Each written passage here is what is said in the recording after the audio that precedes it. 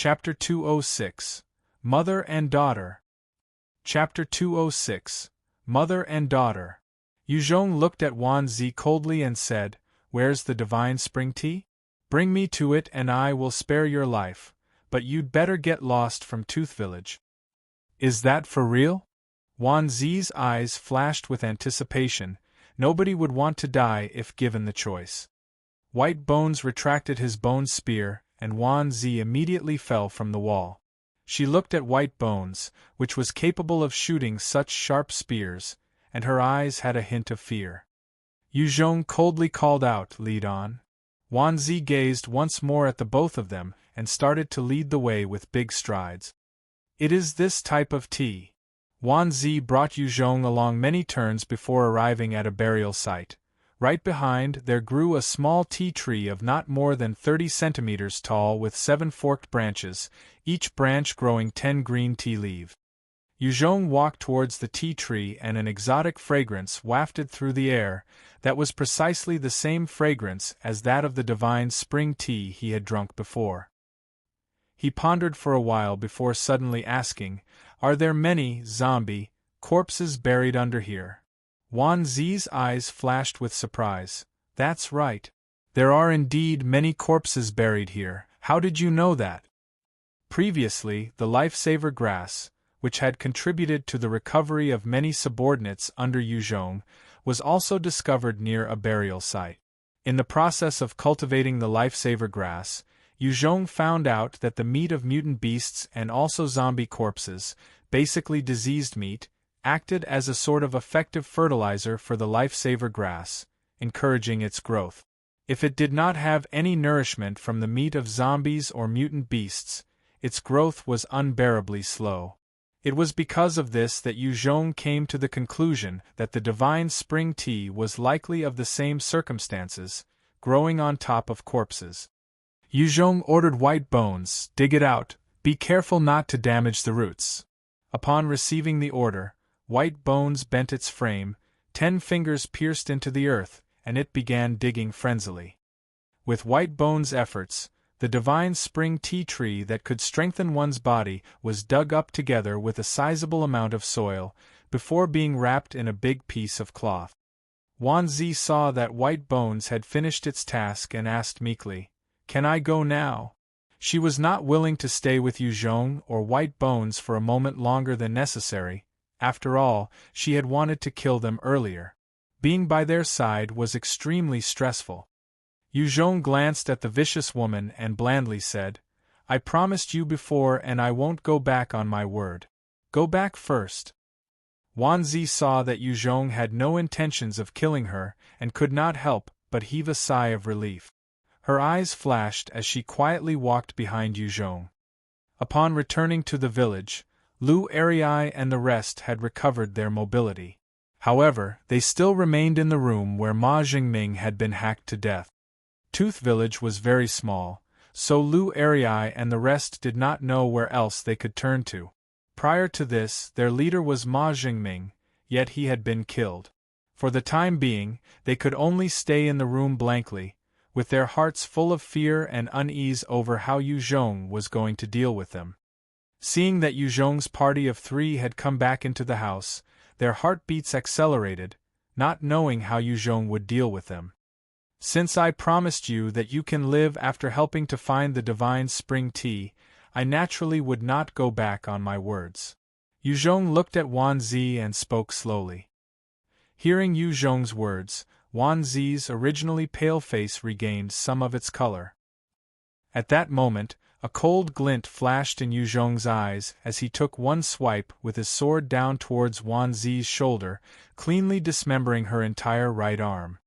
"However, while I did promise your leaving alive, I did not say you would be leaving in one piece." Wan Zi screamed in a miserable voice, crying loudly as the stump of her shoulder bled profusely. Yuzhong coldly barked, "Get lost immediately. Otherwise I'll kill you." With regards to those who had intended to harm him, Yuzhong was never lenient. This time, if it was not for the location of the divine spring tea, he would not have left Wan Zi alive. The outside world was now filled with zombies and mutant beasts everywhere. For someone as ordinary as Wanzi, unless some fortunate incident were to occur, she would either starve to death or be eaten by the zombies and mutant beasts. With the words from Yuzhong, Wanzi glared at him with venomous hatred, before gritting her teeth and rushing out of the garden towards the outside world. Seeing this scene, Lu Ariai's party of 5 could not help but tremble, their faces pale as they looked at Yuzhong and awaited their fate. Yuzhong eyed the 5 of them and coldly said, "From now on, Tooth Village belongs to me. All the people are my personal belongings. You are all my property. Are there any objections?" With Ma Jingming's death, Yuzhong harbored the intention to possess Tooth Village. The village had over 50 survivors, and in the current circumstances where the human populace was dwindling, it was considered a decent treasure. White Bones was also hoisting its white bone axe on its shoulders, staring at the 5 of them. If any of them dared to make a move, it would not hesitate to kill them. Lu Ariai and the rest of them could feel the thick killing intent from White Bones. If they disagreed, the person in black robes would not spare them. Lu Ariai immediately called out loudly, "I have no problems. From now on, Boss Yu is the village's head. If anyone dares to not comply, I will punish that person myself. Boss Yu, I'll listen to you. Boss Yu, whatever you ask of me from now on, I'll do it." The rest all chimed in one after another. In the current world, following someone was not just following. Instead, it ensured survival if the person was a strong evolver. As long as Yuzhong did not ask of things that crossed their bottom line, they would be willing to work for him. Yuzhong continued to say, "Very good. Who knows the way to Chen Village?" "I know." All of them rushed to answer. "Lu Ariai, you go back and prepare. Tomorrow you shall lead the way. Kaiwan, when I'm gone, you will be the temporary leader. Gather everyone to go fish. I will come back to bring you all away after some time. Disperse." After giving a number of orders, Yuzhong finally dismissed the members. "Boss Yu, what about us?" After a little hesitation, the pretty wife of Ma Jingming walked to Yuzhong's side and asked uneasily. The rest of the ladies all looked towards Yuzhong. If he wanted them to sleep with him, they would definitely not resist. Before this, they had followed Ma Jingming so that they could eat their fill. As for feelings, it was basically zilch. If Yuzhong wanted them, they would not mind changing to serve another man. "Go back to your rooms and rest." Yuzhong waved his hands after taking a look at them. Although he was not someone virtuous, he was used to the likes of Ji Qingwu, Guiyu, Lu Wen and Zhang Jingqiao. The rest of these women basically could not hold a candle to them. The next morning, Yuzhong brought Lu Ariai and left Tooth Village, towards the direction of Chen Village. In a certain location at the top of a 3-story building in Chen Village, having starved for 6 days, Zhuoyadong was looking at her frail-looking daughter Yun Kaiwei, her eyes gleaming with a strange light.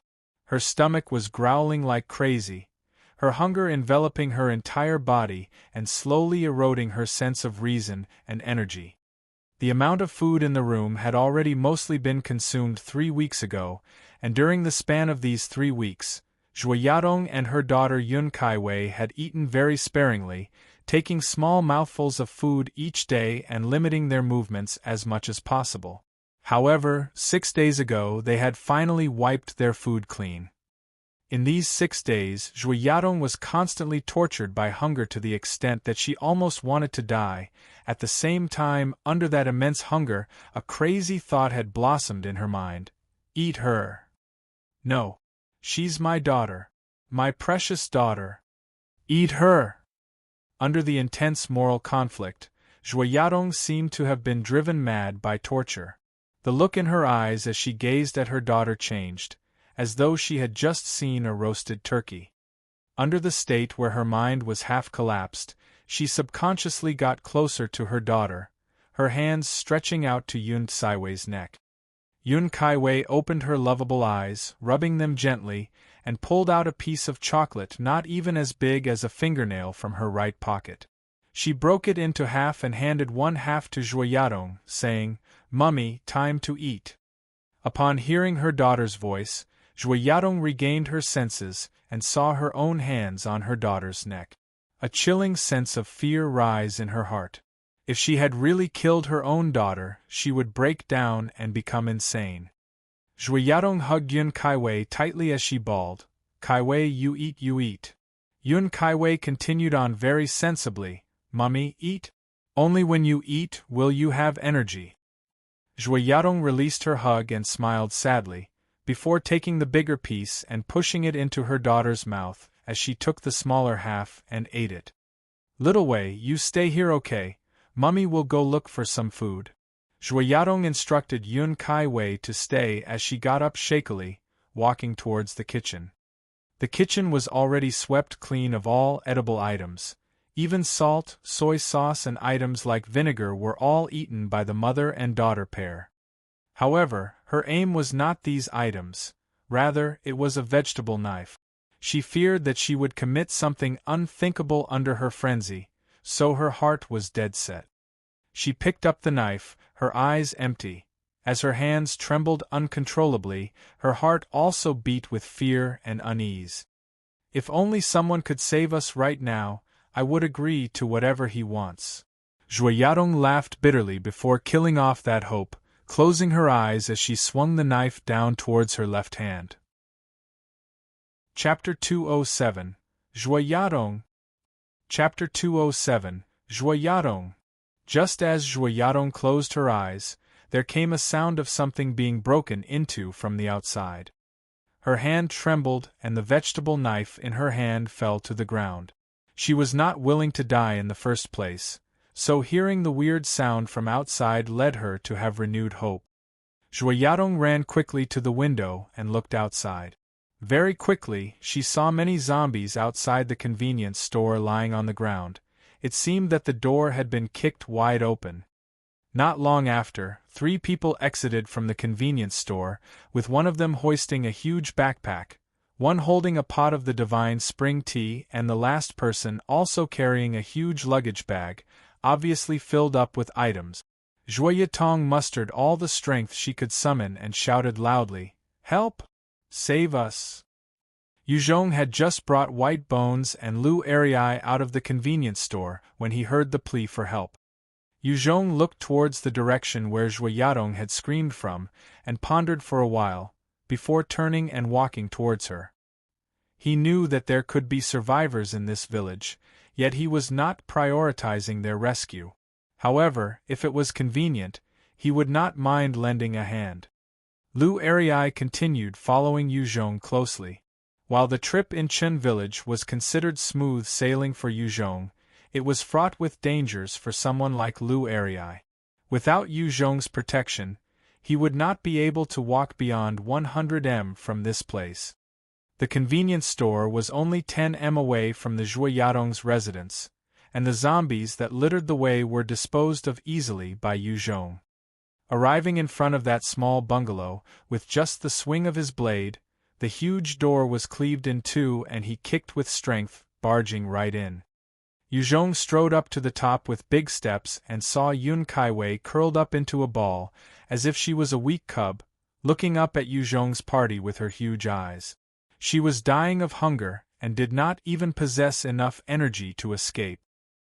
He walked to her side, taking one look and concluding that this little doll-like Lolita had been starving. He pulled out a lollipop and a bottle of water from the backpack, giving them to Yun Kaiwei and saying, "Quickly, eat." When a person has not eaten for a long period, he or she cannot suddenly eat huge amounts, or they can choke to death. That was the reason for why Yuzhong only gave this girl a high-calorie lollipop. Yun Kaiwei did not seem to mind that the food was from a stranger. She immediately put it into her mouth and started sucking it. The sweet taste of the lollipop seemed to give her a sense of revival. She felt as if it was the best thing on earth right at this moment. Yun Kaiwei was captivated by the lollipop and after eating it for a few moments, before using her strong willpower to suppress the desire to keep eating the lollipop, she used those huge eyes of hers to plead pitifully, "Big brother, Mummy's inside. Please go save her. Got it. Yuzhong immediately stood up and went into the kitchen. Zhuoyadong had used her remaining strength to shout earlier. After that, she crumpled down onto the floor, without any energy left to even climb up. If no one came to save her, she would definitely become like a starved mummy. Yuzhong came into the kitchen and saw that Zhuoyadong had fainted. Pulling out a can of cola, he immediately poured it into her mouth. Having drunk 2 mouthfuls of cola at once, Zhuoyadong choked a bit before opening her eyes, seeing Yuzhong feeding her. Yuzhong pulled out a piece of chocolate and stuffed it into her mouth. This is chocolate. You should still have the energy to chew, right? Zhuoyadong looked at Yuzhong and a small tear fell from her eyes as she started chewing the chocolate weakly. Soon after, she swallowed with great difficulty and regained her energy. After resting for a while, she looked at Yuzhong expectantly before slowly climbing up. She wanted to eat, really wanted to eat. Yuzhong looked at Zhuoyadong and said softly, I just saved you and the little girl outside. If you want to follow me, you have to listen to my orders. I will protect you and feed you to the best of my capabilities. If you do not agree, I will not force you and we will part ways here. Right now, Zhuoyadong had a face completely covered dust and dirt. Her hair was disheveled and there was a sour odor on her body. She had not bathed in close to 2 months, therefore her body naturally stank. Yuzhong was not keen to bring her nor the little burden along with him, so coming here to save them was also about the most he could do as a human being. If they were to decline, he would immediately leave. My name is Zhuoyadong and the girl outside is my daughter, Yun Kaiwei. We are willing to follow you and your orders. Zhuoyadong replied a little weakly. She knew that it was a critical decision to make, because if this man in front of her left, the mother-daughter pair would definitely die from hunger here. Eat this and properly rest for a while. Yuzhong pulled out a dozen lollipops, 3 chocolate bars and a small cake, before placing them into Zhuoyadong's arms. Then he said lightly, You have starved for too long, so you can only eat this for now. Once you have recovered a little, I will let you eat your fill. When Zhuoyadong saw the amount of high-calorie foods placed in front of her, her eyes flashed and she immediately tore into a bar of chocolate, her hands trembling as she unwrapped it. Without a care for her image or dignity, she stuffed it into her mouth whilst at the same time, her hands were already on the small piece of cake, also trembling as she unwrapped the packaging. Yuzhong looked at her as she was wolfing down the food and asked, Can you drive? Yes. With her mouth full of food, she used her throat to sound out an affirmation.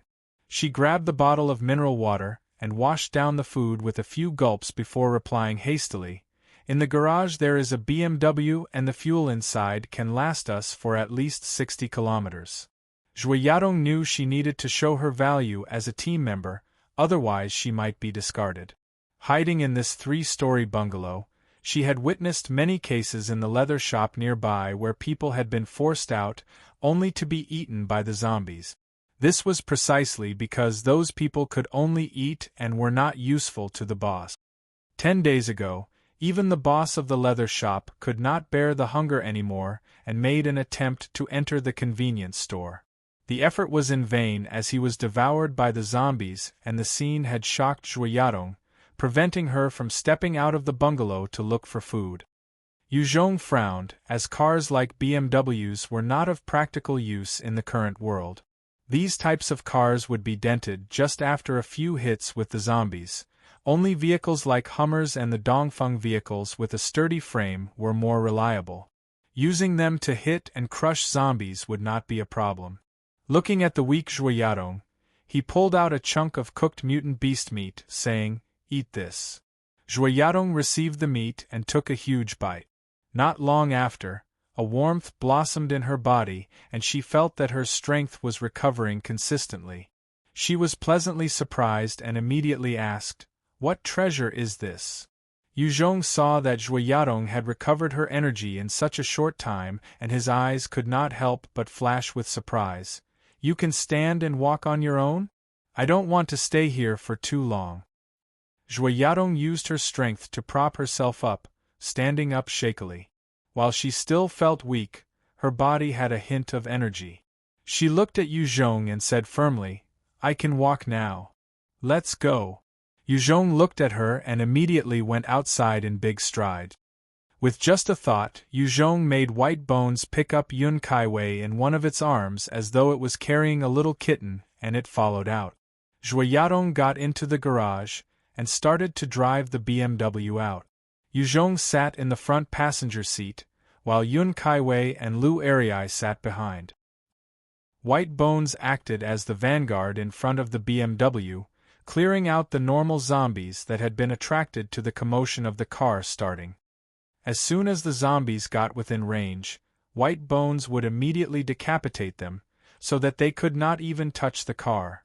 Under the protection of White Bones, Yuzhong's group quickly made it out of Qin village. When they passed a small stream, Yuzhong got Zhuoyadong to disembark and lightly said, You and Little Wei should go wash up. Zhuoyadong's face turned red and she immediately got out of the car, walking towards the stream. She knew how she must have smelled after not having bathed for close to 3 months. Yuzhong also grabbed the little lowly Yun Kaiwei and walked towards the stream. Can you turn around? After hesitating for a moment, Zhuoyadong pleaded to Yuzhong.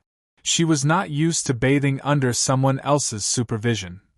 Yuzhong took a look at her and said warmly, Although there are no zombies in the wild, there are many more fearsome mutant beasts. If you two don't want my protection, I can wait outside for you. Zhuoyadong was frightened by this and immediately replied, Don't go! After that, she pondered a little more, before entering the stream fully clothed with Yun Kaiwei. The water was not deep, only up to their waist, and it was so clear that one could see the bottom. Other than the various schools of fishes and prawns, there were no scary mutant beasts to be seen. The moment the mother and daughter pair entered the water, they began scrubbing themselves with fervor. After the world had changed, due to the fear of being infected, Zhuoyadong and Yun Kaiwei did not dare take a bath. They also only drank from bottled water and water that they had stored before. This was the first time that they had taken a bath for 3 months. Yun Kaiwei had also eaten the meat Yuzhong gave her, so even though she had not regained her full strength, it could be said that she had a little more energy now. Yuzhong sat down boredly, observing the surroundings. In the wilderness of the New World, the mutant beasts were considered the most dangerous existence out here, hence the moment he let his guard down, the mother and daughter could be in danger. I'm done. Do you have a set of dry clothes to spare? An extremely soft and beautiful voice sounded, making Yuzhong turn towards the source. His breathing sped up. He saw an extremely beautiful woman with long black hair and snow-white skin, her slender body, long legs and perky but like features from an exquisite painting. She exuded an alluring mature charm. Her clothes were all wet and transparent, and she was standing right there in front of him. Chapter 208 Push Down Zhuoyadong. Chapter 208 Push Down Zhuoyadong. That stunning beauty full of mature charm was precisely Zhuoyadong. A soaked white shirt clung tightly onto her full figure, completely outlining her beautiful body. Yuzhong could even see her black lace bra and sexy little black, full of mystery and maturity. He was dumbstruck and stared at the woman in front of him. His throat was slightly dry and an evil fire gushed out from his groin, making his flag suddenly rise up. Up until now, he had constantly been busy fighting, searching for resources, approving documents and thinking about how he should go about improving his power in the future. Every day, he was dead tired from all this business. He had already gone for many days without satisfying his own desires. This time, place and scene had given birth to a strong urge inside him, making him want to take possession of this beautiful woman, whose body was extremely pretty all over and was full of a mature charm. Zhuoyadong also felt Yuzhong's aggressive gaze. She was very familiar with this sort of gaze, since before the end of the world, There were many men who had once eyed her with the same aggressive gaze. It was just that due to fearing her family's background, those men didn't make a move. Instead, they behaved courteously and gentlemanly to conceal their inner desires. Yuzhong suddenly took a big stride forwards and directly hugged Zhuoyadong. Zhuoyadong let out a cry and anxiously exclaimed, Don't do it here, little Wei is watching." She had already begun to make preparations for becoming Yuzhong's. However, she didn't want her daughter to see the shameful scene. Yun Kaiwei opened her innocent eyes wide as she watched Yuzhong hug Zhuoyadong, and her eyes flashed with a strange light. "White Bones!" Yuzhong let out a low growl like a wild beast. White Bones' right hand extended up to Yun Kaiwei and grabbed onto her clothes. The bone shrunk back and took Yun Kaiwei away. Yuzhong flipped over Zhuoyadong's body straight away and grabbed onto her ample buttocks, entering her like a naughty puppy might jump into one's embrace. An incomparably comfortable feeling surged into Yuzhong's heart as he wantonly violated the stunning beauty below. It also made her constantly let out captivating cries from her cherry lip. Only after sex did Yuzhong carry Zhuoyadong into the little stream for her to fully cleanse herself. "Change into these." Yuzhong rummaged around in his backpack, taking out a pair of jeans and a white shirt before tossing them to Zhuoyadong. In his storage ring, there was only this type of clothing and no women's clothes. Zhuoyadong hesitated for a moment before changing her clothes right in front of Yuzhong, displaying her beautiful in front of his eyes. That pair of jeans wrapped tightly around Zhuoyadong's buttocks and her ample were also almost about to make the buttons on the white shirt burst apart. She hesitated for a moment again before telling Yuzhong, "It's a little tight." After having intimate sex with Zhuoyadong, Yuzhong's tone when speaking to her had also softened to some degree. "I know now. In the future, I will help you to find a set, but for now, just bear with it." Zhuoyadong gently nodded and said, Looking at the sexy and impressive Zhuoyadong, Yuzhong suddenly took her into his arms and his big hands slipped into her clothes, grabbing onto that extremely ample pair of jade rabbits full of elasticity. As he smelt her body's fragrance after bathing, he lightly said, "Is Yun Kaiwei your daughter? Today I see that your age does not exceed 27 or 28, how can you already have a daughter this old?" Zhuoyadong was sexy and also had a mature charm. Yuzhong had already made her become his own, only now did he wish to understand her past. If it was a normal situation, Yuzhong would have no interest in her story whatsoever. As she lay in Yuzhong's embrace, Zhuoyadong slowly recounted her own past. This year, she was only 28 years old and was right at the golden age. Her daughter Yun Kaiwei was also only 11 this year. When she was 16, Zhuoyadong had fallen in love with a man, and had thus eaten the forbidden fruit. Not long after, she conceived and subsequently gave birth to that man's child. However, as soon as he saw their child, that man was scared of the burden and responsibility of child-rearing and broke up with Zhuoyadong. Zhuoyadong's family could be regarded as a prominent one. Upon knowing of this matter, the elders of her family were absolutely furious and chased the mother-daughter pair away to a remote little village as some sort of banishment. Zhuoyadong was very brave and relied on her own efforts, some funding from her parents and also her family's prestige, to gradually operate a business that produced a decent career for her. Before the end of the world, she was already kind of a rich woman with a net worth of several million. At the time Z-Day had commenced, Zhuoyadong had just been preparing for a birthday party with her daughter. They had stored a large amount of grain, cakes, pastries and drinks in advance. It was because of this large amount of stored-up food that she and her daughter were able to luckily hold on for 3 months until Yuzhong had rescued them.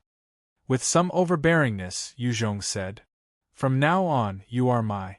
I will not let you be touched by other men, nor will I let you fall in love with other men. If I discover that you have betrayed me, I will definitely not let you go." "I know now, husband." Zhuoyadong said coquettishly as she curled up like a lazy cat in Yuzhong's embrace. This was the first time in many years that she had acted as such to a man, and it made her feel quite good. If those men who had tried to court Zhuoyadong before the end of the world saw this, it would definitely make their eyes shatter all over the place. It's important to know that back then, her style at the market always appeared as an image of a strong woman in the eyes of others. She was an independent, modern woman. If it was before the end of the world, men like Yu Zhong definitely wouldn't be the sort of partner chosen by Zhuoyadong. She was able to build up a career without any help from a man and lived very well. However, after the end of the world, Zhuoyadong could only choose to rely on Yu Zhong. She had rich experience and had witnessed the cruelty of post-apocalypse humans. Otherwise, with her beauty, she would be bound to experience a lot of suffering. Upon hearing this stunning beauty Zhuoyadong call him husband and act so coquettishly towards him, Yu Zhong felt very comfortable. In his current, only Guiyu's appearance and temperament could be compared to that of Zhuoyadong's. However, one was a sweet fruit that was gradually ripening, whilst the other was already mature, the whole body revealing a honey-sweet fruit. Both were different types of beauties and couldn't really be compared. Yu Zhong gently let Zhuoyadong down and said in a deep voice, "Right. Let's go." Zhuoyadong straightened her clothes, smiled sweetly and said, After she finished speaking, as if she were a little girl who had just fallen in love, Zhuoyadong's soft little hand as white as snow held onto Yu Zhong's big hand, and they walked forward. As he held onto Zhuoyadong's little hand, Yu Zhong's heart was slightly swayed. Even though he had once had sex with 3 others, it was his first time holding hands with a woman whilst walking. Before, he had constantly been in battle, in more battles and in even more battles again. All this desperate effort was for the sake of survival and evolving. Yu Zhong was not really a genius at fighting. He could only grow stronger through his constant, repeated efforts in finding opportunities to become stronger. He raised his own strength little by little, increasing his own power. Wave after wave of unexpected events made him exhausted, to the extent that he couldn't even properly go on a date. Holding onto Zhuoyadong's hand, Yu Zhong arrived in front of the car. "What a pretty! Is she really that Zhuoyadong? Boss, you really has good luck." Lu Arai looked at Zhuoyadong with her stunning looks, sexy figure and dazzling fashion, and his eyes flashed with a little shock. Since he was experienced in these sorts of matters, he naturally knew what had just happened below with Yu Zhong and Zhuoyadong. The lowly Yun Kaiwei trotted up to Yu Zhong and Zhuoyadong, and using that pair of big blinking eyes, she asked Zhuoyadong with an innocent expression, "Mummy, what game did you play just now down there with Big Brother?" Right now, Yun Kaiwei had also changed into a large set of men's clothes. Although this made her appearance rather strange, her innocent sweetness was still hard to conceal. Upon hearing her own daughter's question, Zhuoyadong's face was instantly covered in a scarlet glow as she felt endlessly ashamed. She had no way whatsoever of telling her innocent daughter that just now, she had actually been battling in the wilderness with a man. Yu Zhong went up and took a look at Yun Kaiwei before saying in an unquestionable tone, "We are going now. Little Wei, get into the car." "Yes, Big Brother." Yun Kaiwei's pixie-like eyes turned and she didn't continue to ask this question that made Zhuoyadong feel awkward. In a well-behaved manner, she went to the back seat and sat down there. Gratefully, Zhuoyadong glanced at Yu Zhong and said, "Thank you." Yu Zhong smiled at her and directly sat down in the front seat. Zhuoyadong got on as well and started the engine, leaving this place. Evening. Dinner was barbecued meat, cakes and milk. Zhuoyadong and Yun Kaiwei had both starved for a long time, so as soon as they saw the delicious food, they couldn't resist and ravenously began to eat. As he watched Zhuoyadong eat in such an unrestrained manner, Yu Zhong gently patted her on the back and said, "Eat a little slower. I still have a lot of food here." Zhuoyadong's pretty face blushed and only then did she slow down her eating speed, regaining her elegant demeanor again. coupled with her own stunning looks, and that she had originally received good etiquette training as a young miss, even the picture of her eating could be regarded as a beautiful scene. Yun Caiwei's big eyes wandered around a little on Yu Zhong and Zhuo Yadong's bodies, the light in her eyes briefly flashing before disappearing. Lu Erei sneakily took a couple of glances at Zhuo Yadong before not daring to look again, afraid that he might be charmed by that mature, sexy and elegant woman if he kept on looking. "Husband, I have a headache." After eating a chunk of barbecued meat, Zhuo Yadong's pretty face was suddenly dyed with a red glow. Both of her eyes seemed lost and her body swayed a few times before collapsing onto the ground. "What's happened?" As he watched Zhuo Yadong collapse onto the ground, Yu Zhong's heart was shaken and he immediately brought her into his embrace. He saw that her face looked abnormally flushed and a sense of foreboding poured out from his heart. Immediately, he reached out and touched her forehead, and his hand felt an extreme heat. "Do you have a fever?" Yu Zhong's heart sank. In this apocalypse world where doctors were hard to find, there was a great probability of dying from an illness. Chapter 209. Zhuo Yadong Evolves. Chapter 209. Zhuo Yadong Evolves. If it were in Qin Yuan County, Yu Zhong could get over 20 doctors to help diagnose and treat Zhuo Yadong, but here, he could only rely on the life-saving grass and some herbs, stuffing them into her mouth and watching over her. In Yu Zhong's storage ring, he had amassed quite a number of herbs. After all, the life-saving grass was not entirely a miracle drug. Although it could help recover internal injuries and treat external wounds, with regards to illnesses resulting from viruses, it was not much of a help. Yun Caiwei looked at her mother whose face was currently pale, her entire body perspiring and her breath ragged. She pulled on Yu Zhong's hands and asked worriedly, "Mommy, big brother, what's wrong with her?" In this world, Yun Caiwei could only rely on her mother and Yu Zhong, so seeing her mother like this was enough to cause her to panic. Yu Zhong helped Zhuo Yadong wipe away the sweat on her face while consoling Yun Caiwei. "Don't worry, it will all be all right." Yu Zhong himself did not know what had happened to Zhuo Yadong, but he knew for a fact that he could not be rash. Being rash would not help anything, so he pulled Yun Caiwei away from Zhuo Yadong's side and placed her into the car. After the world had changed, many sorts of strange happenings had taken place. If Zhuo Yadong suddenly became a zombie, it would not be considered as unexpected. Half an hour passed, then followed by a full hour, and with the flow of time, an entire night passed, yet Zhuo Yadong's fever did not subside one bit, although she had not turned into a zombie.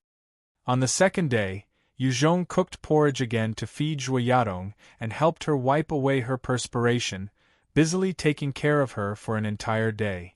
There was no intention to progress from their current spot. On the morning of the third day, Zhuo Yadong furrowed her eyebrows, opening those beautiful eyes of hers and seeing Yu Zhong lying beside her, obviously having taken care of her for an entire day. Emotions rushed up in Zhuo Yadong's heart, and at this moment, she fell in love with this youth younger than her by 8 to 9 years.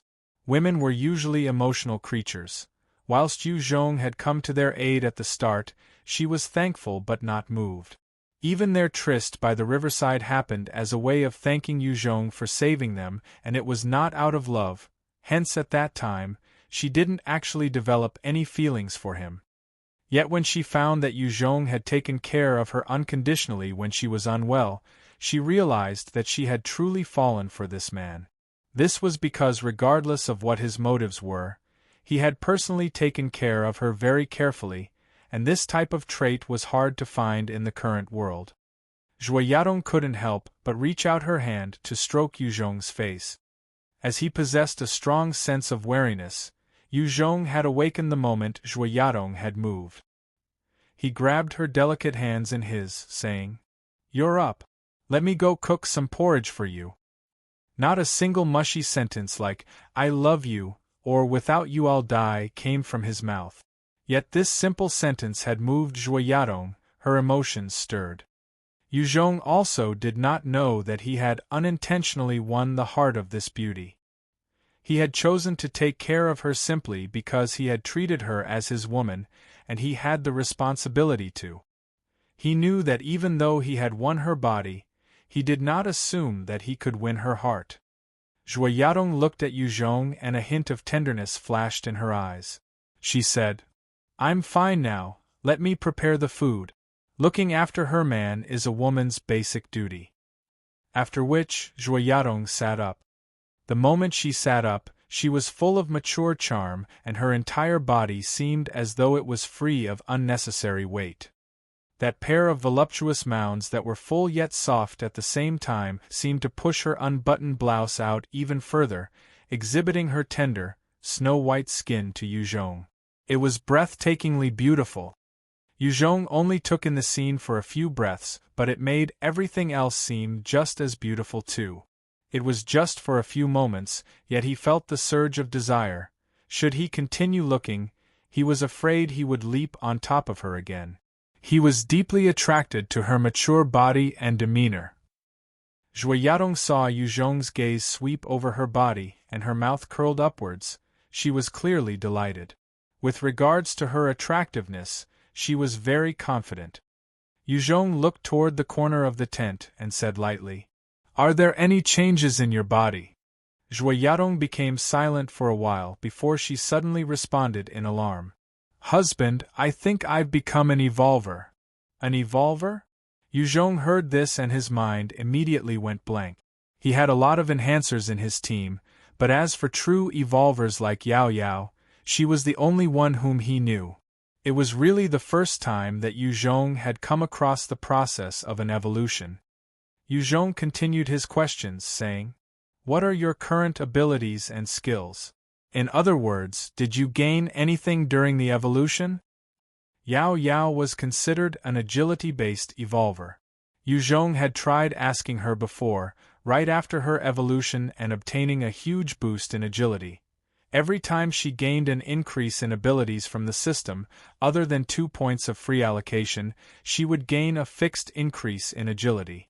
It could be said that when comparing evolvers with the normal enhancers, the evolvers actually reaped more benefit. Zhuoyadong's face did a weird change, and she hesitated a little before saying, "My strength had received the strongest boost.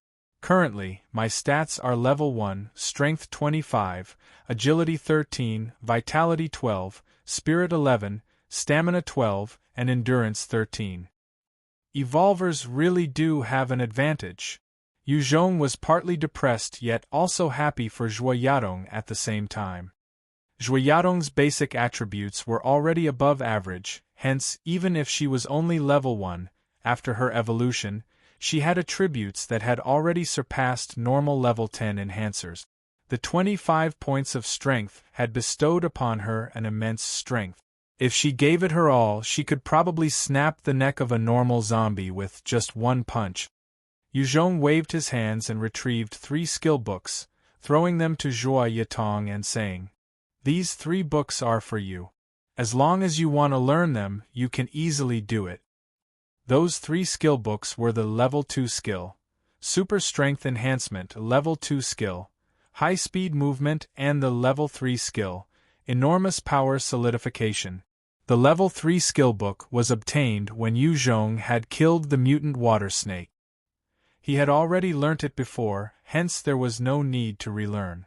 After receiving the 3 books, with just a thought, they turned into streams of light and entered her sea of knowledge, uniting to form strange runes within. Yuzhong retrieved a set of white gloves, level 1 enhanced boots, a replica tang sword, a level 2 armor and the water snake skin cape that he had swapped out earlier, passing it all to Zhuoyadong. That water snake skin cape was one of 4 sets that Yuzhong had kept prepared in his ring. After all, being in constant battles could cause either the Rat King's skin or water snake skin to rupture, therefore when he had fully equipped Zhuoyadong, her strength reached 41 points, stronger than most normal people by 4 times. If she used the strength enhancement skill, she could unleash a strength 7 times that of a normal person. However, even though she possessed such strength, she did not have the relevant experience in battle. Any level 10 enhancer under Yuzhong's training could easily dispose of Zhuoyadong, who had not gone through any training. However, the fact remained that her strength vastly outstripped that of other normal enhancers. It was precisely because of this that Yuzhong chose to invest in her, giving her 3 skill books in one go. Is this my strength? Zhuoyadong casually lifted up Yuzhong's backpack that weighed a few dozen kilos, and she couldn't believe that she, who looked so frail, could actually possess such strength. Yuzhong took a look at Zhuoyadong and said in a deep voice, "Yadong, you are now an evolver and your abilities have vastly surpassed normal zombies. Now you possess the strength, but still lack the actual experience to battle a zombie. After this, you will need to handle 3 normal zombies by yourself. Until you have finished disposing of 3 zombies, I will not lend a hand. Do you understand?" Zhuoyadong was not a stupid person, so as soon as she saw the firm expression on Yuzhong's face, she gritted her teeth and replied heavily, "Understood." As they continued on their journey at top speed, Yuzhong's party came across a highway which was packed with many private vehicles. On that densely packed highway, there were many zombies roaming around as well. Upon hearing the noise of the BMW, a number of the zombies started shambling over. Yuzhong saw the zombies making their way over and ordered White Bones, "Leave one alive, kill the rest." The moment White Bones received the order, it moved as quick as lightning, rushing into the midst of the zombies in a short span of a few breaths. Immediately, White Bones waved its axe like a tornado, killing all but one before returning to Yuzhong's side. Yuzhong took a glance at the remaining zombie before giving Zhuoyadong the order. "Go. Finish it. Your strength is much stronger than it. All of your attributes are superior to these zombies, so as long as you can muster the courage, you can kill them." Zhuoyadong grabbed her tang sword and walked a few steps forward. However, the moment she saw the rotting face with 2 huge holes as well as the blackened teeth, the murky white eyes and the shriveled body, she could not help but feel fear rising in her heart. Her body trembled and she looked back at Yuzhong. Most people would not be able to overcome their fear of the grotesque appearance, as well as the fear of infection, if they didn't try killing the zombies. They also would not be able to engage in a battle with them, not to mention a brawl. To brawl with a zombie required courage. At that time in Qinyuan County, Yuzhong had to threaten the survivors with guns, in order to force them beyond their threshold before they actually rushed ahead to fight the zombies. Facing the pleading look on Zhuoyadong's face, Yuzhong was unmoved and only sternly glanced at her before saying, "If you don't want to become its food, you have to use your sword to chop off its head." Chapter 210 Sea of Zombies, Dead End. Chapter 210 Sea of Zombies, Dead End. Why are you still hesitating? After being scolded by Yuzhong, Zhuoyadong gritted her teeth, turned her head around and gripped her tang sword tightly, approaching the zombie carefully. With just a thought from Yuzhong, White Bones used its fiery demonic eyes to keep a close watch on Zhuoyadong. As soon as there was something wrong, it would immediately shoot out a bone spear to save her life. Although he said he would not care about her life or death, in truth, Yuzhong was not willing to let a woman whom he had a relationship with die here. Zhuoyadong could already be considered an independent woman before the world had changed. Under the pressure of Yuzhong, she was now forced to show her potential. She edged carefully towards the zombie and, to her surprise, she found that the zombie's speed was extremely slow. She routed around the zombie at a quick pace before stopping behind the zombie and bringing down her tang sword swiftly, beheading it. This zombie is only SOSO.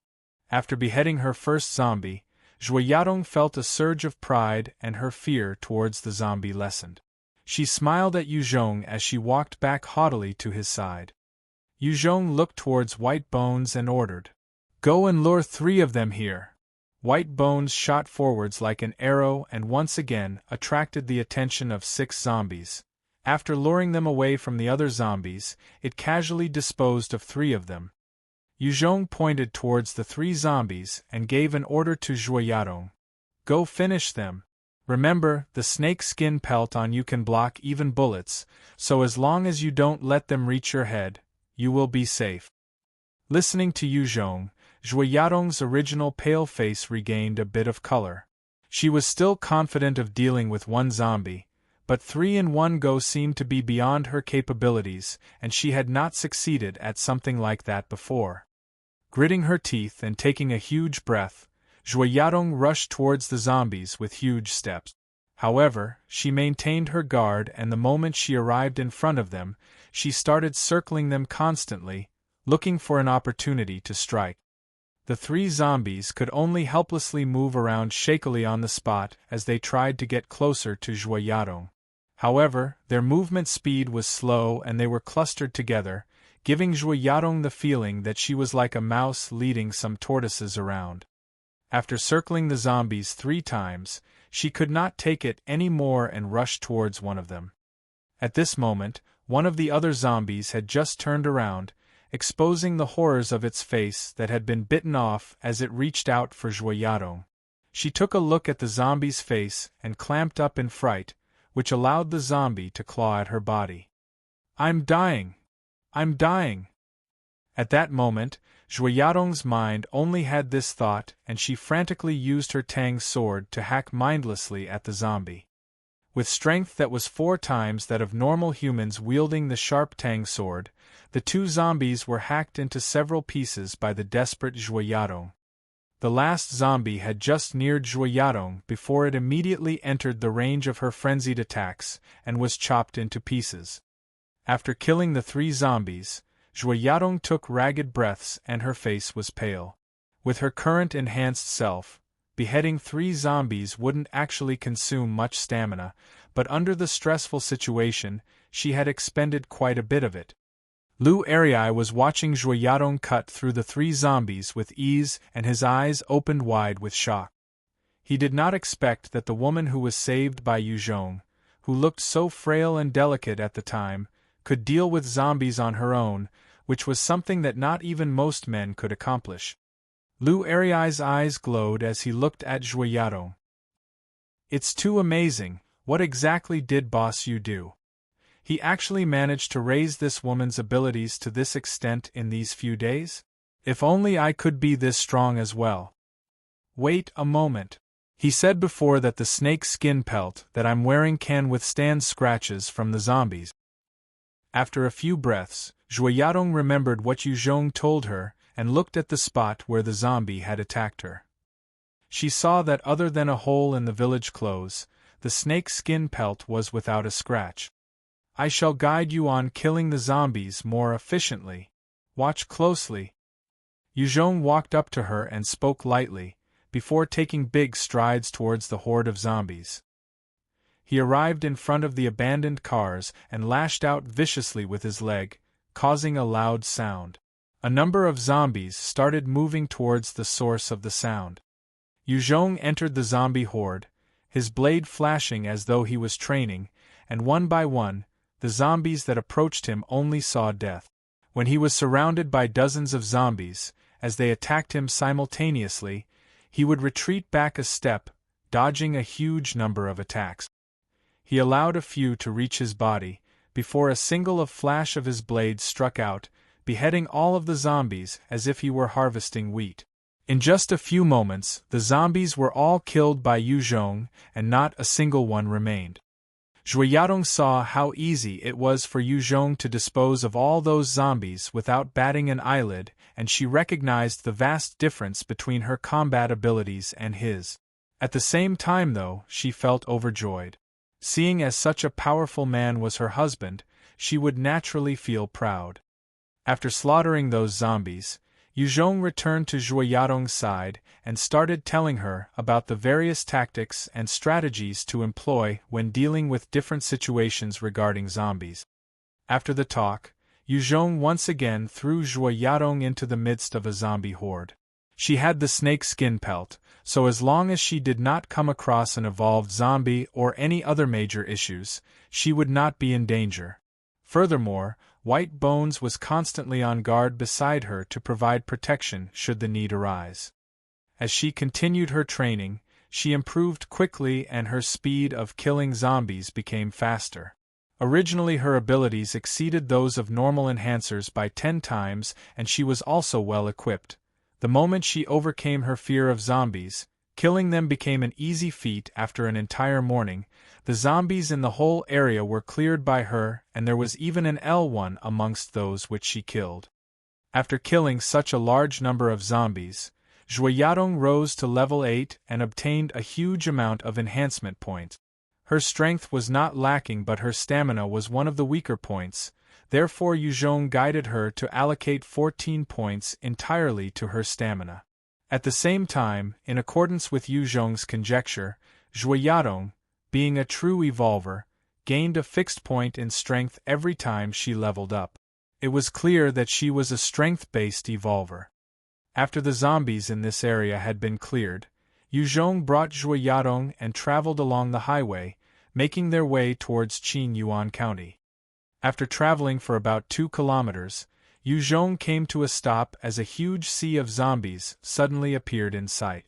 Their numbers stretched for miles on either side, and they cut off the intended road to Qinyuan County, making it so that he couldn't even see the horizon.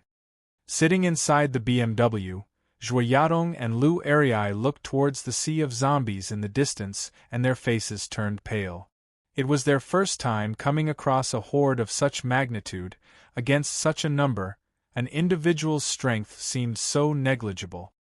Yuzhong looked at the zombies and was lost in thought for a while, before swiftly climbing up a tree by the side of the road. He stood atop the tree over 10 m tall and took in the sight. He could see that the zombies had literally filled every place for up to a distance of at least a few kilometers away. Beyond that, the zombies had formed a sort of dam, blocking the road back to Qinyuan County. Unless he made his way alone through the mountains that were devoid of any human activity, he would not be able to break through this sea of zombies. Even if he activated his encompassing body armor, used the bone spears and also used various other skills, it would not be easy. The sea of zombies was not remaining still. The zombies simply followed along the highway and progressed aimlessly. Turn back! Yuzhong observed the sea of zombies for a while before leaping down and getting into the car, giving instructions to Zhuoyadong. The huge sea of zombies was not on a level for Yuzhong to contend with, and so he switched his priority to finding a radio communications tower. He would make use of it to contact his forces. Zhuoyadong stepped on the pedal and brought the car to turn around, going back the way they came from.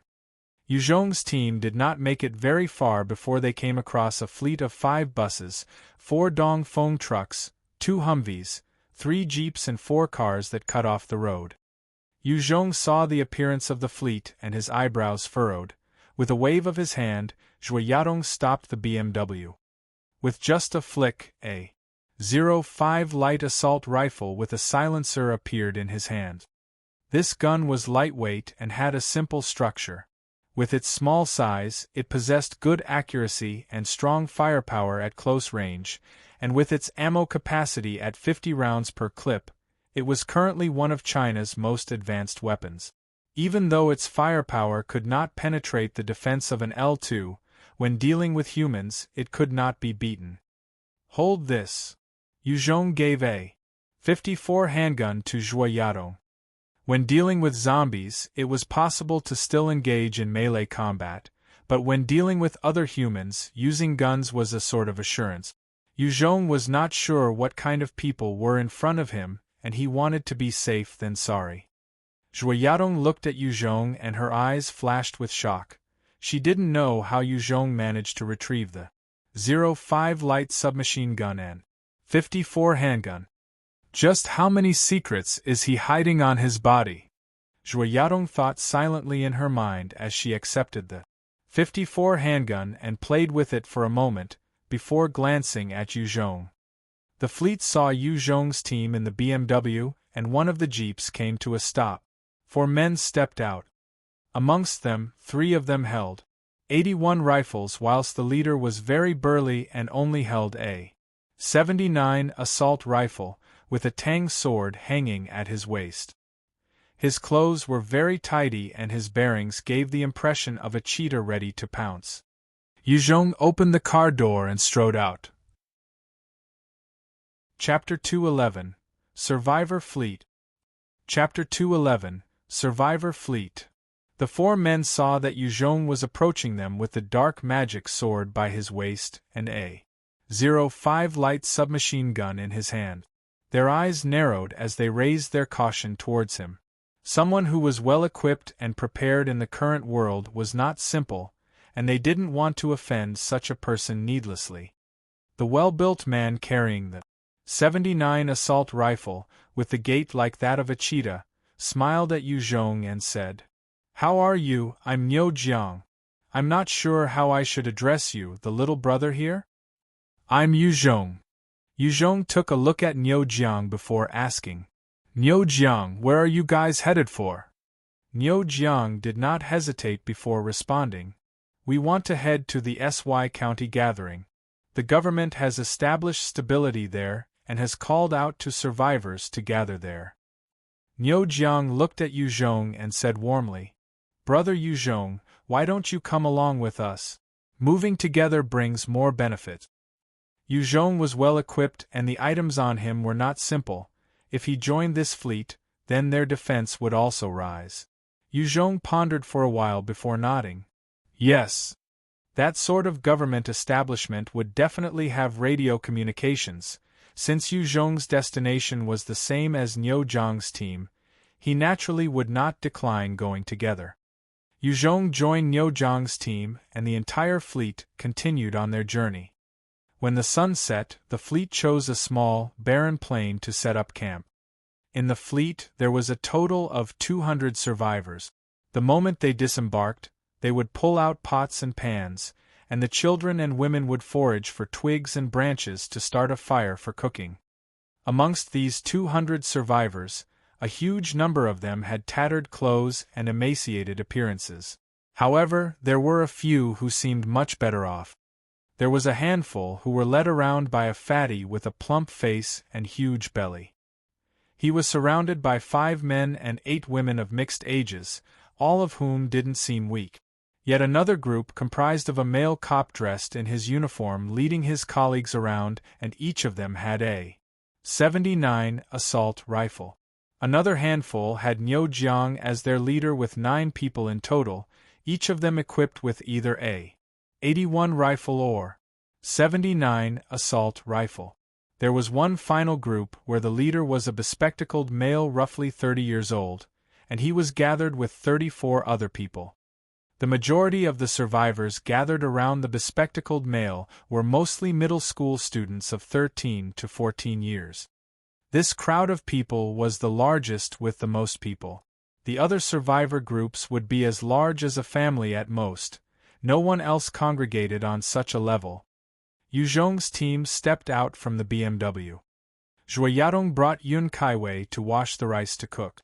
Lu Erei was in charge of gathering the rotten leaves and debris for starting a fire. Yu Zhong pulled out 2 tents from the boot of the BMW and he set it up. The 2 tents had just been pitched when they attracted almost everyone's attention from the other camp. After the end of the world, luxurious goods were frowned upon and the most sought-after items became food.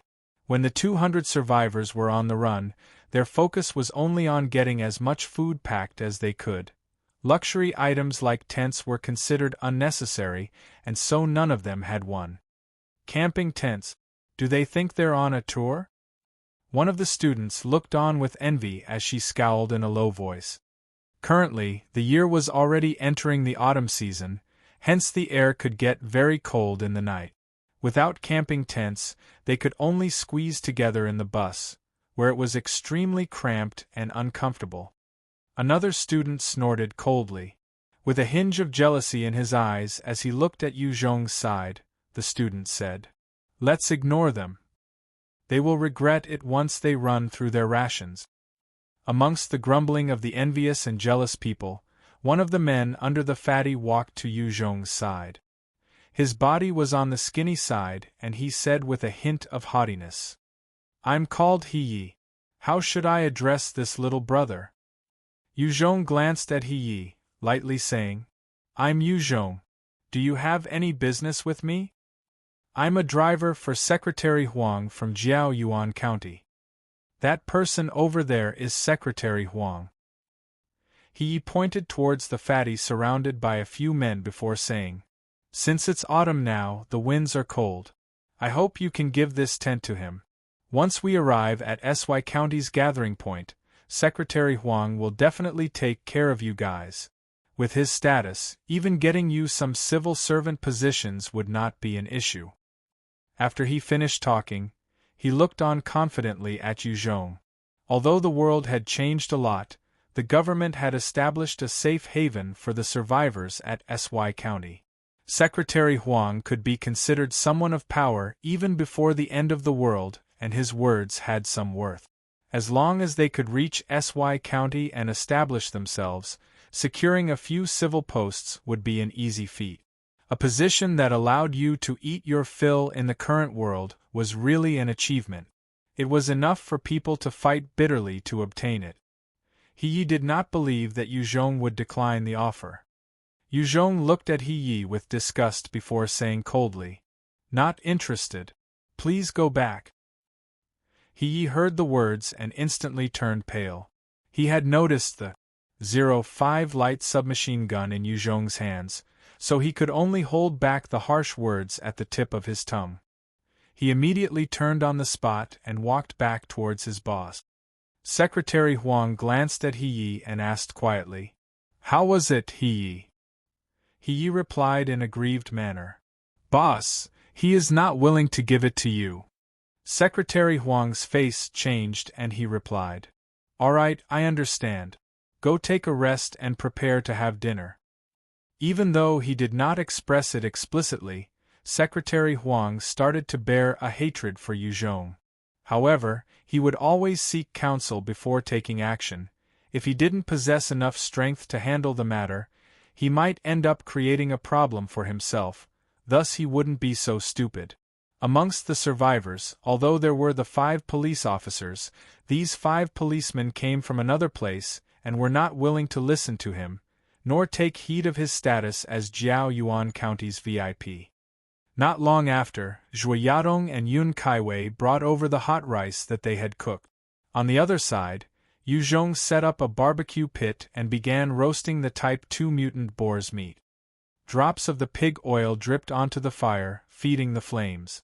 The smell of barbecued meat began wafting through the air. "What is that smell?" "It's barbecued meat." "Who is barbecuing meat?" The moment the starved survivors caught a whiff of the barbecue, they immediately turned their heads around and looked towards the direction the smell came from. Upon seeing the countless envious gazes, Yu Zhong continued to constantly season the meat without a care, causing the smell to become even more fragrant. One of the middle school students stared at the meat and said with his mouth practically drooling, "Roasted meat, if I could get just one bite, I would die willingly." "That's right." Another student took a look at the mixed gruel and bread in his bowl. The amount was so pitiful that the grains of rice could be counted. The student's gaze returned to the meat and he unconsciously swallowed gulp after gulp of saliva. After the events of Z-Day, all the survivors faced a shortage of food. Niu Jiang and his party of 200 people had congregated over the course of the past 3 months after Z-Day. They were constantly on the move and searching for food, and had lost quite a number of people. Their equipment was running low and many were starving. Only those who were constantly on the front lines fighting and the government officials could eat their fill at the expense of others. Niu Jiang walked to Yu Zhong's side. Looking at Zhuo Yadong sitting beside him, he was stunned and a strange light flashed past his eyes. Then he said, "How fragrant! Yu Zhong, is this your wife? She's really beautiful. You're quite lucky." Niu Jiang had seen many beautiful women on his countless travels before Z-Day, yet he had seldom seen someone with the demeanor and aura of Zhuo Yadong, and also her beautiful looks and body. Hearing Niu Jiang's sincere praise and calling her Yu Zhong's wife, Zhuo Yadong couldn't help but smile. Her heart leapt in joy, and she also began to see Niu Jiang in a better light. Niu Jiang only looked at Zhuo Yadong once before his gaze fell onto the meat Yu Zhong was roasting, and his eyes couldn't move away. Peerless beauties were great, of course, but he possessed enough strength to attract many women. The meat that Yu Zhong was currently roasting was the true attraction to him right now. Yu Zhong looked at Niu Jiang before smiling and inviting him over, saying, "Please sit. Let's eat together." "Oh, how could I?" Niu Jiang was courteous, yet he did not hesitate to sit down with his eyes fixed on the piece of meat and his saliva already dripping. After the events of Z-Day, the vast majority of biological creatures had undergone mutations, so almost every beast in the wild was much stronger than before. Subsequently, obtaining fresh meat was extremely difficult, and Niu Jiang also hadn't eaten much. After being called Yu Zhong's wife, Zhuo Yadong carried out her duties as a mother and wife, helping scoop rice for Yu Zhong and also cutting a thin slice of meat, which she placed on a dish for Niu Jiang. "Thanks." Niu Jiang received the plate and immediately devoured the meat.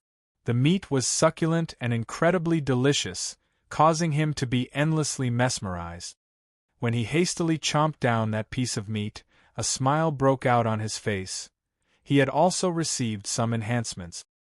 He looked at the huge piece of meat on Yu Zhong's plate, and his gaze became even more intense. Yu Zhong ignored the gaze of Niu Jiang and laughed as he asked, "Niu Jiang, I am not that familiar with your members of the fleet, why don't you introduce them to me?" As the saying goes, the mouth talks when fed. Niu Jiang had eaten Yu Zhong's meat, and he started carefully introducing the various people to Yu Zhong with attention. "That person over there is..." At first, the fleet only had the 5 policemen and the bunch of students who were on an outing at the time. The leader of the 5 policemen was called Wang Jian. He had brought along his colleagues and the bunch of students, using only his handgun to deal with the zombies as they searched for and rescued other survivors. Chapter 212. The Charm of Roasted Meat. Chapter 212. The Charm of Roasted Meat. With Wang Jian's constant efforts to search for resources with his colleagues and rescuing survivors along the way, a small fleet was gradually formed. They roamed where they could, hiding from the zombies and searching for usables. Secretary Huang's actual name was Huang Weian, and he was the county head of Jiao Yuan County. He and his group of people were all rescued by Wang Jian. As for the group made up of students, at the beginning of Z-Day, only 12 of them had turned into zombies. Although most of them had actually thrown away their novice staff, the teacher and 13 other students had held on to their weapon. After that, when an enhancer joined the fleet, he told them about the benefits of enhancement. With Wang Jian as the leader, all 4 of the other policemen and himself became enhancers by only using the novice staff. The students also became enhancers one by one with the help and guidance of Wang Jian and Lu Jin. It was just that leveling with the assistance of others only provided a little experience, therefore their aptitude was not high, and the strongest person was currently only level 9.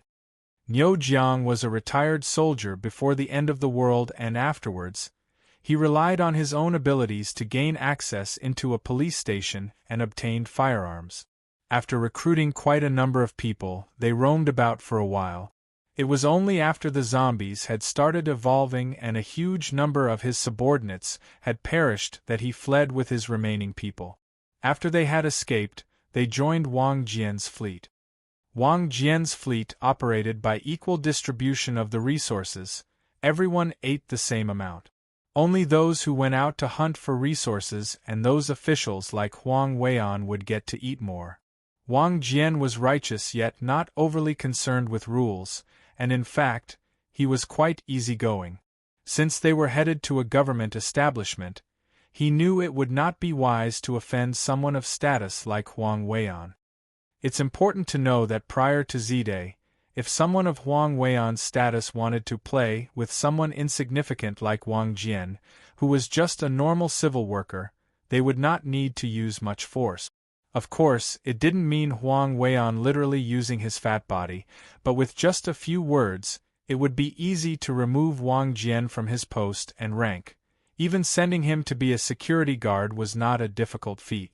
After Z-Day, no one knew what the establishment that the government had set up looked like, and so even less people dared to offend Huang Weian. They allowed him to retain his official post and an attack team all to himself. Just as Yu Zhong and Niu Jiang were discussing about the various highlights of each team, a tall lady who was about 162 walked in front of Yu Zhong. She seemingly hesitated for a few moments before pointing to the meat and saying, "Let me eat my fill. I will let you do me as you like." Yu Zhong frowned as he lifted his gaze. He saw that the woman was really tall, and although her figure was not as perfect and alluring as Zhuo Yadong's, she did possess a C-cup bust, long slender legs, very white skin, an oval-shaped face and other defining features. It was just that her eyes seemed a little wan and sallow, and her face also didn't look too good. Even though she could not compare to Zhuo Yadong, she could be considered a beauty in her own right as well. She stared at Yu Zhong and gritted her teeth before saying, "I am Gu Manzi. I graduated from XXX University of the Arts and I am 25 years old this year.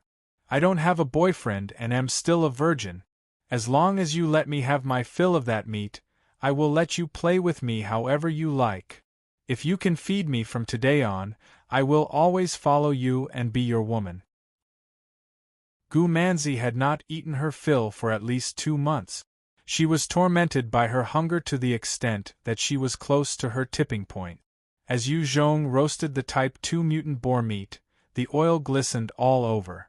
If it were before the end of the world, Gu Manzi would have felt revolt at the meat since she was all this time. The meat that was on the grill right now was extremely enticing to her, even more so than having $100,000 prior to Z-Day. Gu Manzi did not even ask for Yu Zhong's name. All she knew was that he was carrying a 05 light assault rifle. He had a dark magic sword at his waist, and he also had 2 pretty ladies by his side, one of them mature and the other still young. There was even an able-bodied man following him. She knew that he could be relied on, so if she wanted to sell herself, she would only sell herself to someone like him. Truthfully, not many women could tolerate the hunger, and in the end, they chose to sell themselves. The few ladies by Huang Weian's side also sold themselves and willingly became his mistresses, just to be fed well. Among the fleet, there were even some females who secretly used their bodies in exchange for more food, thus it wasn't particularly shocking. If it wasn't for the righteous and moral Wang Jian containing the reasoning of the people, there might have been cases of cannibalism already. Upon hearing Gu Manzi's words, Zhuo Yadong could not help but feel nervous, and she clasped her hands tightly as she looked towards Yu Zhong. Although she was sure that her own looks, demeanor and even strength were all way above Gu Manzi's, from her experience, she knew men were creatures who always preferred new to old. Furthermore, Gu Manzi had something she did not have: virginity. To most men, being able to be the man who took the cherry was a huge attraction. It was just that Zhuo Yadong knew she had no way of controlling the man in front of her, and if she chose to interfere with his decision, while he might listen to her temporarily, he would slowly generate a sort of dislike for her. Her wisest choice would be to use her own abilities and charm to slowly win over his heart. Yu Zhong looked at Gu Manzi and asked coldly, "Can you cook?" "No." Gu Manzi came from a well-to-do family. Before the events of Z-Day, she was living like a princess. Other than ordering takeouts, she would go to various restaurants and dine there.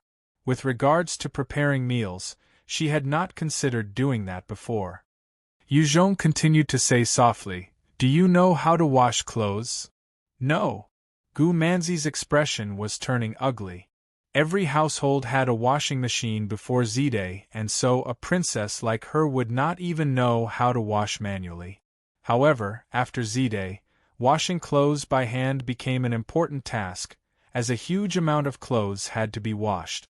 Yuzhong grabbed Zhuoyadong's hands, before looking towards Gu Manzi and asking, "Are you as beautiful as her?" Gu Manzi looked at Zhuoyadong jealously, then with an expression that seemed as though she was about to break down, she said, "No." Gu Manzi was very confident in herself, yet she knew that she could not compare to Zhuoyadong's beauty, elegance or aura. With her hand held by Yuzhong, Zhuoyadong felt a sweetness in her heart and she smiled at Yuzhong.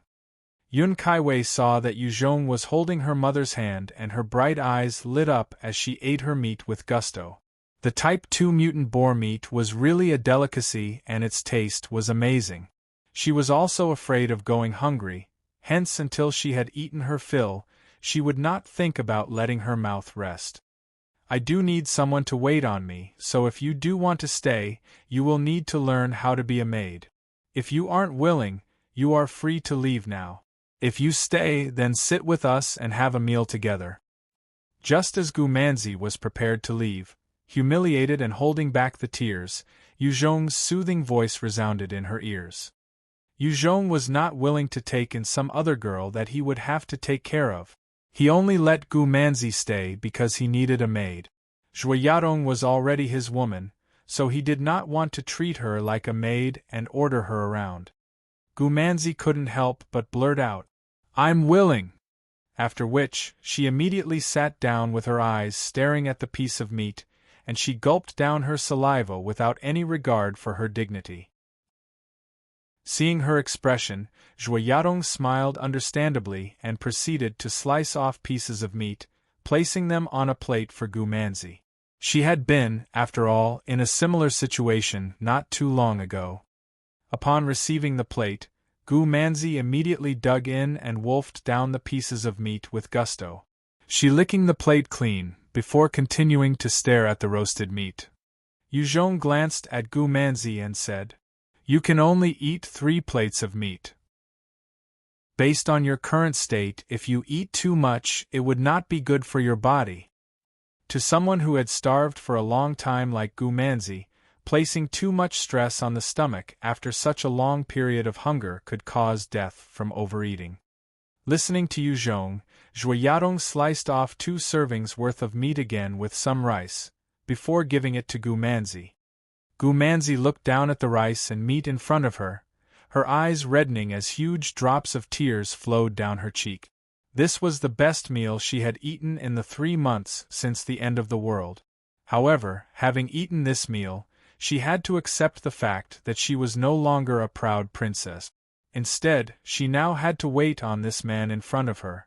Although she was a maidservant in name, she was very clear that should Yuzhong want to obtain her body, she had no way of declining. Since things had gotten to this point, although she was mentally prepared, she couldn't help but tear up a little at the humiliation she felt. Niu Jiang did not pay attention to the crying Gu Manzi, as his gaze also fixed on the piece of meat. He asked, "Give me 1 more plate, Yuzhong. This meat is really too delicious. What meat is this?" As he squeezed Zhuoyadong's hands, Yuzhong lightly smiled and said, "It's meat from a mutant beast." Zhuoyadong smiled back at Yuzhong, before serving 1 more plate to Niu Jiang. As he stuffed his face with the meat, Niu Jiang asked, "Mutant beast meat. Sure enough, you must be really powerful to be able to dispose of something as scary and fearsome as a mutant beast. At that time, more than 10 of my brothers died to a mutant cat. Oh right, Yuzhong, you must be an enhancer as well? What's your current level now?" As Niu Jiang spoke these words, everyone looked towards Yuzhong. They all wanted to know this secret. Yuzhong laughed lightly and said, "It's a secret." Every enhancer's level was considered to be a secret. If it was known, it would be easy to deduce his or her abilities and skills, as well as how many attribute points they had. This was an important battle of wits, and so Yuzhong naturally wouldn't let others find out so easily. Just as Yu Zhong and Yo Jiang were resumed their idle conversations, 5 women walked out from the huge camp of survivors up to Yu Zhong's side. Chapter 213. Huang Weian's Plot. Chapter 213. Huang Weian's Plot. Sir, please let us have some. I haven't eaten properly for a month already. As long as you feed me, I will do whatever you want me to. A somewhat pretty yet haggard-looking lady spoke, as she combed her hair in an attempt to look more presentable, while her eyes were fixed on Yu Zhong. Another plain-looking, yet the youngest of the remaining female survivors also pleaded to Yu Zhong, "Please give me some. 2 slices. If you just give me 2 slices, I'll let you have your way with me for the night. Please, let me have just 1 slice." The 5 of them continued staring at Yu Zhong, pleading and begging. Gu Manzi had earned a place with Yu Zhong, and that gave all of them hope. They were all going crazy from the hunger. If they could just eat their fill, they were willing to forsake their dignity and face. Hunger could drive anyone mad. In the history of mankind, during periods of famines, it was not uncommon for people to eat their own kin. In the most recent famine, there was an actual case of a father eating his own son's flesh. From this, it could be seen how scary hunger was. The 5 poor women were also almost driven crazy by starvation, and so there was no point considering their dignity or face when their hunger was much more urgent. Even someone like Gu Manzi, who came from a prestigious background, disregarded her dignity and came to beg Yu Zhong for food. They naturally also had no hesitation. Seeing the 5 women who were willing to sell their bodies for food and were begging Yu Zhong pitifully, Zhui Yadong trembled in her heart and unconsciously grasped Yu Zhong's big hands. She had experienced the terror of going hungry to the point of torment. If not for the appearance of Yu Zhong, the only road for her then would be death. Having experienced the cruelty of the current apocalyptic world, it reinforced her decision to follow Yu Zhong and led her to realize that she was so lucky to have him. Yu Zhong looked at the 5 ladies and his eyebrows furrowed as he pointed to Gu Manzi and lightly said, "If your conditions are better than hers, I will allow you to stay. Otherwise, please leave by your own accord. Don't force me to act." The moment Yu Zhong finished talking, the silent 2M tall white bones stood up. Holding an axe the color of black gold, it started circling the 5 women with its demonic fiery eyes constantly staring at them. Under the effect of the camouflage skill, the people there only saw white bones as a huge man of 2M, and the 2M long metallic axe in its hands gave a huge oppressing aura to anybody who saw it and made people feel uneasy. The 5 of them looked at Gu Manzi, who was busy devouring the meat, and they immediately felt saddened. Although they were quite pretty, they could not compare to her. 4 of them took one last look at White Bones and its axe, and their eyes flashed with a hint of fear, before they turned around and made their way back to the normal campsite. After Z-Day, normal society order had collapsed and humanity was also slowly eroding away. They did not know what would happen if they were to annoy Yu Zhong. They did not want to offend a strong person. The remaining person was tall and fair-skinned. She had a round face as well as other beautiful features, and she started promoting herself to Yu Zhong. "I am a fellow student of Gu Manzi and I also graduated from the XXX University of the Arts. I am 24 this year. I can dance, sing, cook and even wash clothes. Sir, please keep me with you. My worth is certainly not below Gu Manzi's. As long as you let me eat my fill, I am willing to do anything." Gu Manzi suddenly lifted her head and looked at Wang Yanai before commenting coldly. "Wang Yanai, you lost your virginity when you were in university and after that, you still changed boyfriends 4 times. How can you compare yourself to me?" After experiencing the cruelty of the post-apocalyptic world, Gu Manzi had changed for the wiser as well. She saw that Yu Zhong only had a car and his reserves were immaterial. The fewer the members in the team, the longer the team could hold out, and her personal portion would be more as well. If more people joined, she would have to share Yu Zhong with them, and she was not willing to see that. Gu Manzi, why you? Wang Ni's past had now been revealed. Her face paled as she immediately tried to explain to Yuzhong. That was all in the past. I haven't had a boyfriend this year. I can cook, wash and do basically any household chores. Yuzhong looked at Wang Yanai before coldly retorting, Go away. Wang Ni's face turned the color of ash as she looked towards Gu Manzi with a gaze full of hatred and cursed. Gu Manzi, from today onwards, you are not my friend anymore. You will get your just desserts. I curse you to have a horrible death. Yuzhong frowned and he made a gesture with his hand. White Bones immediately leapt forward and gave a huge slap across Wang Ni's face, causing it to swell. He looked at Wang Yanai coldly before saying, Gu Manzi is one of my people. The only one who can scold her, beat her or teach her a lesson is me. Wang Yanai covered her face. Huge drops of tears rolled down her cheeks and she immediately turned and left as she cried. After Z-Day, she had been dumped by her new boyfriend who left on his own. Now, even one of her girlfriends had stabbed her in the back, causing her to feel even more hurt. Gu Manzi looked at Wang Yanai from afar before lowering her head and continuing to eat her meat carefully. As of now, she had cut off ties with one of her friends just so she could lead a better life for herself. Huang Weian saw these events from afar and he lowered his head in thought, before first walking towards Wang Jian and whispering something. Then he walked amongst the survivors to invoke some emotions. Not long after, under the encouragement of Huang Weian, a huge number of survivors stood up and slowly walked towards Yuzhong's campfire. As the crowd of over 200 people started moving, there was an extremely oppressive force, as if Mount Tai was looming over and pressurizing Yuzhong's camp. Seeing the approaching forces, Lu Arai became restless and nervous as he stood up immediately. He took out the .54 handgun Yuzhong had given to him and fired a shot into the sky, before calling out loudly, "What do you think you're doing?" With the bang, the 200 survivors immediately halted their steps, too frightened to advance. They saw the gun in Lu Arai's hands and their eyes were full of fear. As a commoner, it was normal to fear guns. It was only those who lived constantly on the edge, or were on the wrong side of the law, who wouldn't be afraid of Lu Arai's actions. All the gazes filled with fear, indecision and hesitation naturally fell onto Huang Weian.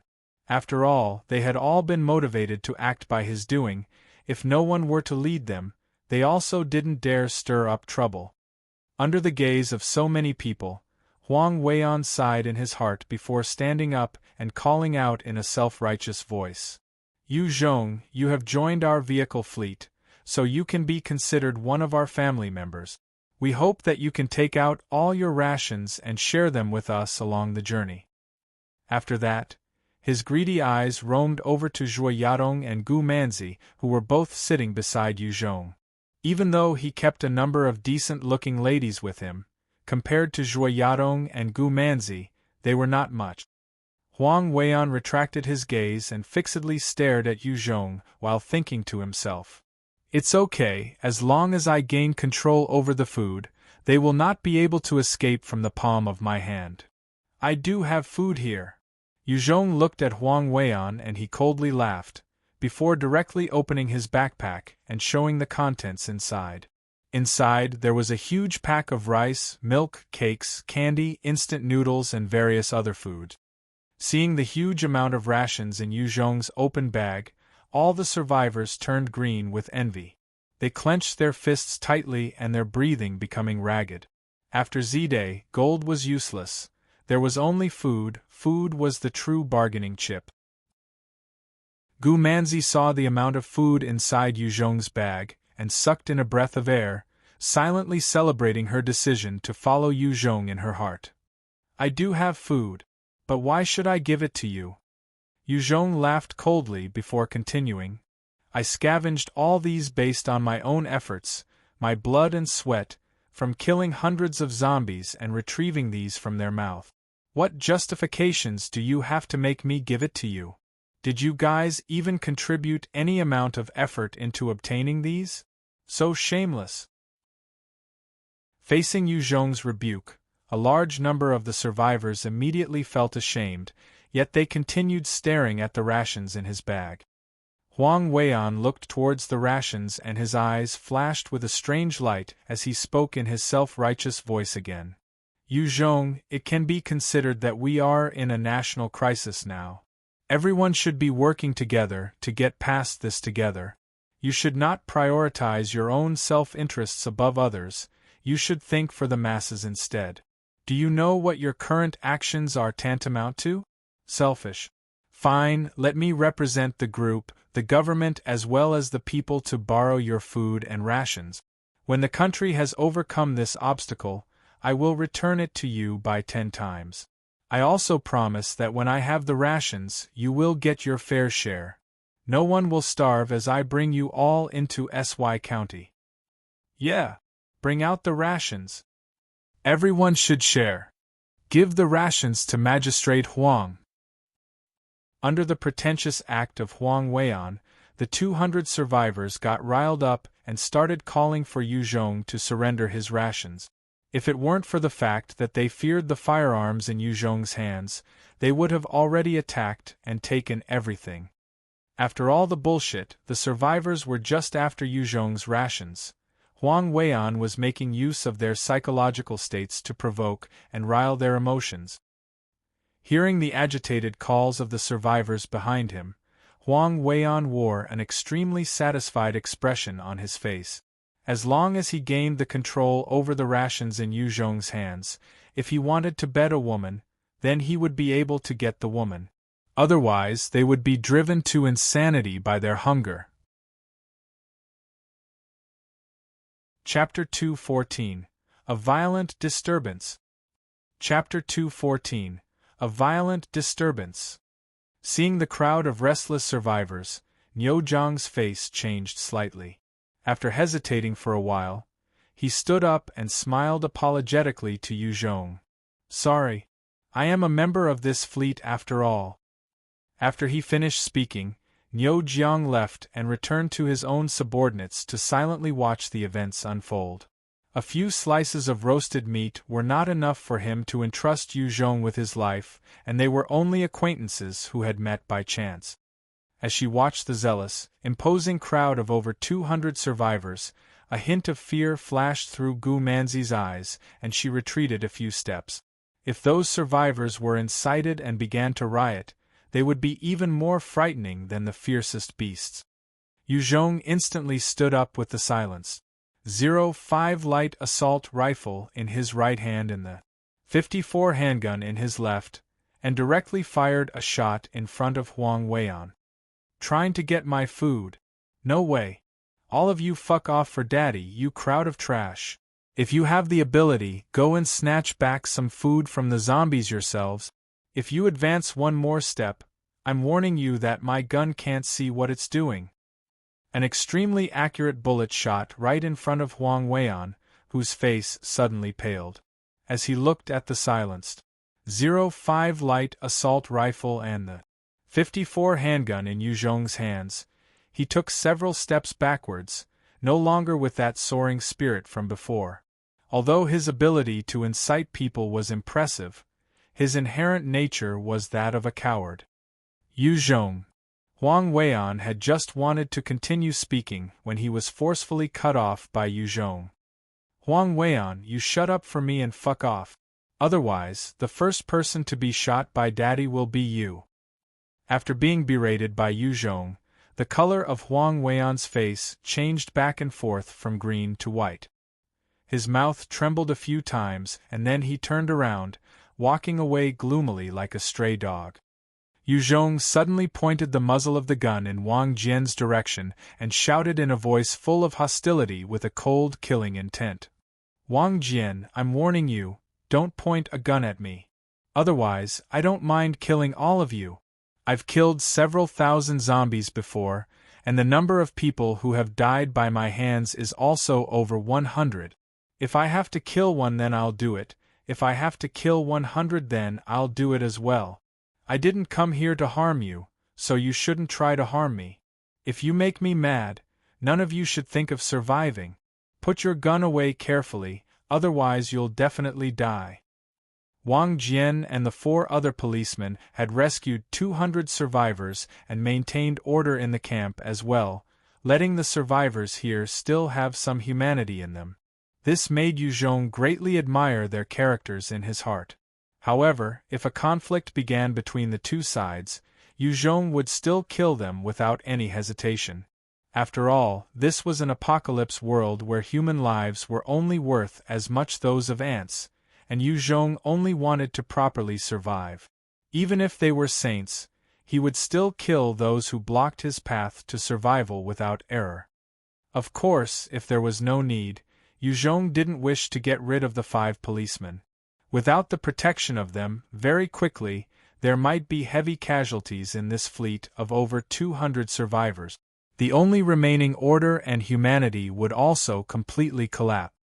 Yu Zhong had no interest in taking control of this fleet and becoming its leader because it didn't have a stable base like Big Cliff Village, Stone Horse Village, or Qing Yuan County. If he did take in this fleet, he could very well end up having to worry about their food supplies every day. If it wasn't for that, he would have long gotten rid of an unreliable official like Huang Weian. In the brutal apocalypse world, Yu Zhong was able to kill his enemies without even blinking an eye. Nevertheless, he wasn't willing to carry out any senseless killings, and he also wasn't willing to watch the few remaining survivors die for no reason. Wang Jian and the other 4 policemen had originally wanted to use their guns to subdue Yu Zhong, except Yu Zhong's speed vastly surpassed theirs. Wang Jian was just about to take action when Yu Zhong's silenced .05 light assault rifle had already locked onto them. He was able to feel Yu Zhong's powerful killing intent. If they moved in the slightest, the opposition would definitely kill them without any hesitation. This made Wang Jian not dare to move at all. As he endured the extremely strong pressure from Yu Zhong, Wang Jian slowly said, "I understand now. Please put down your gun first. We promise not to point our guns at you. If you are unwilling to take out your food and share it with everyone, please leave our fleet." The other 4 policemen also didn't dare to make any moves. Although they had a very strong sense of justice, they were not madmen. They weren't willing to sacrifice their own lives in vain for no reason. Pointing the silenced .05 light assault rifle directly at the crowd, Yu Zhong said in an icy voice, "Tomorrow I will leave. Right now, all of you guys go back to your camp for me. I will count to 10, those who don't go, just lie down here for the better. 10. 9. After being threatened at gunpoint by Yu Zhong, those survivors with no backbone immediately fled desperately in the direction of the camp. Amidst the chaos and trampling, 3 frail-bodied female survivors were knocked down by the other survivors, then were trampled into meat paste. Cries, cold voices and shouting sounded out throughout the crowd. Not a single person looked back at those 3 female survivors who had been trampled to death. In this apocalypse world, deaths were very common. Every day there were humans who were killed, starved or committed suicide. After witnessing enough of this, people would naturally become insensitive to such matters. As long as the people who died weren't their relatives, none of them would care. Yu Zhong glanced at the chaos in the crowd, then said lightly to Gu Manzi and Lu Erei, "It's all right now." Gu Manzi, Lu Erei and Zhuo Yadong all gazed at Yu Zhong with awe. Just now, the 200 survivors who had all been instigated by Huang Weian and formed an extremely imposing force were now all very frightened. They would never have thought that Yu Zhong could resolve the crisis so easily, making Huang Weian go back to his own camp in the manner of a stray dog. How overbearing! Niu Jiang watched as Yu Zhong drove back those 200 survivors all by himself, and a hint of radiance flashed past his eyes. He let out a sigh. Just now, he wasn't determined to stay on Yu Zhong's side, and now he felt a slight regret. Truthfully, if Yu Zhong had been weak and cowering just now, Niu Jiang probably would have gone and trampled on him as well, stealing away everything that he could steal from him. In the apocalypse world, every survivor knew about the cruel law of the jungle. As soon as you revealed some weakness, the surrounding wolves would all pounce on you and take away everything you had. If Yu Zhong had given his food to Huang Weian just now, after receiving the food, Huang Weian would immediately request Yu Zhong to join the armed forces. This way, he would receive unified command. He was compressing Yu Zhong's survival space step by step, forcing Yu Zhong to become a chess piece in his hands. Only Huang Weian didn't think Yu Zhong would have such a fierce and decisive reaction, leaving him with no way of escape. After Yu Zhong had exposed his vicious fangs, those survivors naturally didn't dare to come provoke him again. Yu Zhong and his party thus cheerfully finished their dinner. After dinner, Gu Manzi obediently took the initiative to do the washing up. Meanwhile, Yu Zhong made Zhuo Yadong start doing shooting practice with it. 54 handgun. Within Yu Zhong's storage ring, there were 1,300 rounds of ammunition for the 54 handgun, so Zhuo Yadong could shoot as much as she wanted. Hearing round after round of gunshots, those survivors' bodies were all trembling slightly. If they had continued to pressurize Yu Zhong just now, those bullets probably would have been fired at them. Do they really have that many bullets to waste? Perhaps what that Yu Zhong said about him killing several thousand zombies is true. I don't know if forcing him to leave the fleet was right or wrong. Wang Jian heard the constant gunshots from nearby, and he had some very complicated feelings in his heart. When Huang Weian had initially encouraged him, he had agreed to force Yu Zhong to hand over the food, but that was because the fleet's food supplies had already reached a dangerously low amount. Food and drink for over 200 people was not a small amount. Their fleet simply didn't dare to enter towns, and so they were only able to find some small villages to search for resources. Even if they did come across a small village, they could only be like thieves and would secretly kill a few zombies, clear everything from a small supermarket or convenience store, and then leave. If they were discovered by a horde of zombies, they could only flee in panic.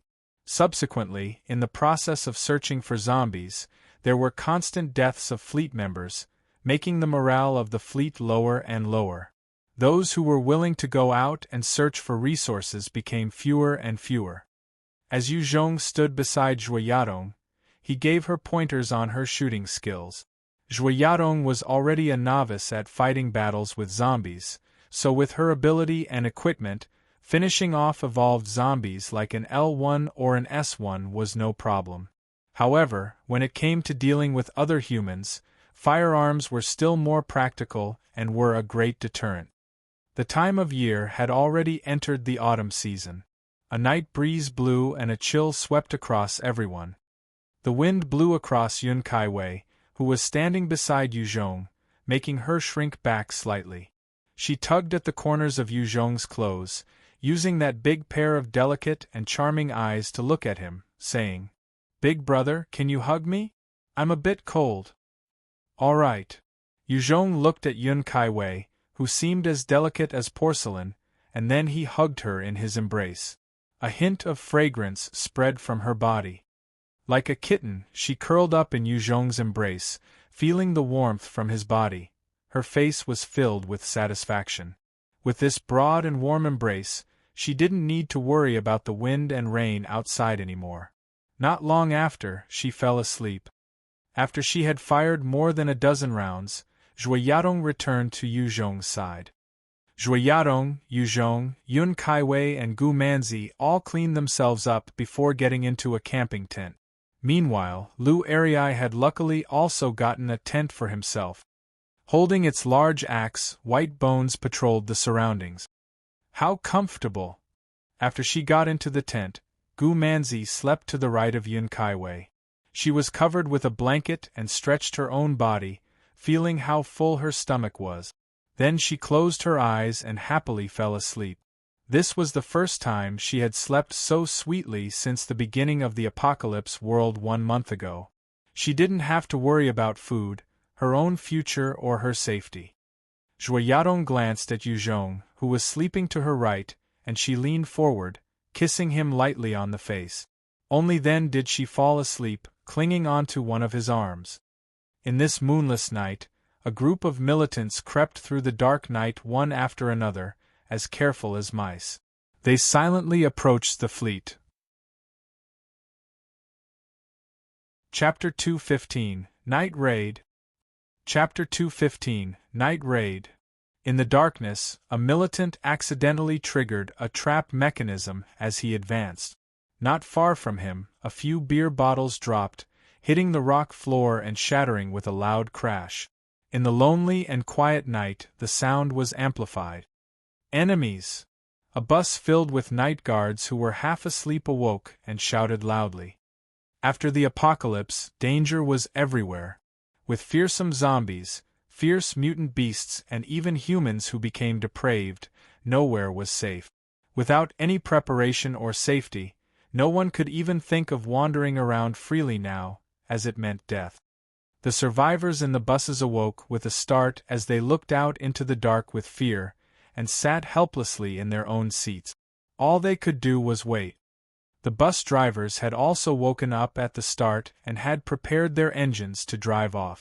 Only by starting their vehicles could they break free from the ambush. As for retaliation, the thought had never even crossed their minds. Kill! Kill the drivers! The leader of the militants issued an order loudly. Immediately, those militants who were creeping around quietly and carefully like lizards stood up one by one, lifting their guns and aiming at the numerous buses. They let loose a barrage of bullets. The barrage of bullets penetrated the windows of the vehicles, making glass shatter everywhere and rain down inside the vehicles. All the survivors inside the buses crouched down in fear. Most of them could not help screaming to vent their inner fears. Under the sudden attack of these militants, 3 unfortunate bus drivers were shot to death, collapsing limply in their seat. Some of the other vehicles managed to start and began to make their way into the distance. Right at this moment, another 2 huge buses came from the front of the lane, sealing off the road ahead. Another 2 buses drove from behind and cut off their retreat. Huang Weian had a look of horror on his face. He grabbed the driver next to him, He and pointed to the right of the road before shouting, "Go! Drive! Why did you stop? Why did you stop? There! Drive towards there!" He saw the barren lands on both sides of the road, and he gritted his teeth, veering the bus off the path and rushing towards the wilderness. The remaining jeeps and Humvees also split up and drove off the road, driving towards the wilderness. That was the only lifeline they had at the moment. They couldn't care less about the survivors in the 2 remaining buses. A number of militants jumped off the 2 buses that had blocked the way forward, and in their hands there were 81 rifles and 79 assault rifles. A dense barrage of bullets was fired through the windows of the survivor buses, instantly killing the drivers. Under the firepower of the militants, the drivers of the Dongfeng vehicles panicked and rushed out towards the main road. Bullet after bullet hit the 4 Dongfeng vehicles, causing many sparks to fly out. The militants saw that the vehicles were leaving one by one, making a beeline for the main road, and a small detachment of 30 people immediately chased. The land here was full of detritus and forests, and the direction that those vehicles were heading towards had a small forest. Even if it were an off-road vehicle, its speed would not be fast enough to navigate the forest in a short span of time. Sooner or later, the militants would catch up. Another team of 12 militants strode towards the 3 buses. To them, the buses were already their spoils. Right at this time, 5 policemen jumped out swiftly from one of the buses. The moment they disembarked, they rolled onto the ground and raised their 79 assault rifles, beginning their counterattack on the 12 militants. Caught off guard and under the rapid fire of those assault rifles, 3 militants took heavy damage, with one of them instantly dying when a bullet penetrated his head. As for the other two, one received a shot to his chest, whilst another received a shot to his waist, falling down to the floor and wailing in agony. The remaining militants immediately dived towards the side, searching for cover as they scrambled away. At the same time, they fired back at the 5 policemen. Both sides were engaged in a fierce gunfight in the dark of the night. On the other hand, the survivors in the 3 buses were a different story.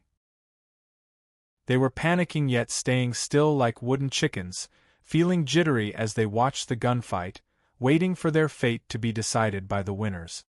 "Get up all of you, don't make a single sound." The moment the beer bottles had smashed, Yu Zhong had jolted awake and he immediately patted the 3 ladies sleeping beside him awake. Zhui Yadong, Yun Kaiwei and Gu Manzi all woke up and stared at Yu Zhong mutely. Although they were a little shocked, they knew that the man in front of them was reliable. As long as he was not panicking, they were not afraid. "Stay here. I will go take a look at what is happening." "My orders." Yu Zhong then swiftly left the tent, immediately rolling onto the ground and looking into the distance as he lay there. Not long after, fierce gunshots rang out from the survivor camp. Due to the events that had occurred the previous evening, when Yu Zhong had set up camp, he had set it up further away from the main camp. It was because of this that his danger perception did not act up, and he did not manage to catch onto the militants' actions. "Kill them!" Yu Zhong saw 3 militants approaching and immediately gave an order to White Bones. Upon receiving the order, White Bones' eyes flashed with a demonic fire. Pulling out its huge white bone axe, it rushed towards the 3 militants like a tank. The 3 militants saw White Bones rushing over and their faces had a hint of ridicule on them as they raised their guns and fired at it. "What a stupid enhancer! Actually using a system weapon to charge at us. Do you think we're zombies?" A militant thought in his heart as he was firing at White Bones, laughing coldly. They knew that the current world had given birth to many enhancers who were stronger than normal human beings, yet even their stronger bodies would die if they were to be hit by a bullet. There was nothing for the militants to fear. However, their faces turned pale when they realized that the bullets were bouncing off White Bones' body, merely causing sparks to fly out and not doing anything to impede its charge. Seeing that their guns were ineffective at hurting White Bones, the 3 militants were frightened and immediately turned around, starting to run back in a frenzy. An existence that could not be damaged by bullets was not something they had prepared for, and the huge axe in its hands was obviously a close-range weapon. They did not want to be dismembered by it. White Bones saw the escaping militants and immediately stopped in its tracks as it raised its left claw.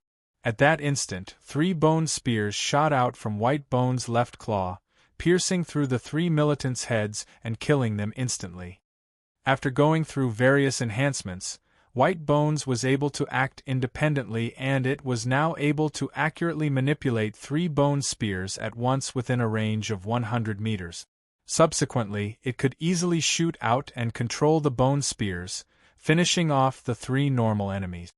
Yu Zhong saw that White Bones had disposed of the 3 enemies who were approaching, and he called out in a low voice to those in the tent, "Come out now." Zhui Yadong, Yun Kaiwei, Gu Manzi and Lu Erei all walked out of the tents. They had heard the gunshots from nearby. There had obviously been an intense battle going on out there. Upon realizing that fact, their faces turned pale. Gunfight. They had only seen scenes like this before in the movies. Now that it was happening to themselves, the fear of the stray bullets that might randomly hit them struck deep into their hearts. The moment Zhui Yadong and the rest saw Yu Zhong, their panic was quelled a little, as his face had not a single tinge of fear to it. Instead, it was endlessly calm. "Follow me!" Yu Zhong pulled away Zhui Yadong and the rest. Under the cover of the dark night, they arrived quietly at a small forest. "I will leave Iron Bones," Yu Zhong's chosen moniker for White Bones, "to stay behind and protect you guys. Don't leave this place. As long as Iron Bones is not dead, you guys will be fine." Yu Zhong threw a huge pile of ropes and 54 handgun to Lu Arii before saying lightly, "I'm going to go take care of those guys. Lu Arii, follow behind me and help me tie up some prisoners." Lu Arii's body twitched as his hands shook while lifting the ropes and the 54 handgun. He had a pleading look on his face as he gazed at Yu Zhong. He was not willing to take part in such a dangerous operation because he was certain that if he was careless, then he would die.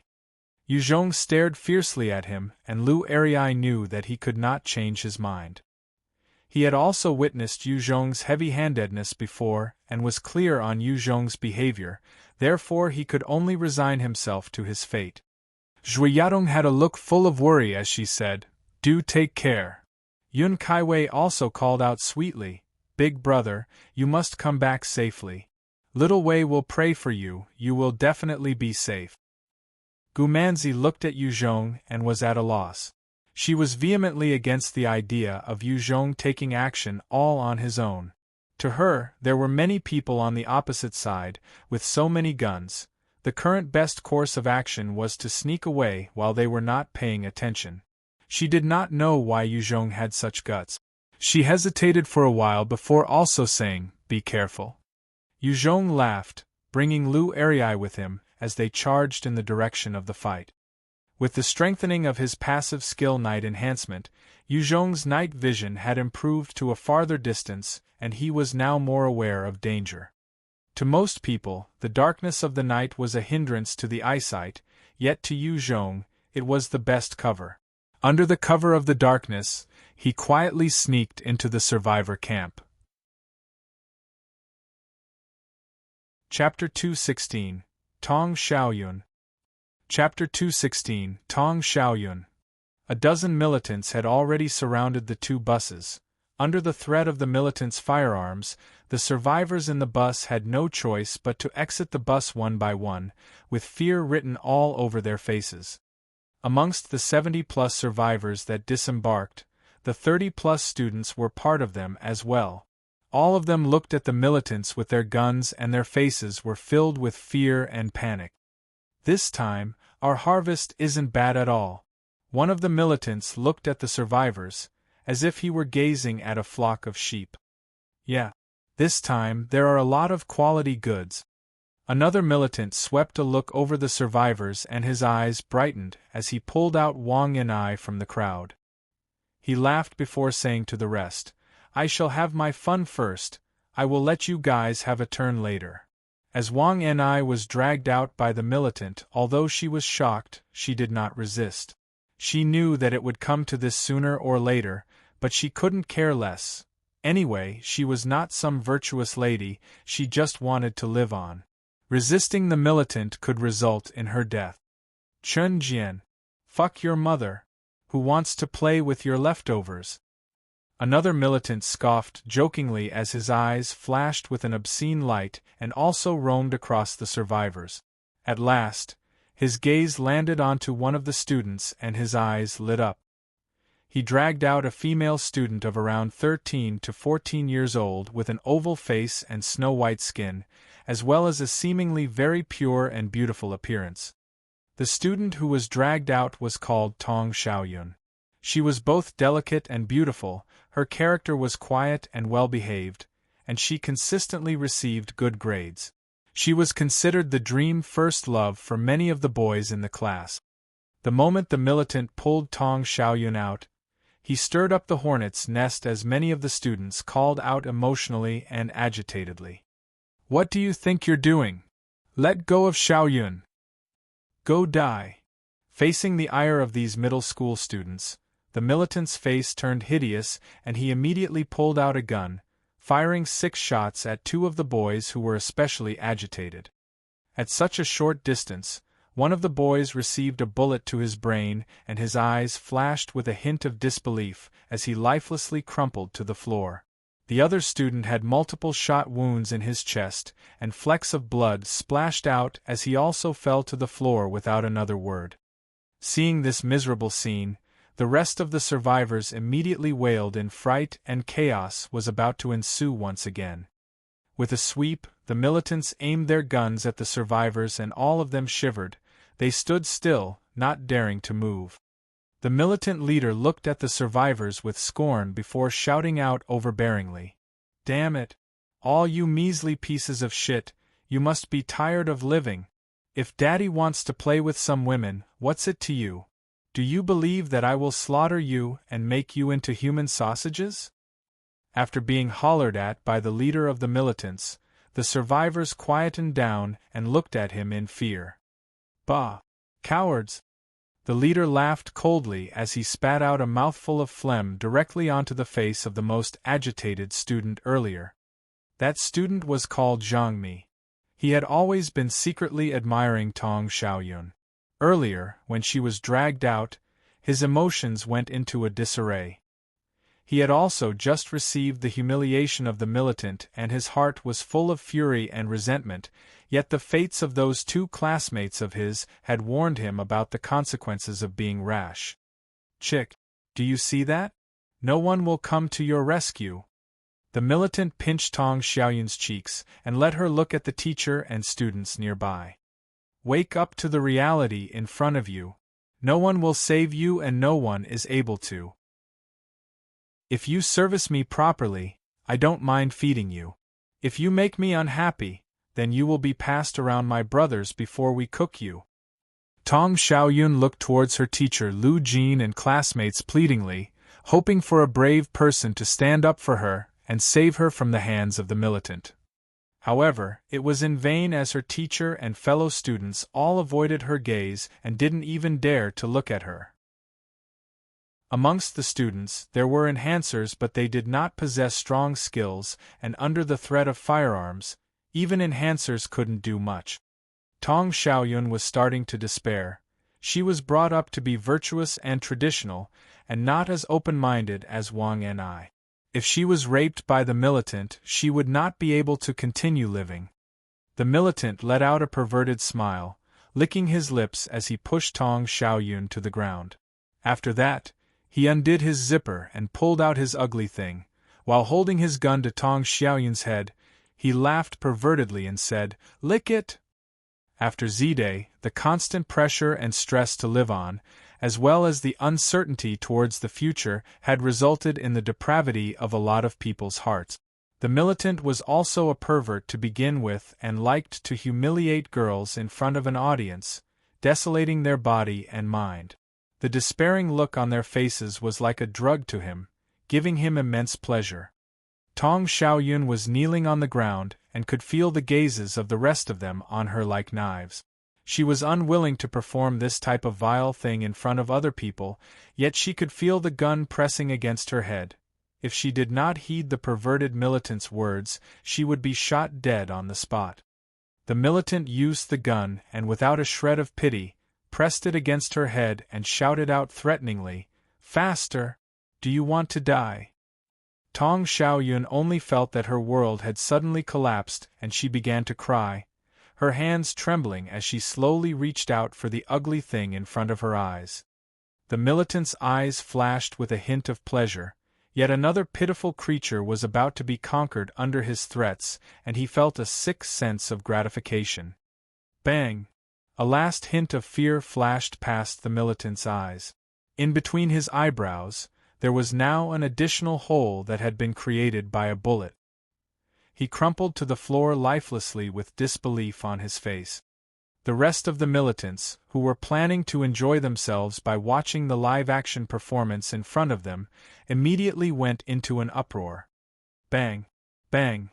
Clear gunshots rang out incessantly throughout the dark of the night, and with every gunshot, one more militant would be shot dead. The militants couldn't care less about controlling the survivors right now and immediately split up to find cover. Taking advantage of the chaos happening among the militants, Zhang Mi ran to Tong Xiaoyun's side and urged, "Tong Xiaoyun, hurry, let's escape."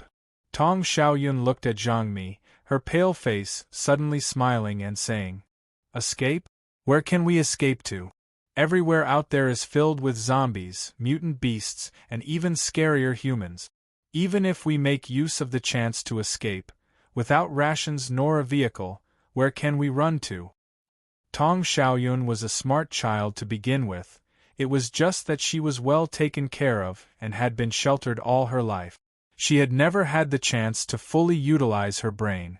Humans were like that, if not forced into a corner, people would not be able to exhibit their strongest trait. Under the earlier threats, she had begun to think a lot in the ugly situation. Watching at the pitiful-looking Tong Xiaoyun, in a moment of hot-bloodedness, Zhang Mi couldn't help but cry out loudly, "Tong Xiaoyun, come with me. I will use my life to protect you." Tong Xiaoyun only looked at Zhang Mi coldly. If it was before, she would have been grateful, maybe even fall for him. However, she knew that his words were just that, words. When she was feeling despondent earlier, Zhang Mi had chosen to keep quiet to one side, looking on powerlessly. Whatever he said now, she could not believe even if she wanted to. At this time, a huge number of the survivors were fighting to escape in other directions. The militants were obviously not decent human beings, especially the leader who mentioned human sausages. It was obvious that this power was not a proper one in any way, and so the survivors were not willing to stay any longer. "I'm leaving.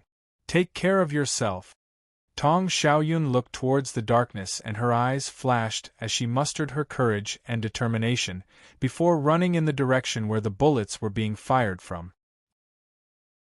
Zhang Mi looked at the departing back of Tong Xiaoyun and his face fell. In the end, he still turned around and ran back towards his classmate. As the leader was Lu Jin, even if he was a low-level enhancer and could not do much to people who held guns, against the normal zombies, they had a small chance of prevailing. Searching for resources was also easier with others than by oneself. In this current world, one would need to possess an adequate amount of strength to do things independently.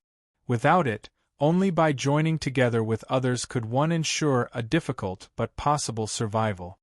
The one who was disposing of the militants was precisely Yu Zhong, who took to the darkness like a fish would to water. By himself, he had pressured the many members of the militant group in such a way that they couldn't even catch their breath. In the dark of the night, the militants had no way of seeing anything beyond 20 m into the distance, whilst Yu Zhong's vision remained accurate even over distances of 2000 m. Yu Zhong's body flashed about like a specter shuttling about in the dark. In his hands was the .03 rifle, exhibiting his firing skills that he had honed tirelessly.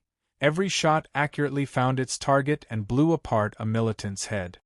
After each shot, Yu Zhong would immediately change his position. A huge hail of bullets would fire randomly at his previous position, yet they wouldn't hit anything. The militants could not even see where Yu Zhong was and could only helplessly fire in the general direction. They even tried to use suppressing fire to force him out, but it was to no avail. As he hunted down the militants one by one, Yu Zhong kept on changing his position. Watching their comrades die one after another from the bullets appearing out of nowhere, the militants lost their morale quickly. They scrambled into their 2 buses, afraid to even stick their heads out, waiting for aid to come. Chapter 217 Reversal of the Battle. Chapter 217 Reversal of the Battle.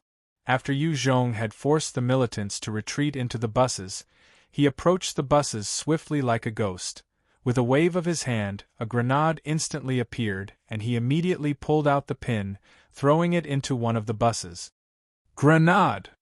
When they saw the grenade being thrown in, the militants who were cowering inside the bus and guarding the windows and doors with their guns were frightened out of their wits. Boom! Following that horrifying explosion, hot air waves and shrapnel covered the entire bus in a matter of seconds, killing many militants and injuring the rest. Yu Zhong didn't even pause for a second and followed up with another grenade into the other bus. With a boom, the militants in the other bus met the same end. Yu Zhong rushed up to one of the buses, brandishing his blade and finishing off those militants who didn't die from the explosion, completely wiping them out. After clearing the first bus, he went on to the second bus and killed the remaining militants there as well, before absorbing all of their rations and equipment into his storage ring. As for their firearms, such things were considered very precious in the current world, so Yu Zhong didn't even leave a single bullet or gun behind. After clearing the militants in those 2 buses, Yu Zhong disembarked and saw Tong Xiaoyun emerging out from the darkness and walking towards him. Yu Zhong looked at Tong Xiaoyun as he furrowed his eyebrows slightly, saying, "What are you doing here?" "It really is him." Tong Xiaoyun saw Yu Zhong's features clearly and affirmed her earlier conjecture. Tong Xiaoyun walked towards Yu Zhong and mustered up her courage to promote herself. "Boss Yu, let me be your underling. I can wash clothes, cook, and will pick up arms to fight if need be. If you want, I can sleep with you as well. Rest assured, I'm still a virgin and I haven't let any other men touch me yet." Tong Xiaoyun saw Yu Zhong taking care of the militants entirely on his own, and she had made the decision to follow him. She desperately wanted to survive in this new world, and knew that the only way for her was to rely on a strong person. Zhang Mi was obviously someone she could not rely on, only Yu Zhong possessed the strength for her to feel safe. As for her body, she knew that it was not within her control. Even if it was not given to Yu Zhong now, sooner or later, someone would lay their hands on her, just because she was too weak and powerless. "Don't make a sound." Yu Zhong suddenly pounced forward and pushed her to the ground. Tong Xiaoyun was about to push him off almost instinctively, but she fought against it. It was just that her eyes flashed with a hint of bitterness, as she did not expect Yu Zhong to be so urgent and want to do it here. At the very next moment, she knew that she had mistaken his intentions. Bullets flew at the spot where they had been just before, causing tiny craters to appear one after another. The militants who had gone on to give chase to the other fleeing survivors had returned, and upon hearing the explosions of the grenades, 12 of them had immediately rushed back to provide assistance. Yu Zhong hugged onto Tong Xiaoyun as they rolled towards a huge rock for cover, before he took out a .54 handgun and passed it to her, ordering, "Stay here and don't move. I will go take care of them." Tong Xiaoyun was scared witless by the sudden hail of bullets, to the point that she could not stop her body from trembling. She held on tightly to the gun that Yu Zhong had passed to her. She was just a 13 to 14-year-old girl after all, and had not experienced any sort of life-changing event before, not to mention that she was suddenly now part of a gunfight. Yu Zhong took a deep breath before he rushed out like a cheetah. Those militants were shooting into the distance where they couldn't see anything, and so they sprayed out their bullets without actually hitting anything. They quickly stood up from behind their cover as they carefully edged their way towards the area where Yu Zhong and Tong Xiaoyun had been standing before. Yu Zhong took a look at those militants when they stood up, and he immediately fired off 2 shots with his .03 rifle. 2 of the militants immediately had bullet holes appear in their heads, and they crumpled to the floor. The remaining militants immediately panicked and split up to find cover, while firing random shots in the direction where Yu Zhong was. After Yu Zhong had fired his shots, he had already made a move. Ho's militants were shooting at empty space, not even hitting his shadow. Yu Zhong was like an assassin in the night as he made his way closer to the militants, and every shot of his correctly found its target, exploding each head upon contact. It did not matter where the militants were finding cover, as they would still be taken out one by one.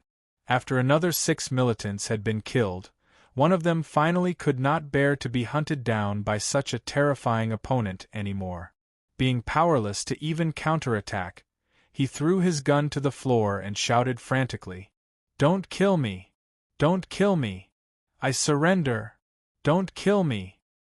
Yu Zhong had actually already aimed at that militant. When he saw that the militant had surrendered, he immediately fired a shot to the militant's side.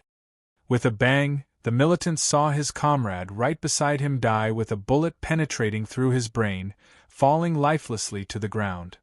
Upon witnessing this scene, the militant's heart went cold as he hugged his head with both arms and crouched down, not daring to make a single move. I surrender. Don't kill me. I surrender. The remaining 2 militants also threw down their weapons in fear, shouting out loudly. They could not even see the enemy, yet their friends had died one by one. There was nothing more horrifying than this. They were not zombies and could still feel fear. They wanted to live on, so they chose to surrender. Yu Zhong stood behind the 3 militants, calling out to Lu Erhai, Lu Erhai, go retrieve their weapons and tie them up. Lu Erhai had been hiding behind a huge stone the entire time without moving, as though he was a corpse. He jumped up and brought along the rope before arriving in front of Yu Zhong and immediately began to flatter loudly. The fight is finally over. Boss Yu, you're really amazing. I am too awed by you. Yu Zhong looked at the lazy Lu Erhai as he frowned and spoke sternly. Tie them up properly. We don't have any time to waste. After killing 12 of the militants, the matters on hand were not yet finished. There were still over 20 militants who were still engaged in battle with 5 policemen. Yu Zhong had to hurry over and kill them as well. Yes, Lu Erhai replied, as he quickly set down to tying up he militants tightly with the rope, and made use of rags to stuff into their mouths. Yu Zhong glanced at the captives and gave a command to Lu Erhai, stay here and watch them. If they dare to make a move, then shoot them down. Hearing those words, the 3 captives shuddered and did not dare make any more unnecessary movements. The current era was not a period of human rights or peace, so killing captives was not something people could be bothered to punish you for. If someone died, it was simply too bad. After handing over the 3 captives to Lu Erhai, Yu Zhong once again made his way swiftly like a cheetah towards the location of the gunfight. At night, the situation was not favorable at all for gunfights. Under the cover of the darkness, the hit rate would be very low unless the fight was at a close distance. It was only under the cover of the night that Wang Jian and his team of 4 policemen could continue to hold their ground against the 20-odd militants. In this wild barren land, the gunshots were numerous, yet the death count was low. The gunfight had gone on for quite a while. Wang Jian's side only had 1 person who had been careless and received a wound to his arm from a random bullet, yet no one else had received an injury. It was just that with the flow of the gunfight, Wang Jian's side was slowly running out of ammunition. Without their ammunition, they would soon be powerless to resist the advance of the 20-odd militants. Right at this moment, Yu Zhong had already routed behind the militants, and he fired 2 shots all of a sudden, killing 2 of the militants immediately. An expert! There is an expert who can fight in the night. The leader of this team of militants saw his 2 subordinates' heads explode, and his heart went cold. It must be made clear that during the gunfight with Wang Jian's team, his team had expended over 200 bullets, other than a bullet grazing the other side and 3 of his own team members suffering injuries. No one had actually died. 2 militants had suddenly met their deaths, hence it was obvious that an expert had arrived. In the dark of the night, someone who possessed such fearsome night vision and a good aim was truly a killing machine to be feared. Even with their numbers, they might not necessarily be able to win over the enemy. The expert out there. My name is Xiong Zheng. This time, our fierce tiger team recognizes our loss. Please grant us your mercy and let us leave with our lives. Women, food, weapons, any requests that you have, just say it and we will definitely do our best to provide you with ample compensation. The leader of the militants called Xiong Zheng called out loudly into the dark night. The fact that Xiong Zheng could lead this small team was not just based on his battle abilities, but also his power of observation and judgment. He had already guessed that the explosions from the grenades were caused by Yu Zhong, and the team that had gone to provide reinforcements must have either perished or been captured. He could only negotiate for terms now, otherwise the only thing that awaited them was death. Yu Zhong called out coldly from the dark, "All of you put down your weapons and surrender to me. I can leave you with your lives, otherwise you will all die. You have only 3 seconds to consider." After 3 seconds, I will kill all of those still holding onto their weapons. Yu Zhong. That was Yu Zhong's voice. Has he come to rescue us? How did he manage to force them to beg for mercy? He really does possess an incredible amount of strength. Wang Jian heard Yu Zhong's voice and his heart was shaken until he gradually calmed down. Regardless, with Yu Zhong's arrival, their lives were safe. If Yu Zhong hadn't arrived, when Wang Jian and his team ran out of bullets, they would have been shot dead or captured by the militants. Upon hearing those words from Yu Zhong, Xiong Zheng and his company hesitated for a while before dropping their guns. They were about to hand over their own fates like livestock. Who the hell are you? Let Daddy send you to your death. A militant with an overbearing nature shouted loudly as he raised a knife-type assault rifle and began to fire wildly towards Yu Zhong's direction. Chapter 218. Total Surrender. Chapter 218. Total Surrender. This chapter was sponsored by Melvin Smith and Bruce Chin. Many thanks once again. Bang. The militant had not even finished a magazine of ammunition before a bullet found its way into his head. His body crumpled lifelessly to the ground. Upon seeing this, the morale and courage of the militants took an even further dive, and everyone's faces were filled with fear. Not a single one of them wanted to die. The 3 seconds are up. Those who have not released their weapons yet die. Yu Zhong's ice-cold voice resounded throughout the area, as though it was hammering into the hearts of the militants. With a bang, yet another militant who was still wielding his weapon received a bullet through his brains, falling lifelessly to the ground. Watching another comrade die before them, the militants had faces filled with fear and they immediately threw their weapons to the ground. Xiong Jing saw his subordinates surrendering their weapons and he lightly sighed, before doing the same with his 79 assault rifle. At death's door, it was something even trained soldiers would do and choose over honor. They were not bandits after all, facing the threat of death, surrendering was a normal course of action. Most of the militants had thrown their guns down, but there were still 2 remaining militants who lay prone on the ground, using their comrades as a cover and awaiting Yu Zhong's appearance. The moment he showed up, they would immediately make a move to kill him. However, they never expected that Yu Zhong had already grasped each and every militant's location clearly. Seeing that the 2 crafty militants still held the notion of retaliating, Yu Zhong fired 2 shots that directly penetrated their skulls. After the 2 militants were picked off by Yu Zhong, Xiong Zheng's backup plans were entirely quelled. In the darkness, Yu Zhong coldly ordered, "All of you get out of the cover. Walk to the bus and squat down with your hands above your head. Those who don't comply will be dealt with immediately." After all, Yu Zhong was acting on his own. If he were to reveal himself and get ambushed, he would have to worry about the militants making use of the opportunity to escape one by one. At that time, it would be very troublesome to deal with them. If he could gather them together and keep an eye on them, if they did want to escape, then it would be much easier to take care of them.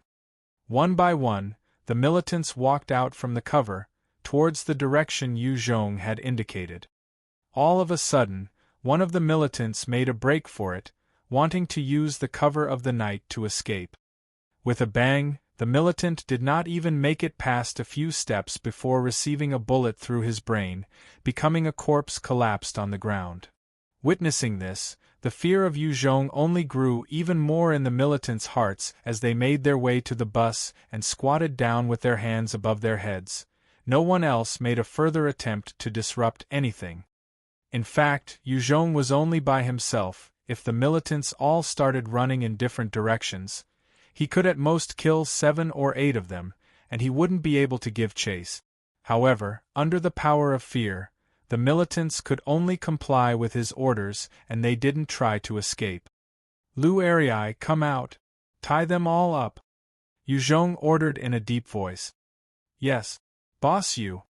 Lu Arii, who wasn't far away, answered immediately. He pushed the other 3 captives to join the rest in front of the bus, then pulled out the ropes, proceeding to tie up the militants tightly. Yu Zhong then came out from the dark and called out towards the policeman hiding behind the cover, "Wang Jian, the rest of you come out as well." Even if the 5 of them harbored any intent to make a move against Yu Zhong, he was confident of dealing with them in the dark of the night, which was why he emerged from the darkness.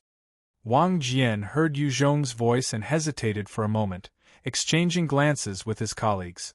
Only then did they step out from behind the cover. With the earlier display of Yu Zhong's strength, if he wanted them dead, they would have died already. Yu Zhong took a look at the 5 policemen, before pointing to the captives and ordering, "Watch them, I will go deal with the rest." With that, Yu Zhong immediately retreated into the darkness. In the night, Wang Jian's team had neither any special abilities nor sufficient strength, so he would rather have them keep watch. One of the policemen took a look at Wang Jian before saying, "Old Wang, what do we do? Are we going to just stay here and wait for him?" Among these 5 policemen, Wang Jian was the quickest and at the same time, he was a level 13 enhancer, thus the small team all treated him as the leader. Wang Jian gritted his teeth as he said, "We shall wait." He understood the intentions of the other policemen. It was to take advantage of the time when Yu Zhong was busy dealing with the rest of the militants, and escape with a car on their own. After all, Yu Zhong was temporarily on their side, but having someone else be in control of your life didn't leave a good taste in the mouth. Once Yu Zhong was back, they would be at his mercy. In the dark of the night, they had no way of overcoming him in a fight. Furthermore, from his performance in the daytime earlier, he was not a hot-blooded youth and didn't make any rash decisions. Wang Jian was very clear on all these, yet he still chose to wait. One of the reasons was that the majority of their supplies were in some of the Dongfeng vehicles that had driven off into the wilderness. Without ample rations, even if they could escape from here, they would soon face the problem of hunger. Yu Zhong was running all the way and soon he saw the other group of militants pushing the captured survivors towards his direction. There was a total of 17 survivors and each one of them was carrying a huge load of supplies on their back. It seemed that the militants had ordered for the survivors to transport the supplies out of the Dongfeng vehicles. Those Dongfeng vehicles were actually filled with various items, but the militants had only allowed the survivors to carry the necessary fuel and rations, abandoning the rest. The amount of rations the vehicle fleet had was already alarmingly low, with not more than 50 kilograms of rice left. Other than that, there were some other consumables, and due to the fact that there weren't many rations left, the 17 survivors could easily transport the items from the Dongfeng vehicles. Yu Zhong looked at the militants from afar and cocked his rifle. With a bang, one of the militants immediately died with a bullet through his brain. The rest of the militants were shocked and immediately split up to find cover, whilst at the same time, they returned fire in the direction that Yu Zhong was at. The survivors made use of that momentary freedom to escape towards the darkness whilst carrying the rations. Only 4 or 5 of them chose to abandon the rations. All of the survivors were very clear on how valuable the rations were. Many would not be willing to leave the rations even as they were escaping for their lives.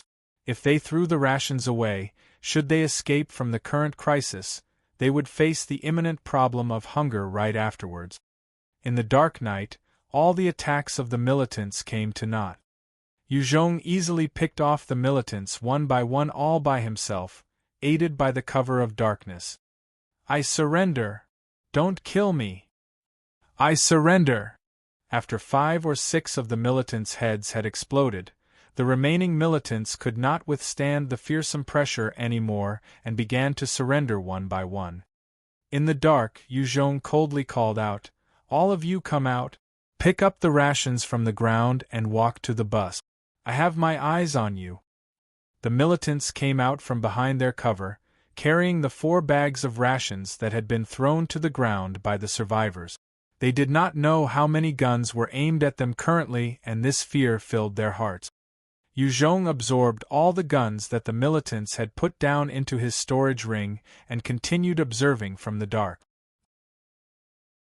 After killing the 2 militants who had tried to escape, the rest of the militants resigned to their fate and they fearfully transported the rations to the bus. By this time, there were already many survivors gathered near the bus. Upon seeing that the militants had been rounded up and captured, many had returned when the gunfight had come to an end. Compared to the outside world, it was much safer here. Too amazing! He's really too terrifying. Too strong. Seeing that Yu Zhong had chased the militants from the dark as though he was rounding up ducks, the survivors were all shocked beyond belief. As they thought about how they had tried to extort his supplies under Huang Weian's incitement earlier in the day, they now felt deep regret. If Yu Zhong had blew his top, they might have already died by then. He's too powerful. If only he was my man. Wang and I stood amongst the survivors, watching Yu Zhong come out from the dark as her eyes filled with a complex gaze. The moment the militants had arrived in front of the bus, they were tied up by Lu Arii and pushed to one side as he maintained his vigilance. Yu Zhong saw that the situation was calming down and called out loudly, "Iron Bones! Bring them over! Tong Xiaoyun, you come out too!" Not long after, under the protection of White Bones, Zhuo Yadong and the rest, as well as Tong Xiaoyun, gathered in front of the bus. Did he subdue all these men by himself? It's too amazing! Zhuo Yadong, Tong Xiaoyun, Gu Manzi and Yun Kaiwei all looked at the kneeling militants who had been tied up, and their eyes flashed with a hint of shock and pride. They did not expect Yu Zhong to be that strong, to the point of turning the tide of the battle just with his efforts alone, and even capturing 30-odd militants. The women amongst the pitiful survivors all looked at Zhuo Yadong and the other 3 women with jealousy and envy. In the current world, having someone strong and decent to rely on was a huge blessing. It's great that this strong person is my man. I must have him fully in my grasp.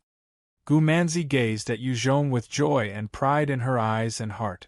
She could feel the countless jealous gazes from the other women amongst the survivors. Tong Xiaoyun had similar thoughts as her feelings soared when she looked at Yu Zhong. I absolutely cannot give up on this person. No matter what, I need to stay by his side. Chapter 219. Choosing Sides. Chapter 219. Choosing Sides. At this moment, what Gu Manzi and Tong Xiaoyun were feeling for Yu Zhong could not be considered as love.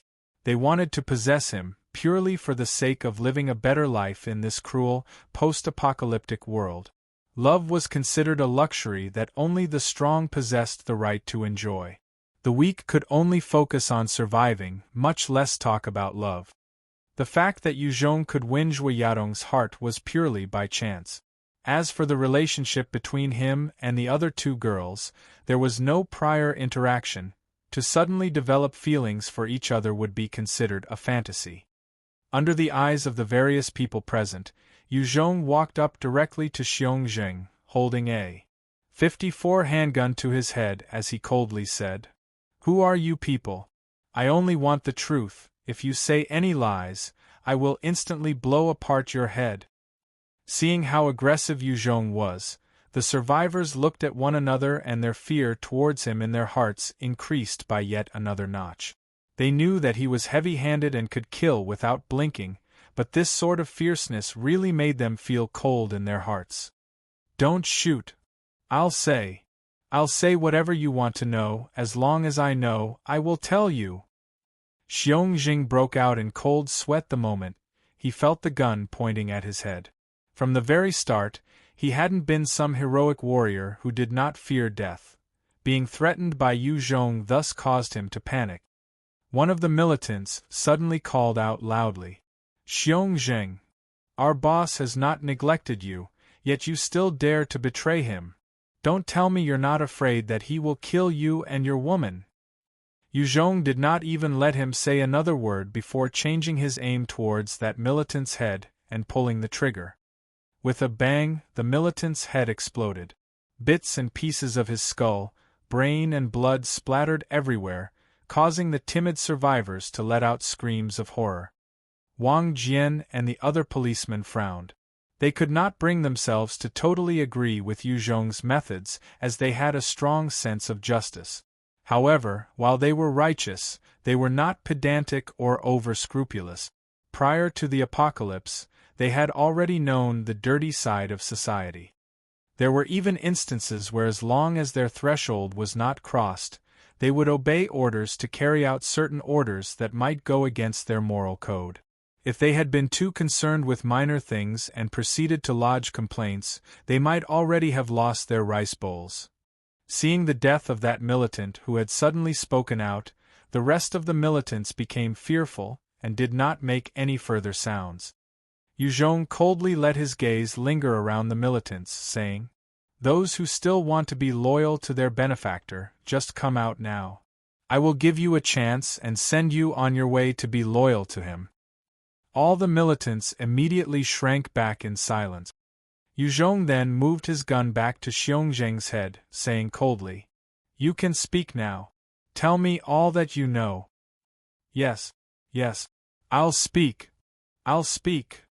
Xiongzheng was also thoroughly frightened by Yu Zhong's killing without hesitation.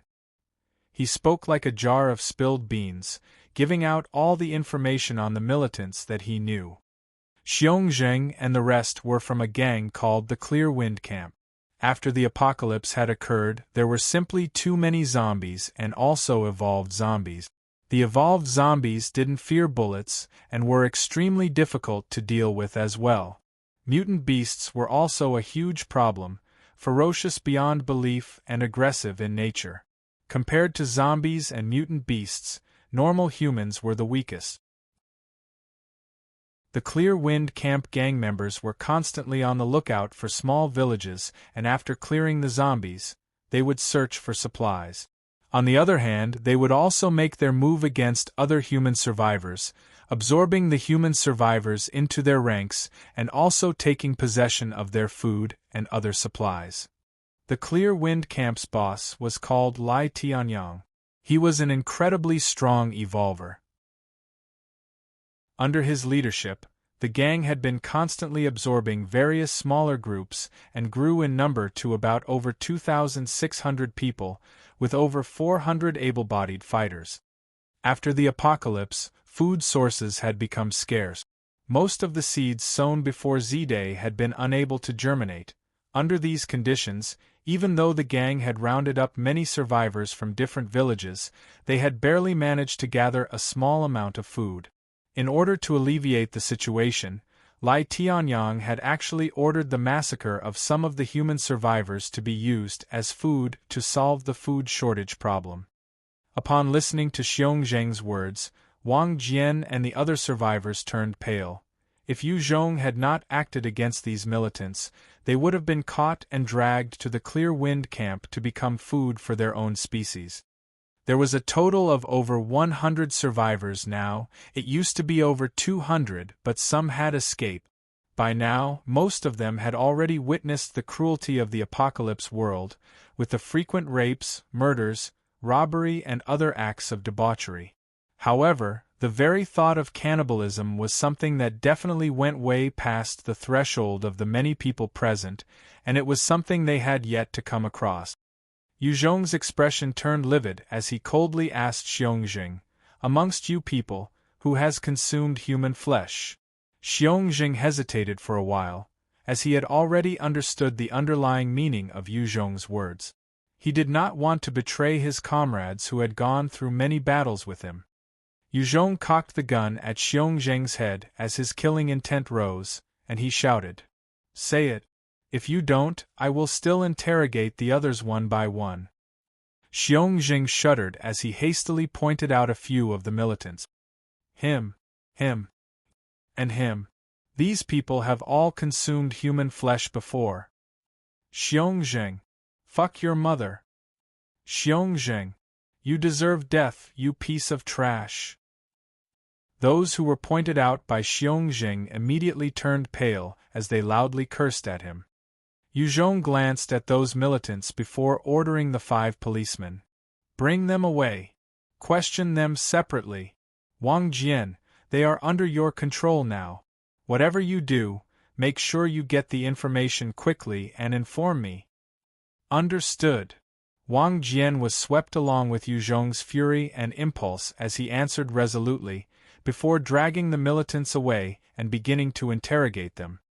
Without any limitation to the interrogation techniques, the 5 policemen quickly got the information they wanted and proved that everything Xiongzheng had said was true.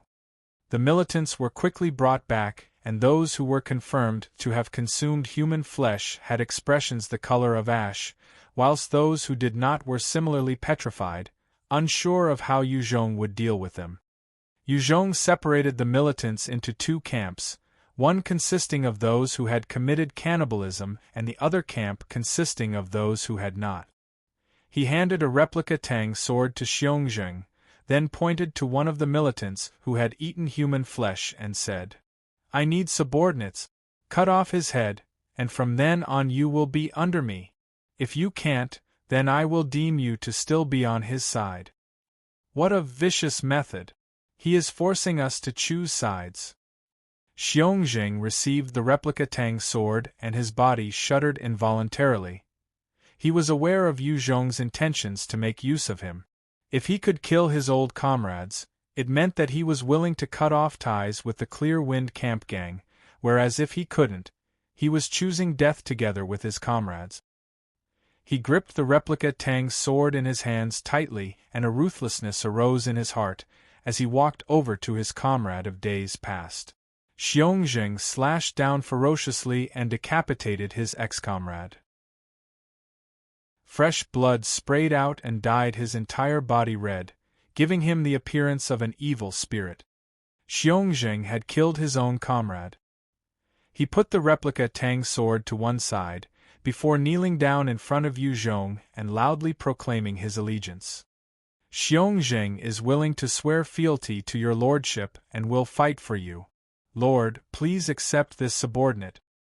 Yuzhong looked at Xiongzheng approvingly. "Very good.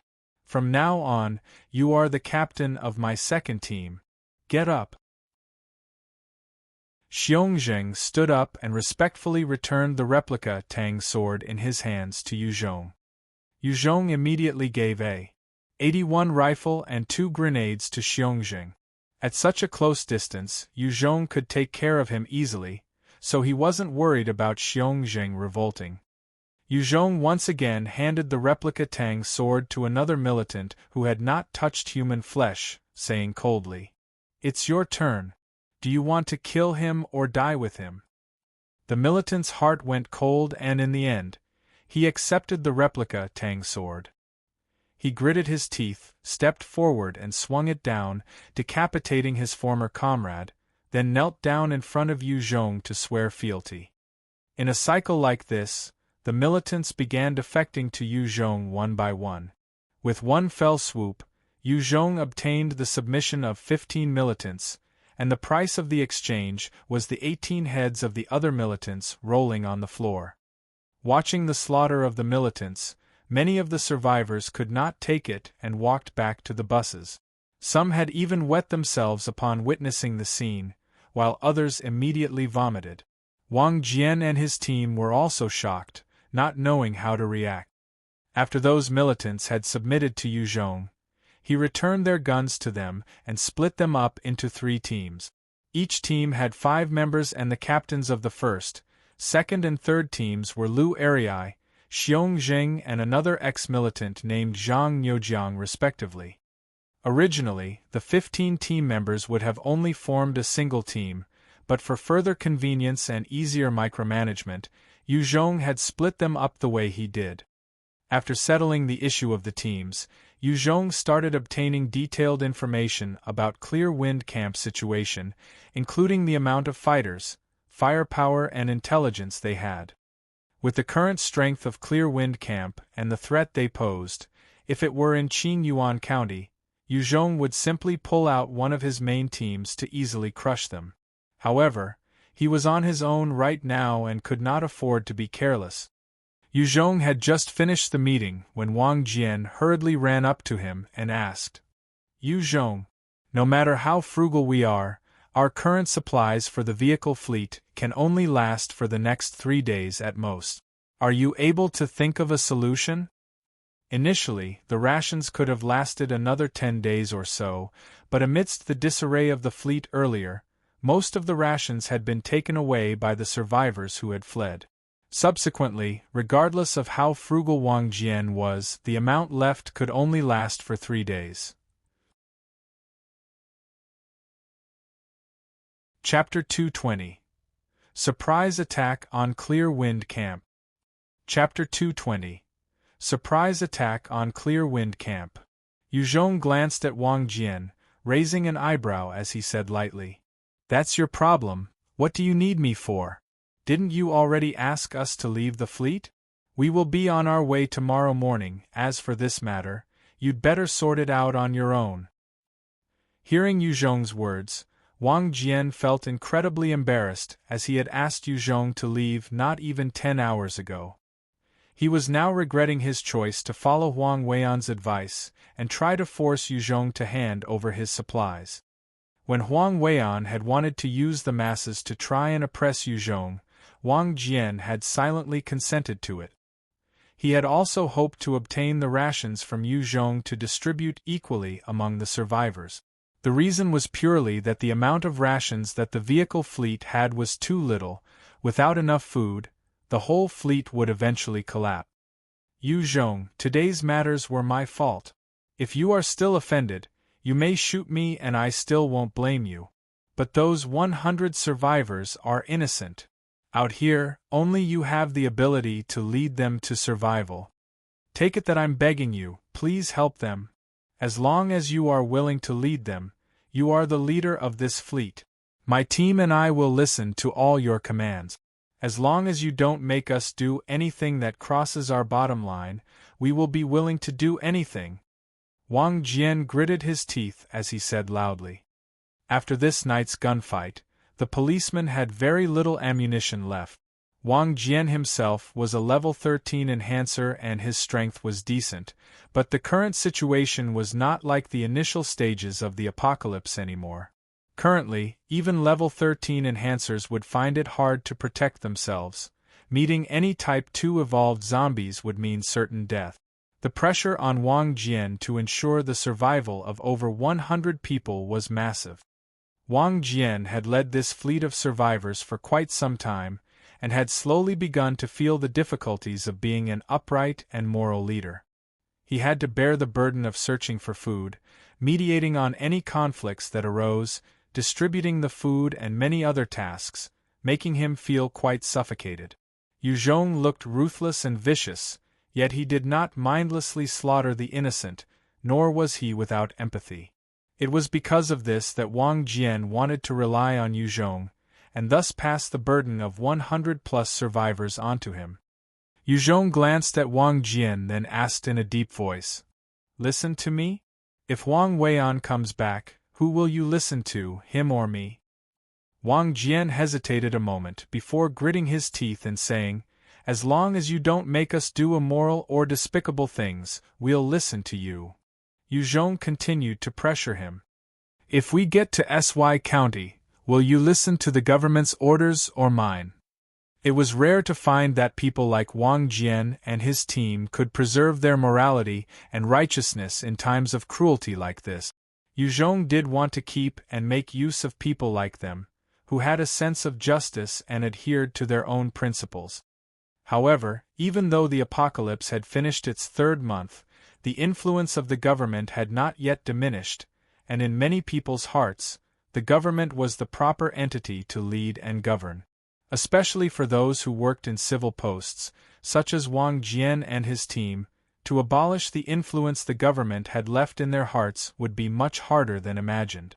Otherwise, they would not have let Huang Weian have his way and enjoy the high life, nor would he have been of any use anyway.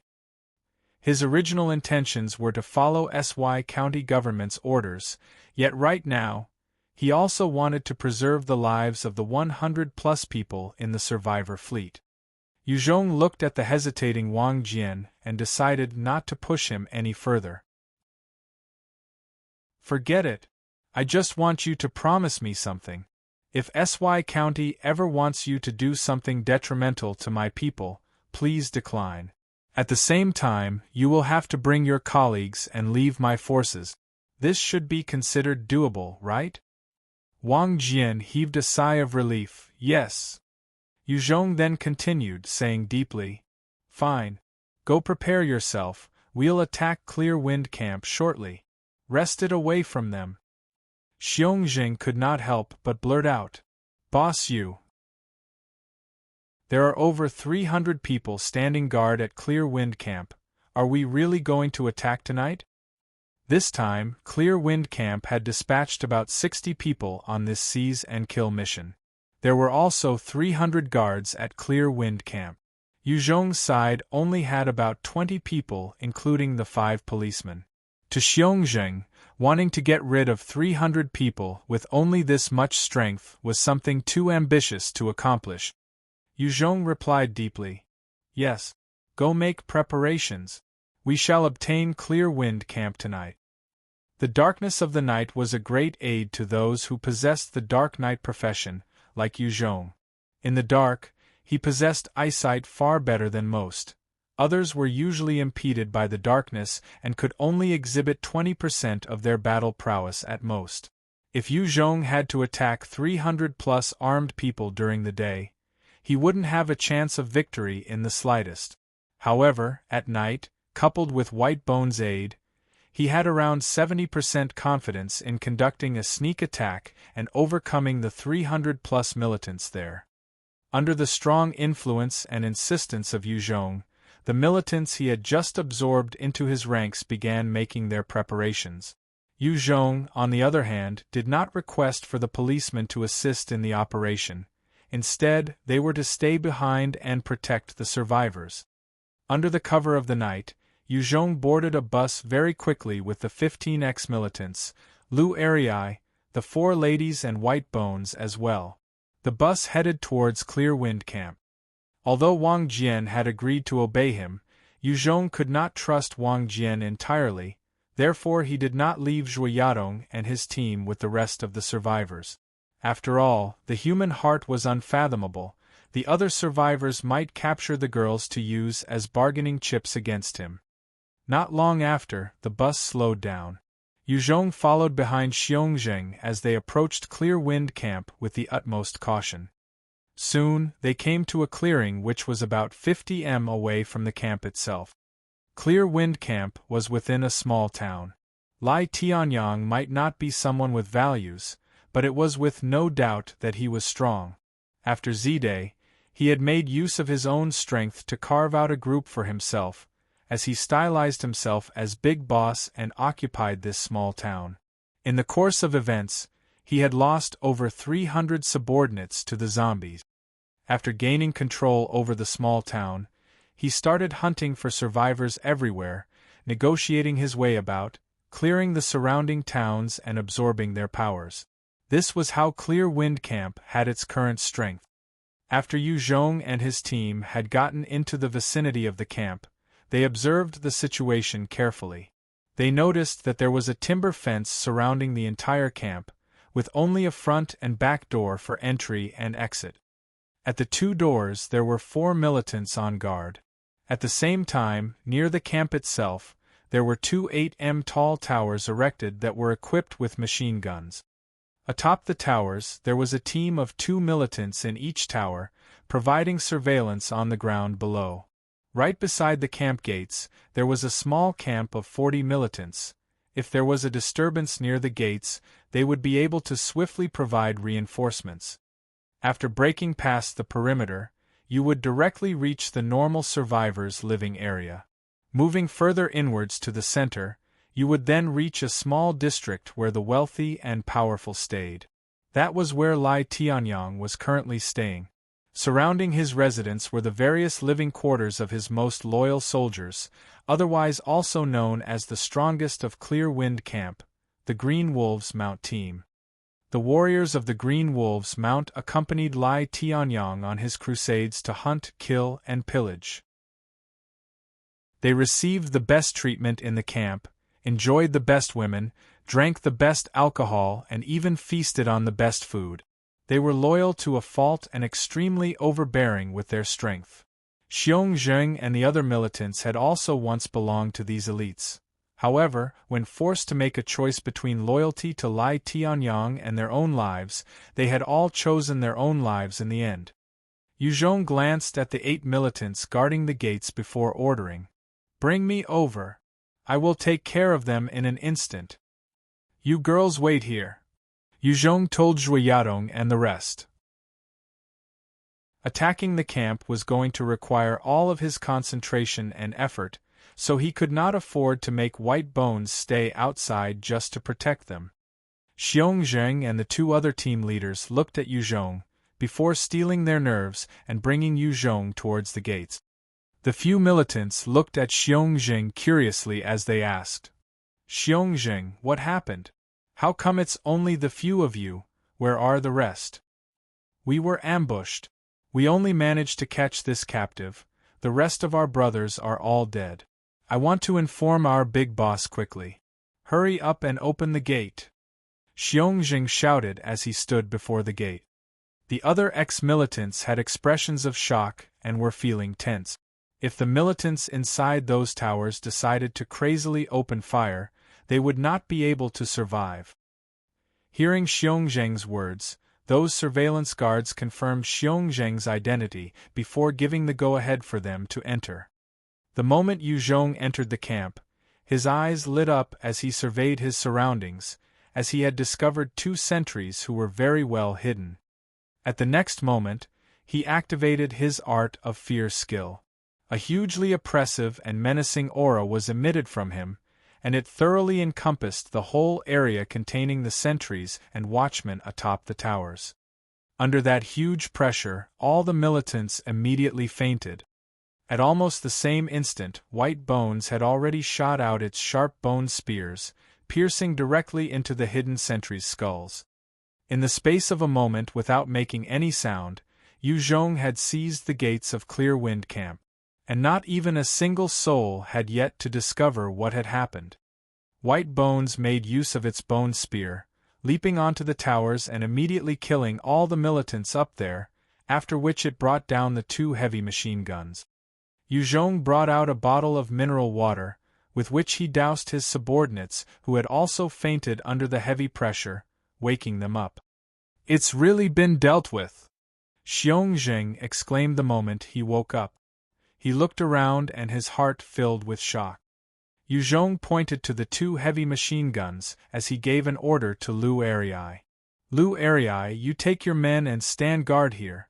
Other than us, whoever passes by here, kill them with these guns."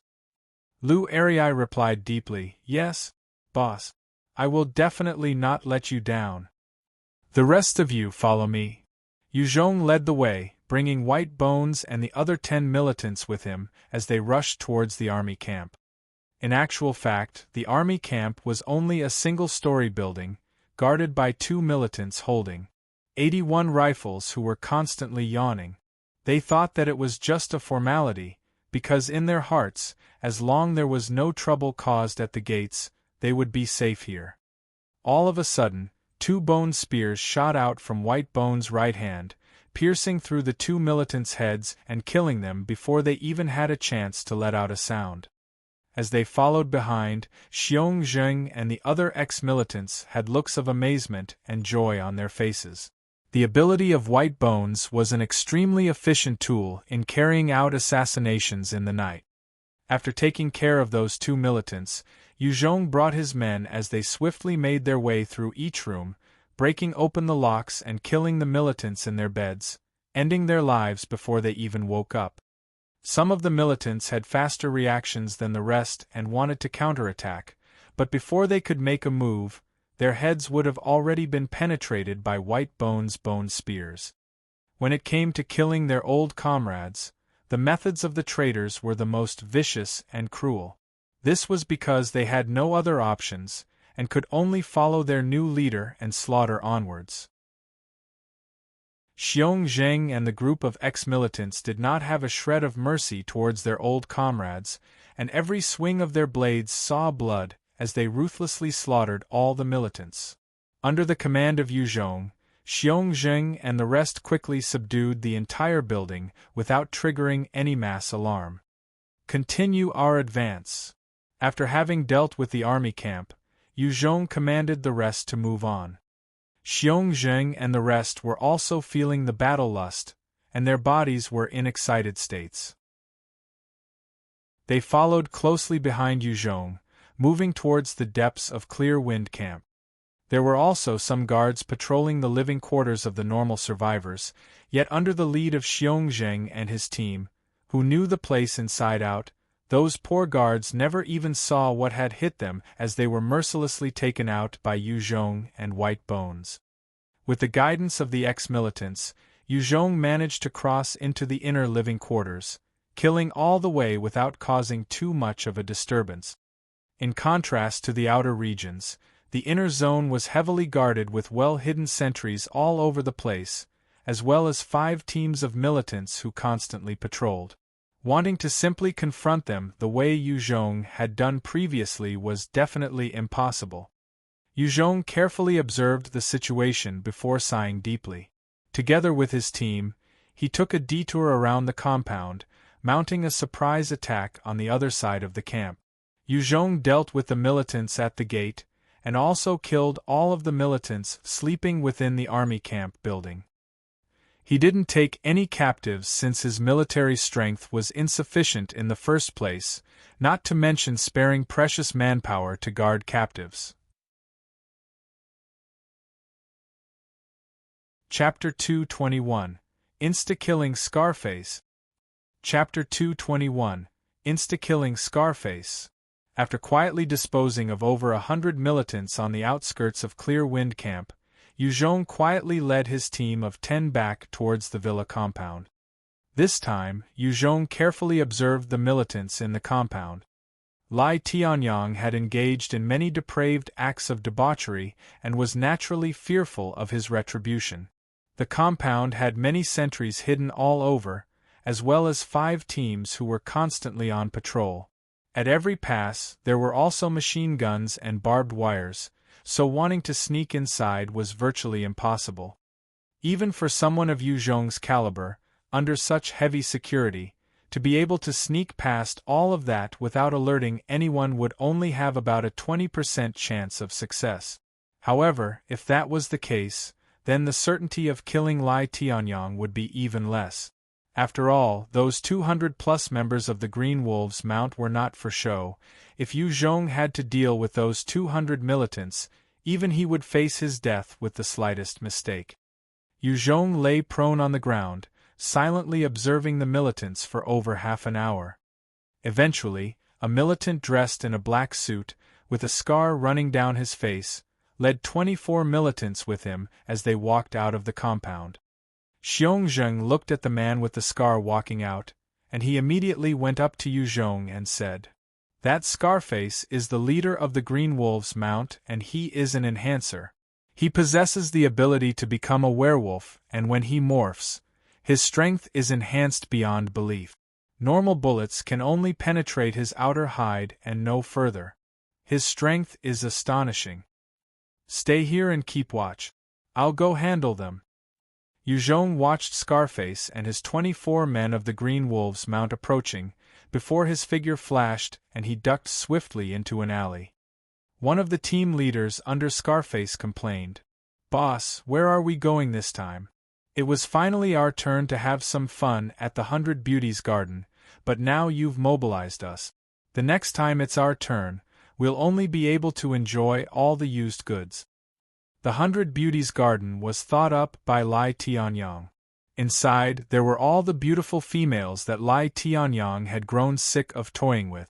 Every few days, there would be a new addition to the garden and the members of the Green Wolves Mount could take turns to enjoy pleasuring themselves with the women. This was one of the few things that they could look forward to after the events of Z-Day. Scarface's expression turned dark as he said, Big Boss told me to go outside and take a look.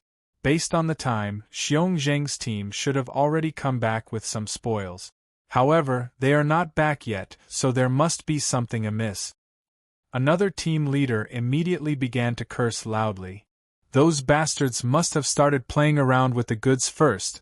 Damn that motherfucker, they should have let this daddy here lead the operation. This bunch of militants from the Green Wolves Mount were not good people.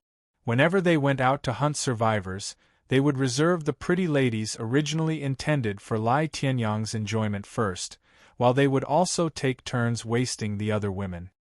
Some of them couldn't resist, and would immediately get to raping some of the more beautiful ones.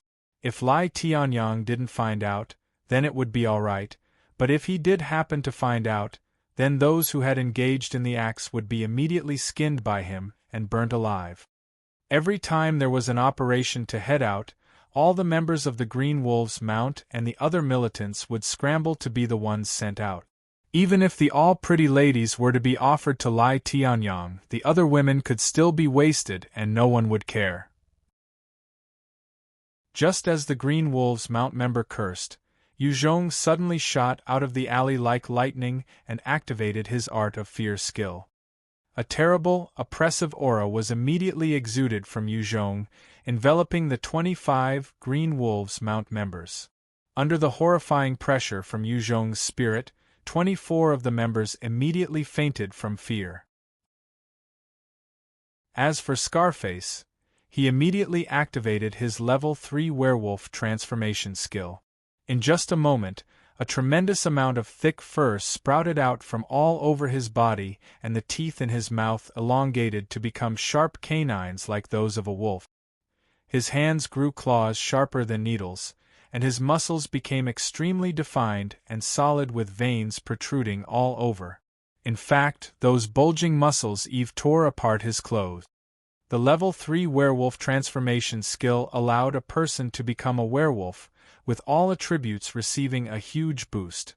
However, after activating this skill, it would wear down the user's stamina. Furthermore, whilst in the werewolf form, it was not possible to make use of any other skills. Even with all these disadvantages, it was still a powerful ability. Scarface had made use of this skill to raise his level up to level 20, and he had leveled the skill up twice. He could maintain this form for 10 minutes, and while he was in a transformed state, any bullets smaller than .09 caliber would be unable to hurt his body. Furthermore, while he was in his werewolf form, he possessed a higher resistance to most attacks, hence rendering Yu Zhong's Art of Fear skill to be useless against him. When Yu Zhong had activated his Art of Fear skill, he had already pushed his speed to the maximum, rushing over to swing his dark magic blade towards Scarface's head. Yu Zhong's, 7 times that of a normal human's speed, was truly too fast, too furious. After Scarface had transformed, he only had enough time to raise his right hand in front of him to block the incoming blade. A blade light flashed and a look of fright shone past Scarface's eyes. His throat twitched as though he wanted to say something. The very next moment, his arms and head directly shifted, and fresh blood sprayed from the wounds on his body, dyeing the ground red. Had it been a fair confrontation, and if Scarface had known how sharp Yu Zhong's dark magic blade was, even if Yu Zhong wanted to kill him, it would require at least 10 strikes. However, Scarface knew nothing about Yu Zhong, whereas Xiong Zheng had told the latter all there was to know about Scarface. Adding to the fact that Yu Zhong's prowess was way above that of Scarface's anyway, with an ambush as such, killing Scarface within the span of a second was not a problem at all. After disposing of Scarface, Yu Zhong walked over to those Green Wolves Mount members who had fainted, using the dark magic blade to decapitate them one by one. When he was done, Yu Zhong then returned to patting down Scarface's corpse, and began retrieving the God and Devil system items. Scarface had only equipped a replica Tang sword, a pair of white gloves, a pair of level 1 enhanced boots, a level 2 defense armor, and also a level 3 power ring. I'll just give this ring to Zhuo Yadong, Yu Zhong thought silently as he stored away the rest of the items. Amongst the items from the system, apart from some special items, most of the items' effects couldn't be stacked. Yuzhong already possessed a power ring, so he decided to give the one that he'd just found to Zhuoyadong. After silently killing these Green Wolves Mount members, Yuzhong returned to where Xiongzheng was.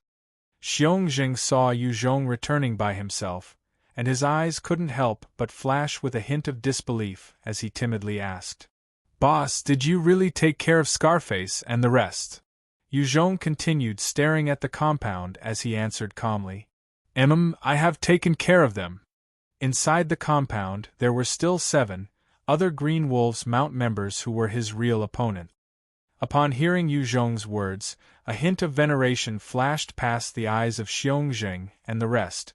Even assassinating just 2 Green Wolves Mount members without causing any disturbance would already have exceeded their expectations. Yuzhong carefully circled the compound a few times, but no matter what, he could not find a gap in the defense to break through. There were lights everywhere and the patrol teams did their jobs diligently without stopping. There were also sentries were hidden everywhere, so wanting to sneak in silently would be impossible. We can't afford to wait any longer. Otherwise, they will have made preparations. Yuzhong finally made his decision. He ordered to Xiongzheng and the rest. Later on, spread out, and when you guys fire, change your position after each shot. There's no need to pay attention to your hit rate, just attract their attention. I'll handle the rest. Remember, only when I have opened fire should you guys then do the same. Understood, boss. Xiongzheng nodded his head, before giving orders for his team of 5 to split up. Zhang Nyojiang also brought his men and split up. Yuzhong brought White Bones with him, as he climbed up one of the huge trees over 100 m tall. He waved a hand and brought out a QJZ-8 machine gun. Just as 2 of the patrol teams were preparing to switch over, Yuzhong pulled the trigger and opened fire. In that split second, the machine gun spat out countless bullets, completely enveloping those 24 members of the Green Wolves Mount as he ruthlessly gunned them down. The large-caliber bullets of the machine gun were extremely terrifying, and many of the members' heads directly exploded or they were severed at the waist. Some even had their bodies torn apart. The scene became as though it had just experienced a rain of blood. Under Yuzhong's sudden frenzy of firing, those 24 members became tattered corpses within a matter of seconds.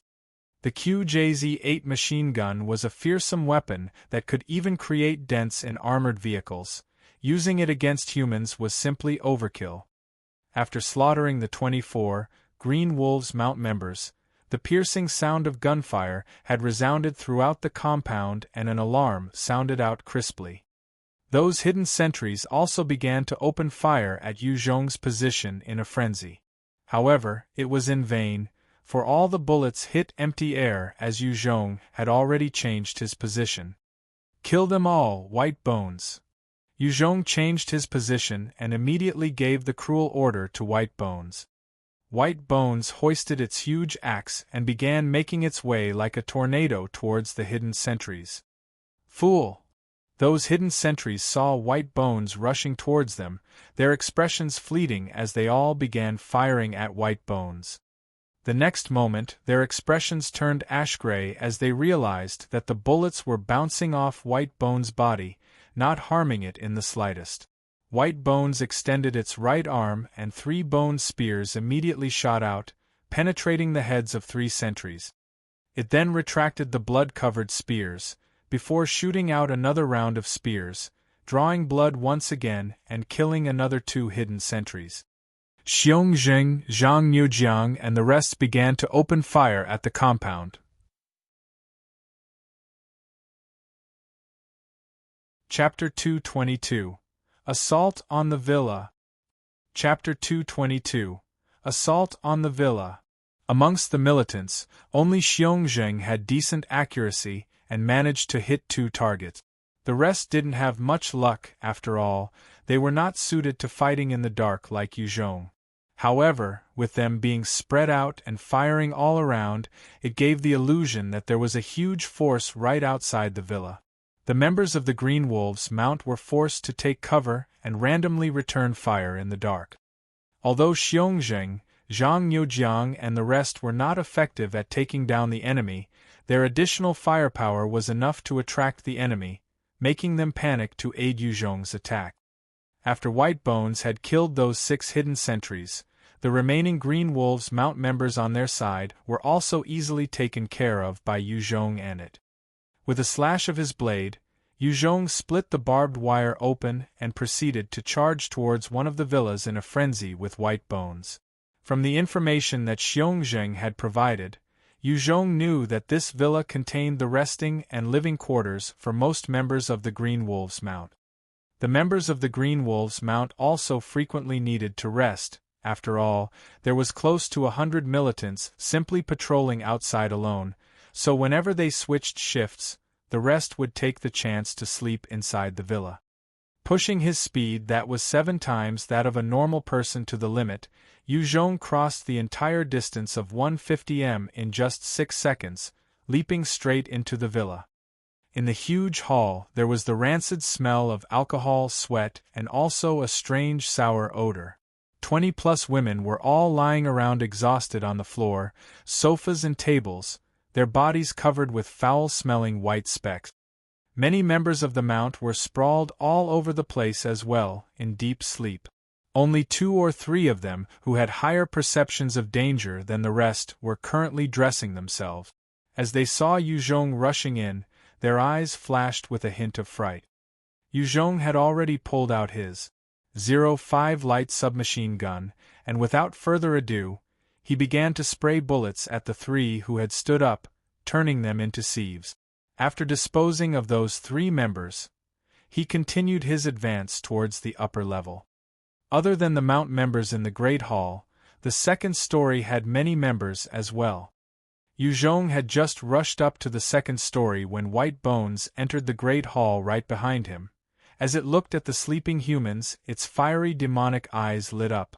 It proceeded to pierce through their heads continuously with its bone spears, killing all the humans in the Great Hall. After Yuzhong had reached the second story, he would slash at the locks on each door before kicking the door wide open, then wildly open fire and instantly decimate the sleeping Green Wolves' mount members. One by one, the inhabitants of each room met their doom as Yuzhong advanced. If they were awake, they might have posed some sort of threat to him, but since they were asleep, they were completely harmless. After he had cleared up the second story, Yuzhong went back down. All the people in the Great Hall, be it man or woman, had already been killed by White Bones. Killing the members of the Green Wolves' mount in this villa meant that the total number of enemies Yuzhong had to face had now been reduced by yet another huge portion. He immediately rushed out of the villa with White Bones. As soon as he exited, he came across the first patrol team that had arrived as reinforcement. Yuzhong immediately activated his encompassing body armor, and White Bones turned into a stream of light that encompassed his body, which then transformed into an external armor that covered Yuzhong's whole body minus his eyes. Yuzhong then raised his 05 submachine gun as he opened fire at the approaching mount members, instantly taking down 4 of them.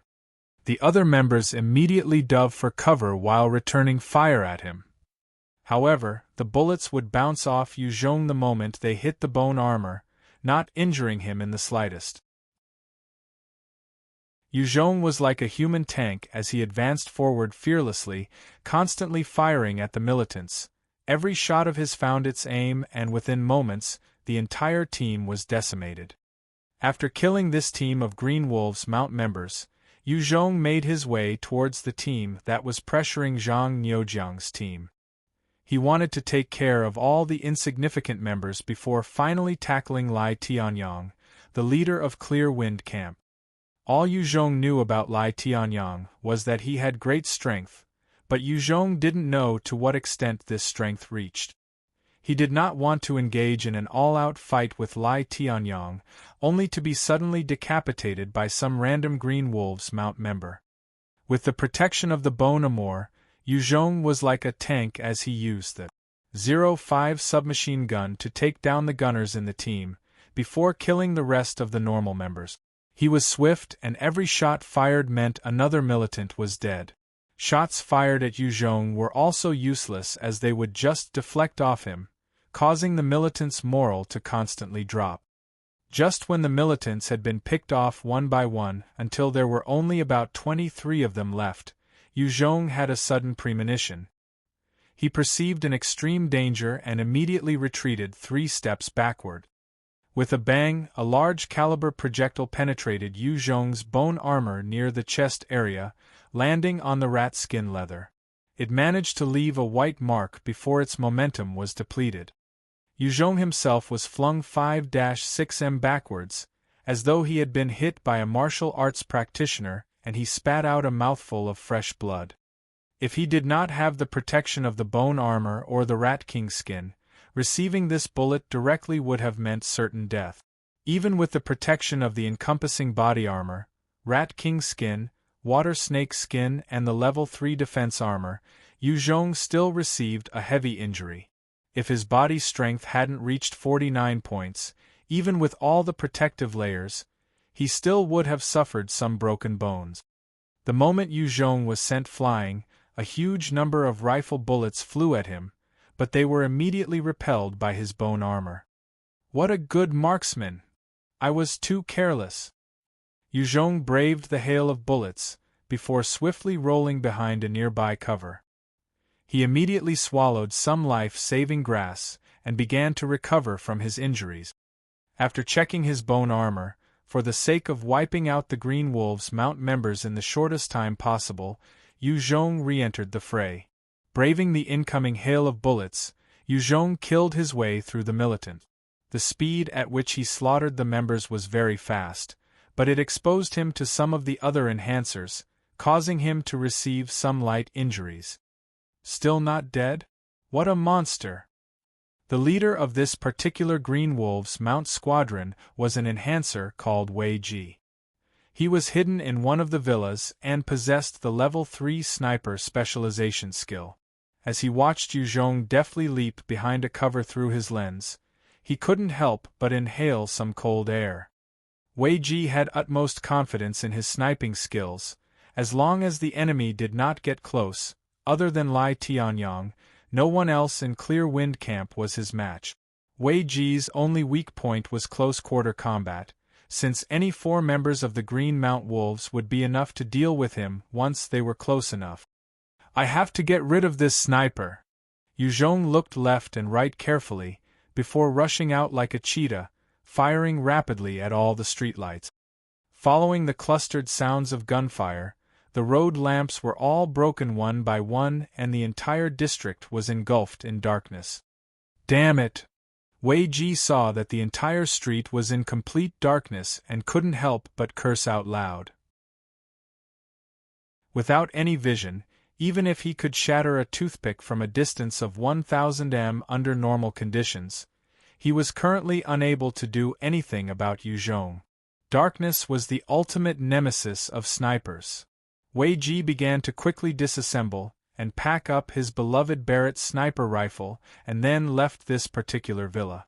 If it was during the day, he could still make use of his superb aiming skills to pressure Yuzhong. However, in the night, staying here any longer was undoubtedly awaiting death. Countless lamps were broken by Yuzhong's shots, and the entire compound was soon shrouded in darkness. In the darkness, Yuzhong was like a fish in water, silently killing all the members of the Green Wolves Mount like a grim reaper wherever he went. All members of the Green Wolves Mount were caught off guard by the sudden darkness. Since they had all started to panic, they simply could not put up any resistance, letting Yuzhong take them down one by one with ease. What kind of an audacious person dares to come to my Clear Wind Camp and act wildly? Just as Yuzhong was about to finish slaughtering the 5 remaining members of the Mount, an enraged howl resounded out from one of the villas. A man who was wearing a black suit, a green hat, a green cape and green agility boots suddenly rushed out towards Yuzhong like a meteor with a green staff in his hand. This person was precisely Lai Tianyang. Yuzhong only took one glance at the man before he pulled the trigger, turning another 2 militants into sieve. In a flash, he appeared behind the last 3 mount members, raising his hand and shooting out 3 bone spears, which immediately pierced their heads and killed them. Other than those who had been acting as guards outside, all the members of the Green Wolves' mount had been killed by Yuzhong. "Bastard, you're courting death!" Lai Tianyang was furious and a hurricane began to encircle him, increasing his speed by 3 times. In just a few breaths, he had crossed a distance of 100 m and was crazily approaching Yuzhong. Yuzhong looked at the enraged Lai Tianyang who was rushing towards him and answered with a wild burst of bullets from his submachine gun. Before any of those bullets could hit Lai Tianyang though, they were swept away by the hurricanes which appeared around him and were blown to one side. "Damn ants! Just based on this, you think you can to injure me? I will skin you alive, you swine." Lai Tianyang smiled grimly as he waved his green staff at Yuzhong. All of a sudden, sharp blades of wind which could even cut through steel were conjured up, and they rushed towards Yuzhong. Yuzhong's sense of danger kept alerting him, warning him about the impending danger. Just then, his face changed greatly and he immediately rolled towards one of the buildings at the side. Those blades of wind were extremely fast. Even though Yuzhong had managed to dodge a large number of them, he still received wounds from 2 of them.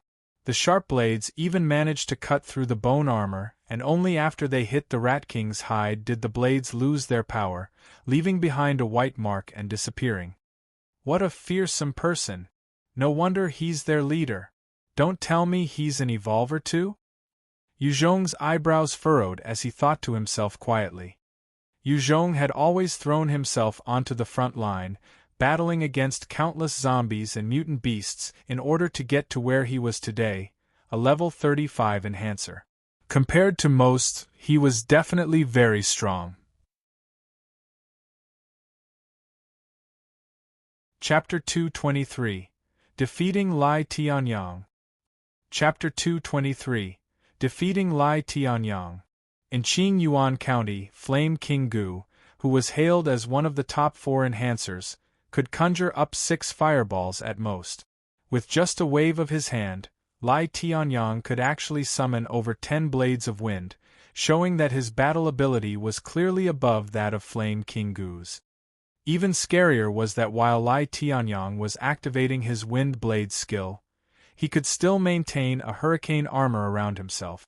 Other than the possibility of being an evolver who was favored by the heavens, Yuzhong could not think of any other possibility that could allow a normal enhancer to possess such strength. When comparing evolvers and enhancers, the former could be considered geniuses, whilst the latter were simply normal people. Geniuses could easily possess great power and abilities, yet for normal people to catch up to geniuses, they would have to put in at least 10 times the effort. Lai Tianyang's eyes were red with fury. Filled with venomous hatred and killing intent, he laughed maniacally and said, "Hiding there is useless, you damn rat. You actually dare to destroy my Green Wolf's mount. I definitely will not spare you. I will tear your limbs away from your body, and then toss them into a pit to let the maggots feast on." On this night, Yuzhong had single-handedly wrecked the entire elite Green Wolf's mount division. Out of Lai Tianyang's top 4 subordinates, 3 had died at Yuzhong's hands. Other than Scarface who tried to put up a fight, the other 2 had died earlier in the villa's Great Hall. Excluding himself, Lai Tianyang's military forces had been wiped out in just one night, making him absolutely furious. If normal bullets are ineffective, how about those from a machine gun? Yuzhong opened his right hand towards the ground and a bone spear shot out, propelling him to the rooftop of a villa. With a wave of his hand, a QJZ-8 machine gun appeared and he aimed it at Lai Tianyang. Surrounded by his hurricane armor, Lai Tianyang looked like a demon as he swiftly rushed to where Yu Zhong had originally been hiding. However, he did not see anybody when he got there. Go die. From the rooftop of the villa, Yu Zhong pulled down on the trigger of the QJZ-8 heavy machine gun. Countless bullets that could even pierce through the armor of small tanks were fired towards Lai Tianyang like a torrent of water.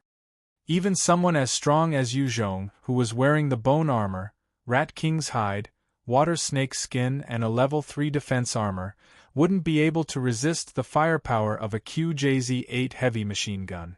Although the Rat King's hide would be able to stop the bullet from penetrating any further, the force exerted from the impact would not be fully negated. Those countless bullets bombarded Lai Tianyang in a frenzy. Like what had happened previously though, they seemed to be swept away by his hurricane armor. Yet their penetrative force far surpassed the previous bullets, and some bullets actually came close to Lai Tianyang's skin. Lai Tianyang's eyes flashed with a hint of shock. He shouted out and waved his staff, causing the hurricane armor around him to become even denser. The bullets were now swept away even faster by the force of the hurricanes. Lai Tianyang followed the machine gun's line of fire to discover Yu Zhong's position, and he snorted in anger, his eyes bloodshot and the veins bulging out on his body. He waved his staff towards the sky and a huge azure tornado streaked off in Yu Zhong's direction. The moment the azure tornado appeared, Yu Zhong's sense of danger reached the highest level and he immediately stowed the machine gun away. He covered his head with both his hands and rolled off to one side. The tornado reached the rooftop very quickly and Lai Tianyang immediately shouted out loudly, "Explode!"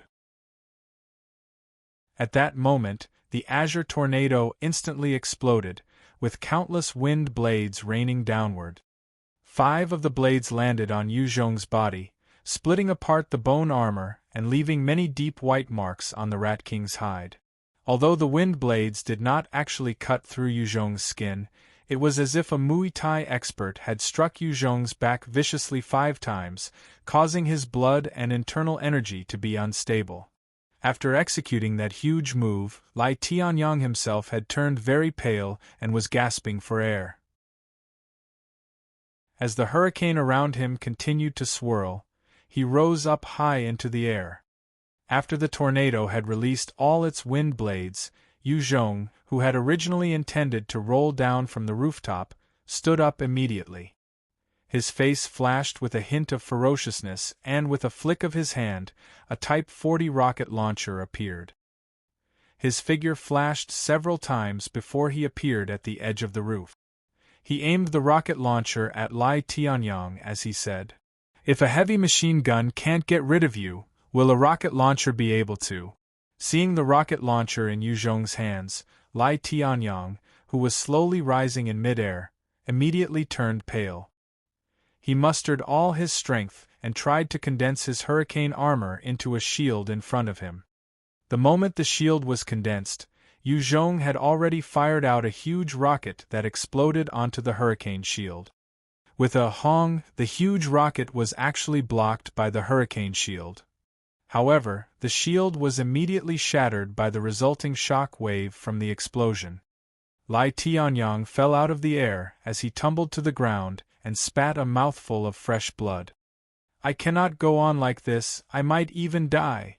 I am an evolver. I'm supposed to have an amazing future, I definitely cannot die here." Lai Tianyang felt fear in his heart the moment he landed. Prior to the apocalypse, he was just a cowardly thief, but after going through the events of Z-Day, he had actually gained powers after evolving. Everything had been smooth sailing. Today was the first time he actually felt that his life was in danger. Without any further hesitation, the hurricane began to revolve around him again and his figure flashed. He fled far into the distance, soon disappearing into the darkness. He escaped.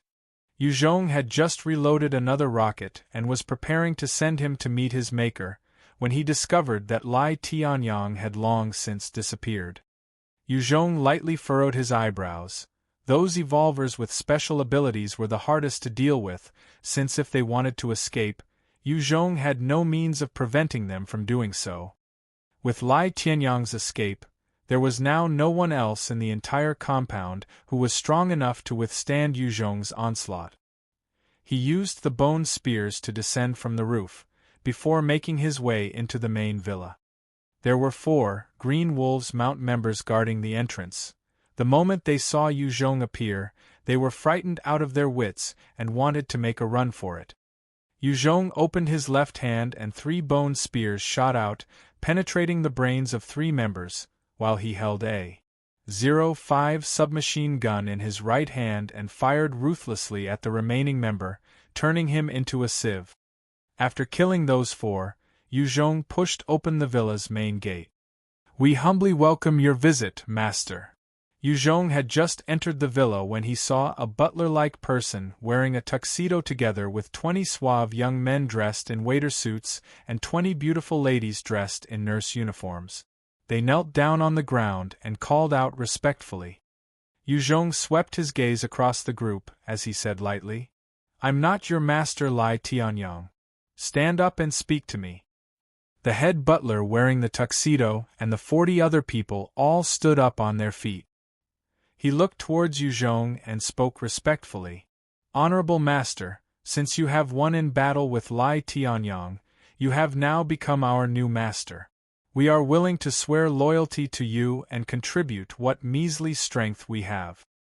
After Z-Day, whoever had the hardest punch was the boss. Other than the Green Wolves Mount, the majority of the people in Clear Wind Camp didn't really have much loyalty to Lai Tianyang. Yu Zhong looked at the head butler and asked, "What's your name?" The butler maintained his reverential manner and said, "Your slave is called Chen Ming."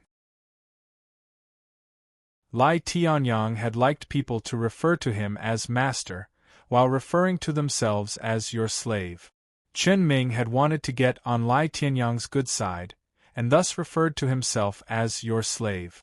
Chen Ming had no qualms about the term. He simply wanted to live on. Yu Zhong continued asking, "Are there any more Green Wolves Mount members here?" Chen Ming swiftly replied, "This is Lai Tianyang's private manor, so there are only Green Wolves Mount members standing guard outside. Other than us, there is no one else inside the villa." Lai Tianyang had an extremely powerful skill. If it was not for the fact that Yu Zhong possessed the storage ring and had kept so many types of arms, it would have been much more difficult to deal with Lai Tianyang. Since this was his private manor, there naturally wouldn't be many Green Wolves Mount members stationed here. Yu Zhong took out a .54 handgun and 2 grenades, handing them to Chen Ming. He said lightly, "You are now my new officer, keep guard here carefully. Whoever dares to cause any trouble, kill them." Chen Ming's heart rejoiced and he immediately replied, "Yes, master." After delegating duties to Chen Ming, with just a thought, Yu Zhong deactivated the bone-encompassing skill, causing white bones to immediately turn into a streak of light and peel off him. Then, white bones coagulated into human form before the shocked gazes of the people nearby. Yu Zhong ordered white bones, "Stay here and keep guard. Other than me, whoever wants to go out or come in, kill them without hesitation." Within the block of villas, there was something extremely valuable, and that was the granary of Clear Wind Camp. A granary as such was crucial to any huge force, and Lai Tianyang was also very mindful about rations, hence the food source for the whole of Clear Wind Camp was under his control in his private villa. As long as he held onto the granary, Yu Zhong would gain control of Clear Wind Camp. Otherwise, even if he did chase Lai Tianyang away, wanting to gain absolute control would be tough. The problem of feeding over 2,000 people was enough to pressure him. Even if he took out all the food in his ring, he would not be able to provide for long. White Bone's demonic fiery eyes flashed and it nodded towards Yu Zhong as it quietly stood on guard. Yu Zhong then proceeded to meet up with Xiongzheng and the rest. "Captain Yu, you managed to subdue all of the mount?" Xiongzheng looked at Yu Zhong who had just appeared before him. his eyes filled with shock and disbelief. The 4 warriors beside Xiongzheng had the same expression. Inside the compound, there were supposed to be over 200 members of the Mount. In addition to experts like Lai Tianyang and Wei Ji, Yu Zhong had still managed to completely subdue the enemy by himself, so they didn't dare to believe it. Yu Zhong then ordered Xiongzheng and Zhang Youjiang, bring all your men to the main town district. Whoever is taking advantage of the chaos to rob, rape or murder, kill them on sight. Maintain the peace and security. The intense gunfight in the villa compounds had definitely aroused the panic of the survivors in the main town. There were many people who had made use of the chaos to rob, kill, and rape. The town had already been plunged into widespread panic and chaos. People who wished for there to be chaos were everywhere on Earth. Yes, boss you. Xiongzheng and Zhang Youjiang replied with fervor. Being able to follow such an amazing and miraculous leader was an honor to them, and it filled their hearts with valor. Xiongzheng and Zhang Youjiang brought their small teams and killed their way into the center of town, instantly executing any rioters who caused trouble. At the same time, they herded the masses back to their homes like sheep. After executing about 40 rioters, the chaos was finally suppressed and most of the survivors had returned back to their homes, albeit with anxiety in their hearts.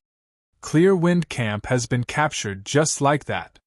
Zhui Yadong and the other 3 girls had been led by Yu Zhong to the villa compound.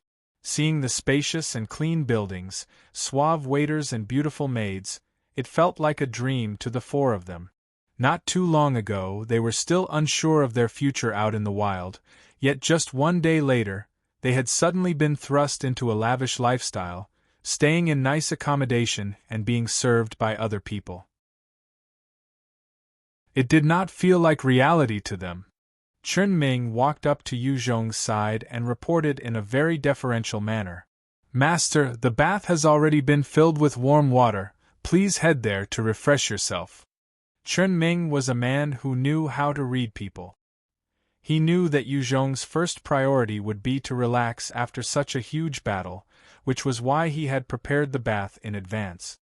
Gu Manzi and Tong Xiaoyun's eyes lit up. They had been on the run for so long and hadn't bathed for several days. Go ahead and rest if you want, let Chen Ming make the arrangements. Yu Zhong pointed to Chen Ming, before allowing himself to be led away by one of the maids towards the bath. I want to go and rest. Zhui Yadong carried Yun Kaiwei as she spoke to Chen Ming. Yun Kaiwei had already succumbed to slumber after trying to stay awake the entire night. Chen Ming called a maidservant over and yelled, Chen Lan, bring this ma'am over to room 203 for a good rest. Ma'am, please follow me. A maidservant with a pretty oval face came up to Zhui Yadong and said respectfully. Led by the maidservant, Zhui Yadong left this area, carrying Yun Kaiwei. Tong Xiaoyun glanced at Gu Manzi as she smiled sweetly and said, Gu Jijia, it's so late, aren't you going to rest? Gu Manzi looked at Tong Xiaoyun and a hint of enmity flashed past her eyes, yet she still smiled. She glanced at Tong Xiaoyun's chest and pointed out, Xiaoyun Mimi, if you don't rest early, it will not be good for your growth. Tong Xiaoyun was pretty and her skin was fair, and she had a pure, refined air to her.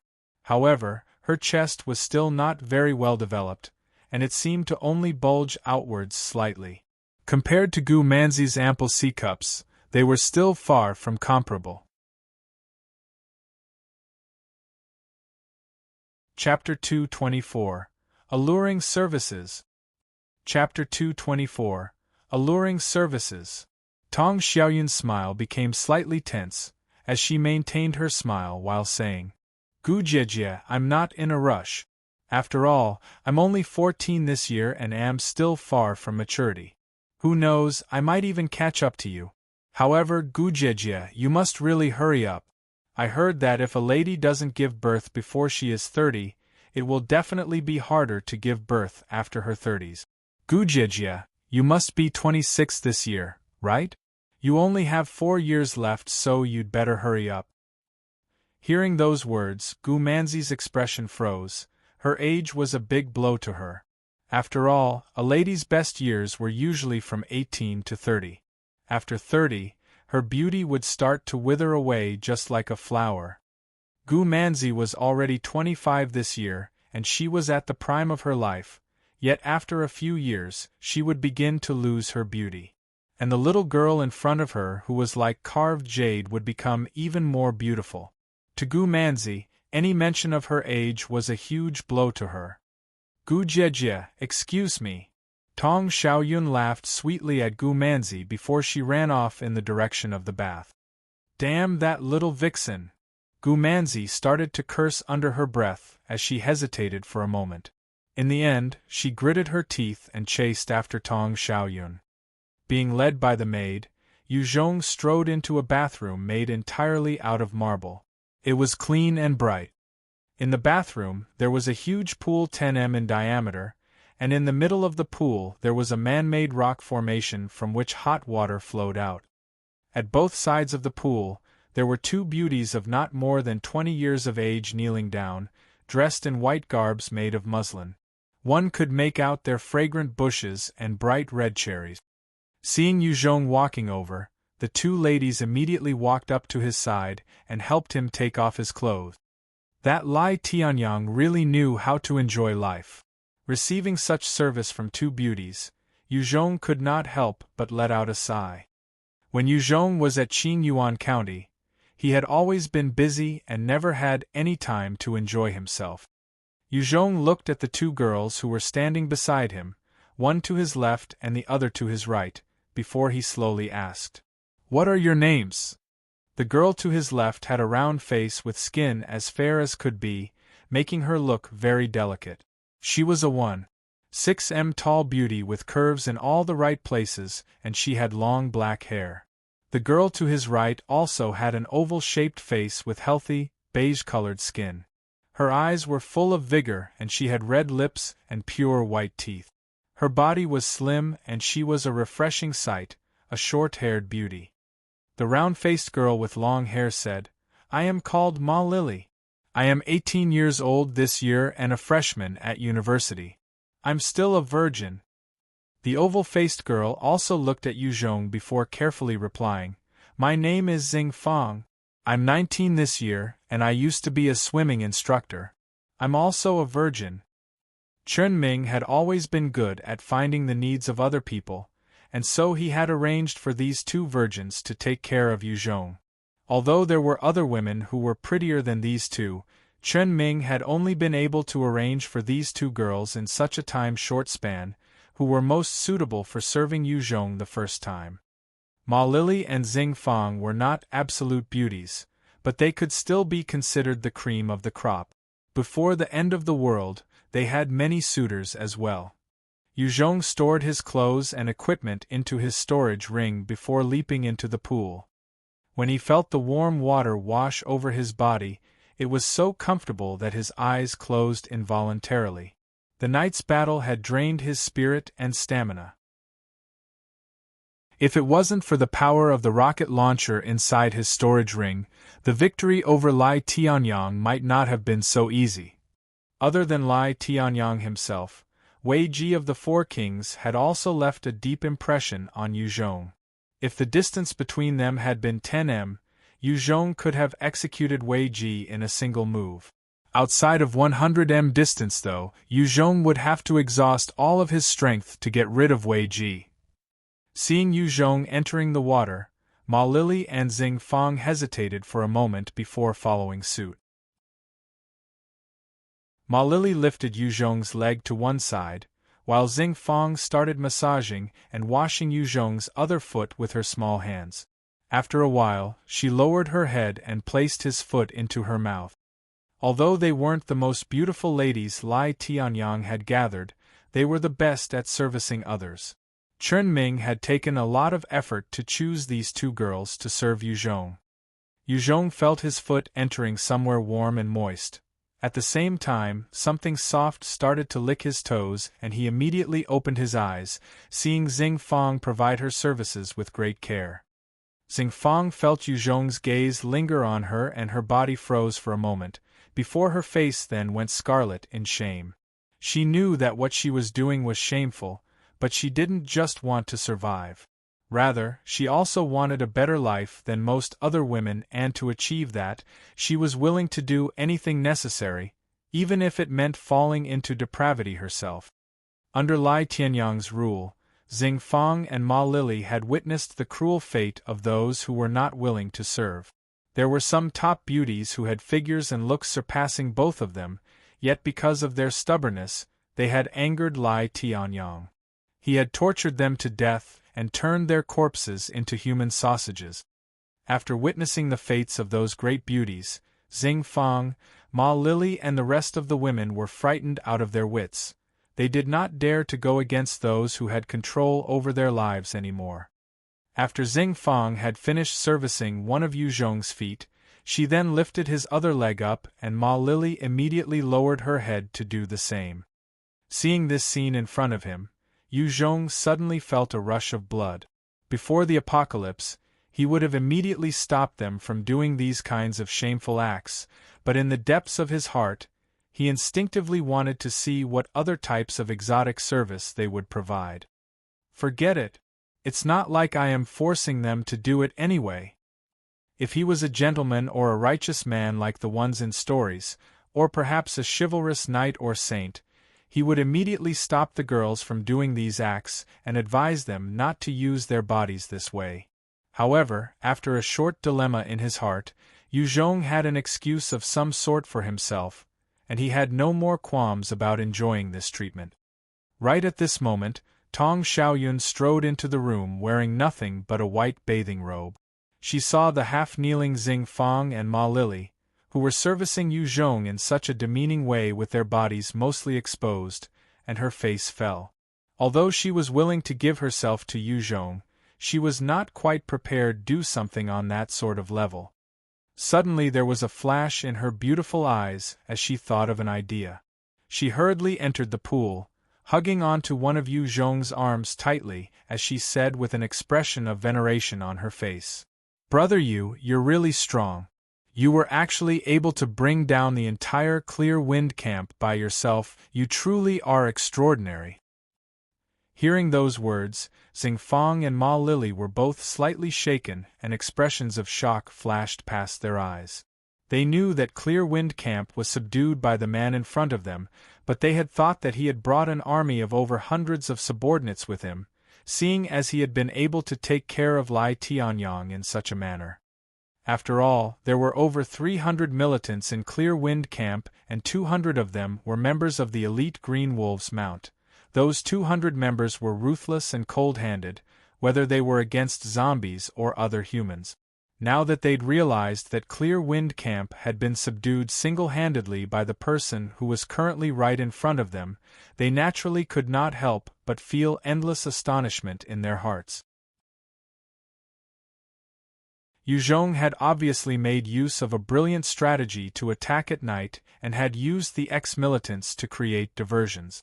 Tong Xiaoyun knew how to curry favor, which made him delighted. He extended his arms, bringing Tong Xiaoyun into his embrace before letting out a self-satisfied grin. When Tong Xiaoyun was brought into Yu Zhong's embrace, her face turned red and her slender, petite body also couldn't help but tremble as it turned slightly redder. She had already made the decision of giving herself to Yu Zhong, but at the end of the day, she was still inexperienced, and as the actual deed was looming ever so closer, she could not help but feel slightly apprehensive. Yu Zhong felt the trembling of Tong Xiaoyun as he lowered his head to look at her. Seeing that her face was flushed red with an extremely shy expression, he found her extremely cute. Yu Zhong lowered his head to plant a kiss on Tong Xiaoyun's lips as the traces of a young lady's fragrance constantly spread out from her body. Tong Xiaoyun's body froze after she was kissed by Yu Zhong. Only after a while did she stick out her tongue and intertwine it with Yu Zhong's. Just as Yu Zhong and Tong Xiaoyun started making out, Gu Manzi, who was also wearing a white robe, walked in and witnessed the scene.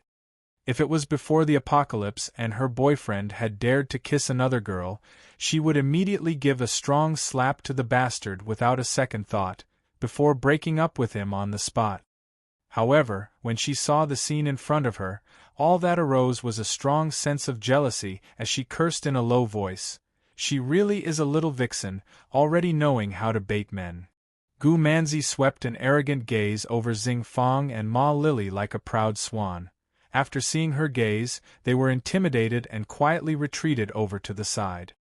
Xing Fang and Ma Lily were very obedient, not daring to fight against the ladies Yu Zhong had brought.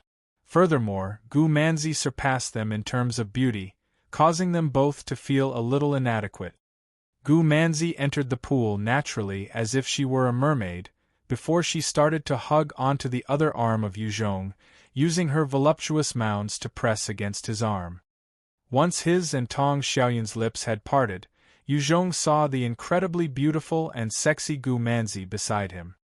Gu Manzi smiled at Yu Zhong charmingly before going underwater, using her snow-white hands to grab onto Yu Zhong's poisonous dragon and delivering it into her mouth. Yu Zhong was immediately aroused. Nevertheless, Gu Manzi could not hold her breath underwater for too long.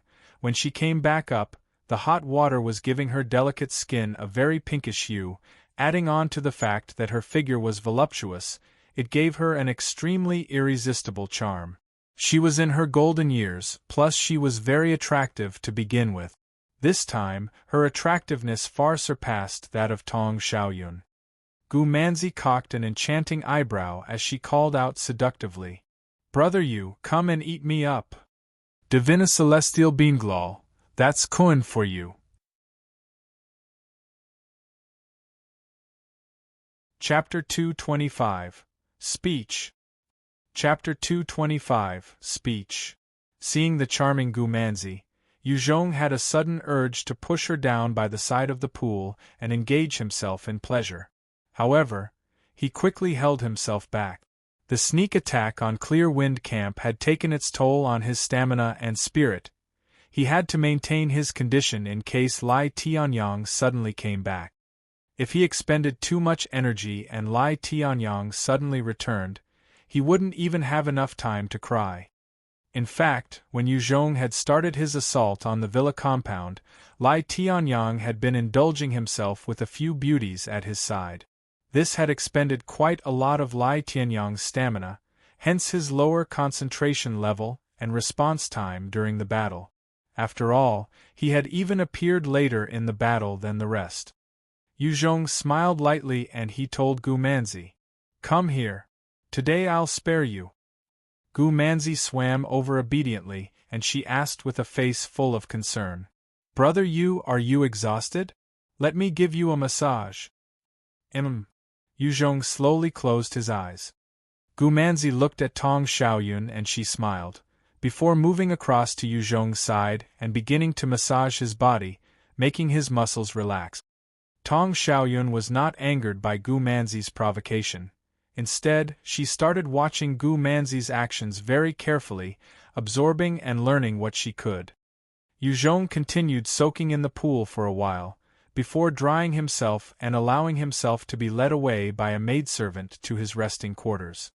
After Gu Manzi and Tong Xiaoyun had also cleaned themselves, they too followed the servants back to their rooms. Before the second day had even dawned, a petite figure opened the door to Yu Zhong's room and burrowed into the covers, before hugging onto Yu Zhong and then falling into a deep sleep. Not long after, another petite figure also darted into the room and did the same thing, diving beneath the covers.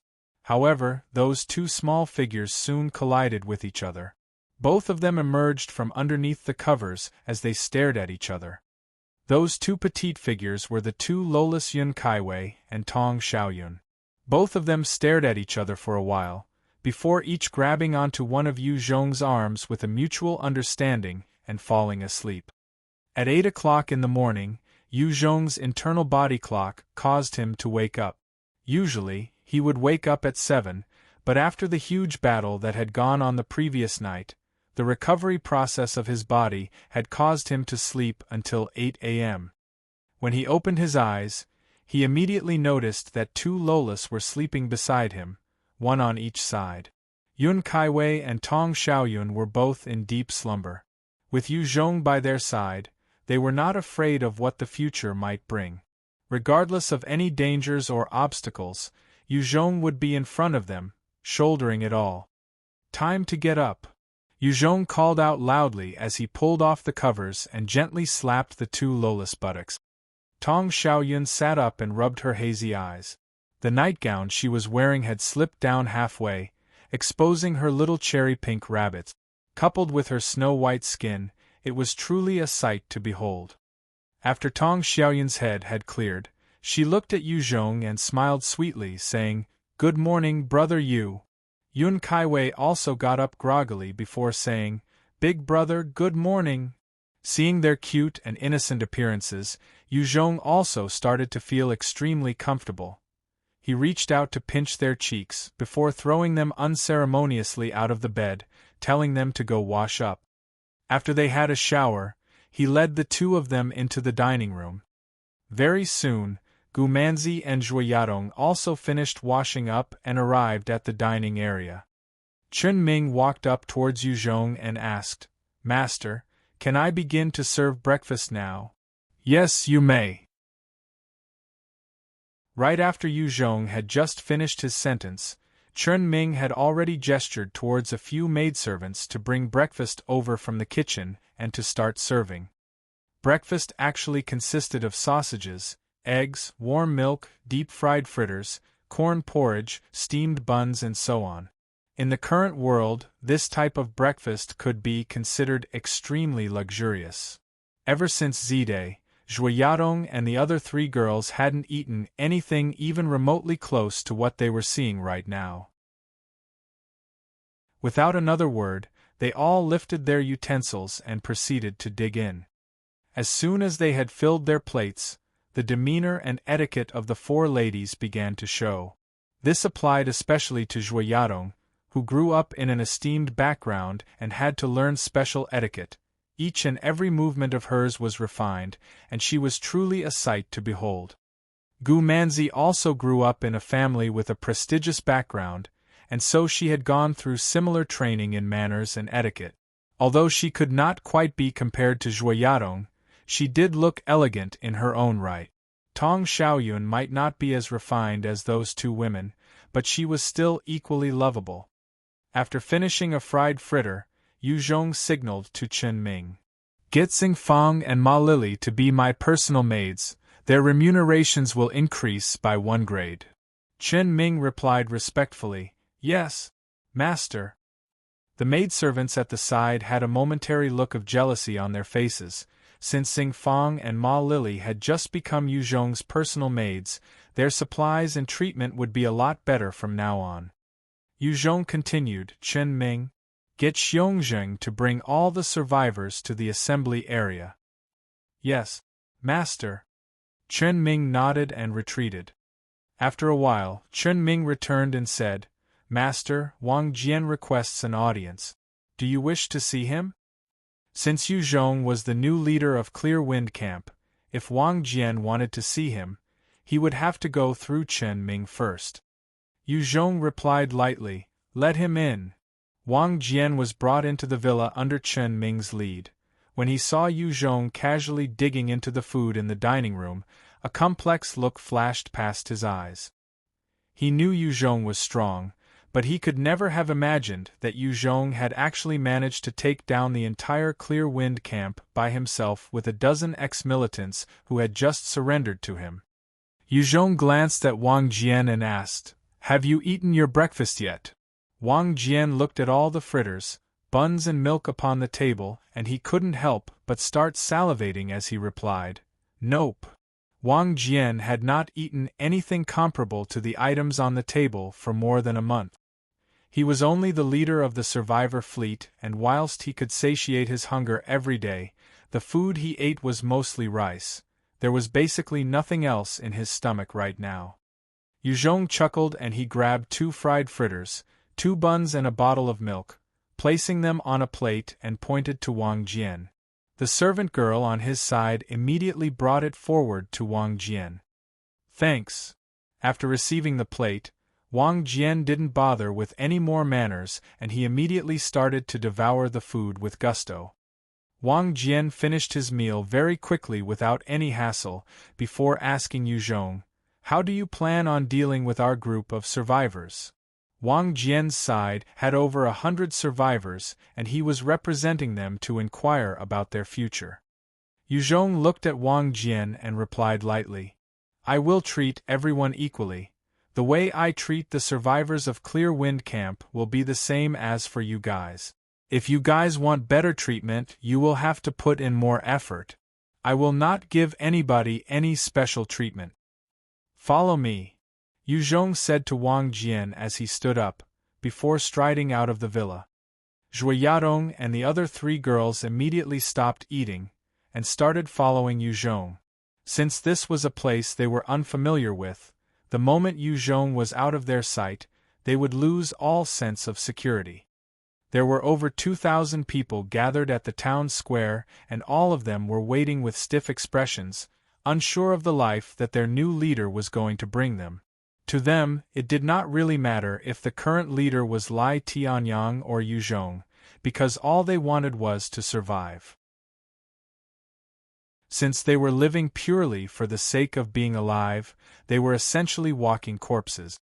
On both sides of the town square, there were 16 heavily armed soldiers monitoring the 2,000-plus survivors. Under the gazes of so many people, Yuzhong walked towards the center of the podium, while the 4 women and Wang Jian only stood at the edge. Wang Enai was standing amongst the survivors when she saw Gu Manzi standing by Yuzhong, and her eyes were filled with jealousy and unwillingness. "Damn it, why didn't that guy want me? Why did he only want Gu Manzi? I am obviously better than her. Why? Why?" One of the students also saw Tong Xiaoyun, who was standing on the other side of the podium as well, and he called out dejectedly, "That's Tong Xiaoyun. She also followed Yuzhong?" Another student couldn't help but reply with extreme jealousy, "I really didn't expect for her to be that kind of girl as well, a lowly woman who sells her body in exchange for the protection of a man." The faces of those students who were looking at Yuzhong and Tong Xiaoyun were all full of envy and hate. One after another, the female students also looked at Tong Xiaoyun, who was splendidly dressed in nice clothes and bursting with life.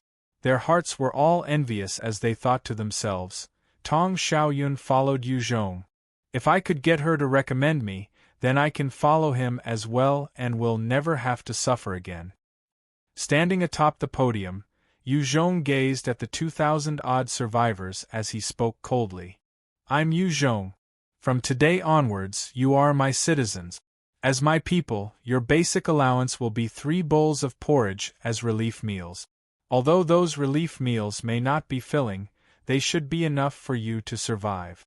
If you don't want the relief meals, it's fine as well. I can arrange jobs for you so that as long as you work, you will have ample food supplies. If you are unwilling to stay here, you can leave now. I will not stop you. As long as you're staying here and eating my food, you will have to follow me orders. Otherwise, don't blame me for being merciless." Hearing those words, the eyes of many survivors brightened up and not a single person was willing to leave. Under the rule of Lai Tianyang, the survivors were made to eat chicken feed, pig feed, and they even had to dig for wild vegetables in their own town. Every now and then, they would be fortunate enough to get some gruel. Compared to the conditions now, where Yuzhong was promising them 3 bowls of porridge a day, it was a huge blessing. No one was willing to strike it out on their own in the wild. Chapter 226, Fury. Chapter 226, Fury. Even those students who were filled with either hatred or jealousy towards Yuzhong did not dare to leave the camp. Without the protection of Wang Jian, they would not even last 3 days outside, be it due to hunger or zombies. Yuzhong observed the people who had gathered again, before continuing to say, "Since no one has chosen to leave, I will take it as you have agreed to become my citizens. Come forward to report your name and your occupation before the apocalypse, together with your current strength. If you have any talents to boot, you may even get better meals." After that, he released a huge amount of killing intent as he said coldly, "Now let me make it clear before you start to queue up. Whoever dares to cut the queue will be hauled away to receive 20 whips. If anyone dares to assault somebody else, you will be executed on the spot." Hearing those words, all of the survivors started to tremble, and under the watchful gazes of the soldiers, they obediently formed 20 long rows. Not a single person dared to cause trouble, which miraculously dispelled the usual notion of Chinese people causing problems in queues. The 5 policemen, Gu Manzi, Zhui Yadong and Chen Ming, proceeded to register the particulars of each survivor, with help from the 20 fine attendants of the villa. Yu Zhong remained on top of the podium, gazing at the survivors below. To prevent any accidents, Yun Kaiwei and Tong Xiaoyun were seated on either side of him, massaging his shoulders and legs to keep themselves busy. The entire camp was busy all the way till evening. Only then had all the particulars of every survivor been recorded. At some time during nightfall, Xiongxing seemed to mull over something. He came up to Yu Zhong and said, "Boss Yu, please come with me for a moment." Yu Zhong frowned as he replied, "What's the matter?" Xiongxing hesitated before replying with great difficulty, "I need your guidance. How should we deal with the factory? There's still a dozen women and a few tons of meat inside." Yu Zhong pondered for a while before replying, "Bring me there to take a look." "Don't follow this time," Yu Zhong told the 4 ladies beside him. "I want to check it out." "Me too," Gu Manzi and Tong Xiaoyun both exclaimed loudly. They wanted to prove themselves, to let Yu Zhong know that they weren't women who were just concerned about the rivalry between each other. Zhui Yadong had a pale face because she could guess what the factory was for. She held the little lowly Yun Kaiwei tightly in her embrace, who wanted to go see as well. "Suit yourselves." Yu Zhong glanced at Gu Manzi and Tong Xiaoyun, and he did not speak any further. With Xiongxing's directions, Yu Zhong's group arrived at a factory located in the corner of the villa quarter. The moment they entered the factory, Gu Manzi and Tong Xiaoyun saw a scene that they would never forget in their entire lives. Women's heads were hanging up in rows, decapitated bodies were strung up in the air, their innards were hanging from metal hooks, and the entire factory was filled with the nauseating scent of blood. Their faces turning pale, Gu Manzi and Tong Xiaoyun covered their mouths, before running out of the factory and vomiting right outside. They had assumed that they had already seen the worst of humanity in terms of cruelty and insanity, but what they saw in the factory went way beyond their belief.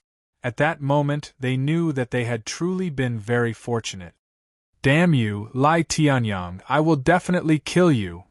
Yu Zhong had also thought that he was mentally prepared, but even he had fight back against the vomit rising in his throat. He began to harbor a strong killing intent towards Lai Tianyang, whose depravity was beyond human. If he appeared in front of Yu Zhong again, Yu Zhong certainly would not hesitate to give his it all and get rid of that beast. Inside the processing factory there were a few dozen female bodies that were hung up. At the same time, Yu Zhong and his team found a huge cage behind the factory, inside of which were 20 women full of fear and unease. A large number of them even seemed to have lost their minds. "What do we do? Shall we kill them, boss Yu?" Xiongxing asked with great difficulty. Clear Wind Camp did not have ample rations to begin with, therefore Xiongxing was not willing to retain these 20 women to partake in the rations. To him, these clearly unsound women had no value, and taking care of them would just require more resources. Yu Zhong looked at those naked women with filthy bodies, some of whom might have gone crazy, and rejected Xiongxing's proposal. "No, bring them back and take good care of them. They are women, so they still can help to give birth." Xiongxing hesitated for a moment, before pointing towards a storage facility and asking, "What about those?" Inside the storage facility, there were a few tons of human meat sausages. During periods of food shortage, if Yu Zhong and Xiongxing were to play dumb and distribute the sausages out, no one would ever know. Even if they were to find out, they would feign ignorance. Without meat, it was not like they would die from hunger, but they would not have much energy. Lai Tianyang wanted to maintain the energy of his elite troops, and so he constantly fed them the human sausages. Of course, there were members of the troops who could not accept or stomach such vile acts, and they would rather stay weak and hungry than eat human meat. Yu Zhong said in a deep voice, "Bury them all." "Yes." Xiongxing also heaved a sigh of relief, and took his men with him to bury those sickening things. The moment Yu Zhong left the factory, which was filled with evilness, Gu Manzi and Tong Xiaoyun immediately grabbed hold of either of his arms, their faces pale. Only by doing were they able to gain a little bit of their courage back. Yu Zhong gently patted their backs to console them, before taking big strides to leave the place.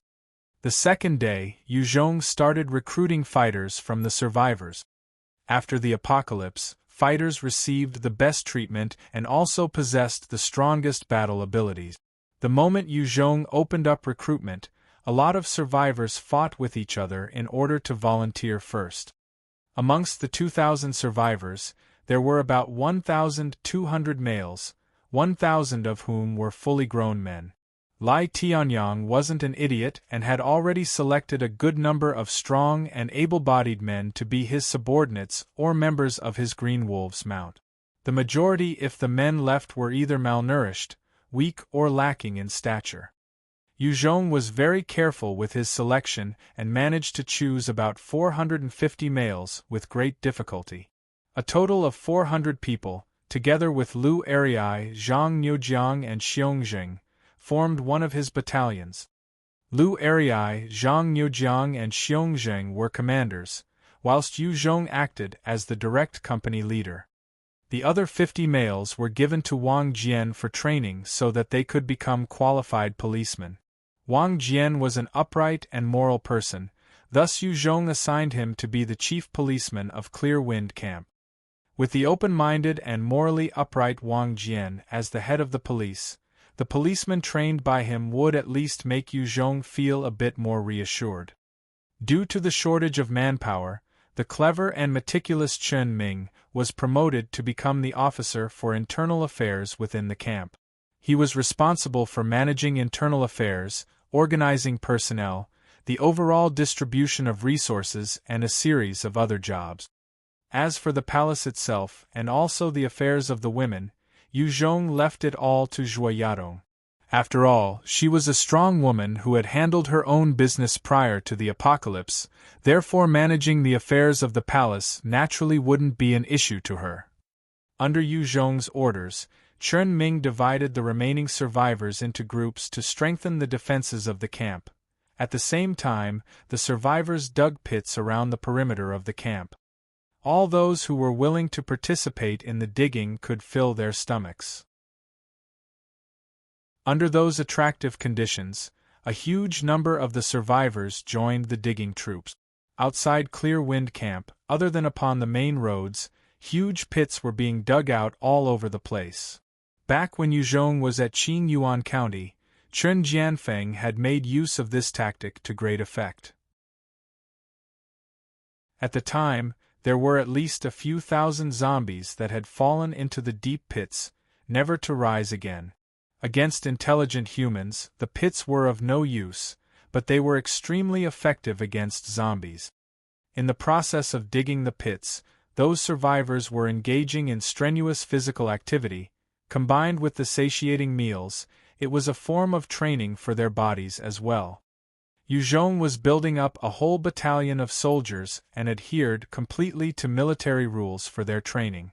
At the same time, he set unbelievably high levels for their training, which caused them all to be rather unhappy, except for the fact that Yu Zhong himself took the lead to do training 6 times more difficult every day. In addition to the fact that they could eat their fill and even consume some of the delicious Type 2 black-scaled ferocious boar meat, they would not have been able to continue. Although the Type 2 mutant boar meat could not suddenly transform them into strong enhancers, it was able to let them quickly recover their vitality, which had been greatly diminished by hunger and exhaustion. This gave their faces a little more color and even their bodies began to recover their original strength. After the high-intensity training that lasted for 10 days, the soldiers of the battalion had completely recovered their original vitality, and they even had a small increase in physical strength compared to what they had before the end of the world. Following this, the training intensity was reduced to a normal level, with the focus now being on the formation of troops and standing at attention. It wasn't that Yu Zhong did not want to carry on with the intense training and churn out a few elite troops. The reason was that there was the issue of rations. After continuing with the high-intensity training for almost 10 days, the original 20-plus tons of meat kept in Yu Zhong's storage ring had been reduced by 4 tons. This was done by just that battalion alone. On top of that, with a huge number of survivors participating in the pit excavating or the repairs of Clear Wind Camp, the original amount of rations in Clear Wind Camp was rapidly running out just like flowing water. Lai Tianyang had not chosen every single male to join his troops for the very same reason. It was not that he did not want to, but rather that he did not have enough rations to support the food consumption of the army. After creating the elite Green Wolves mount and even using human meat as a food source, it could be seen that the problem of food was starting to worry him. If we maintain this rate of consumption, in a month's time, our food source will be completely depleted. Chen Ming was holding a document in his hands as he stood in front of Yu Zhong and presented his report. He then suggested to Yu Zhong, "Master, should we stop the excavation and repair works? That way, our food supplies can be conserved for a longer period of time." Yu Zhong pondered a while before saying to Chen Ming, "Bring Xiongxing over." Chen Ming withdrew and brought Xiongxing over very quickly. Xiongxing, whose skin had become darker due to the long hours he'd spent under the sun, was led by Chen Ming up to Yu Zhong. He immediately asked in a boisterous manner, "Boss Yu, did you want me for something?" Even though Yu Zhong wanted to mold these troops into proper soldiers, in such a short time, it was actually quite hard to eradicate their previous habit. After all, the whole troop was filled with bandits.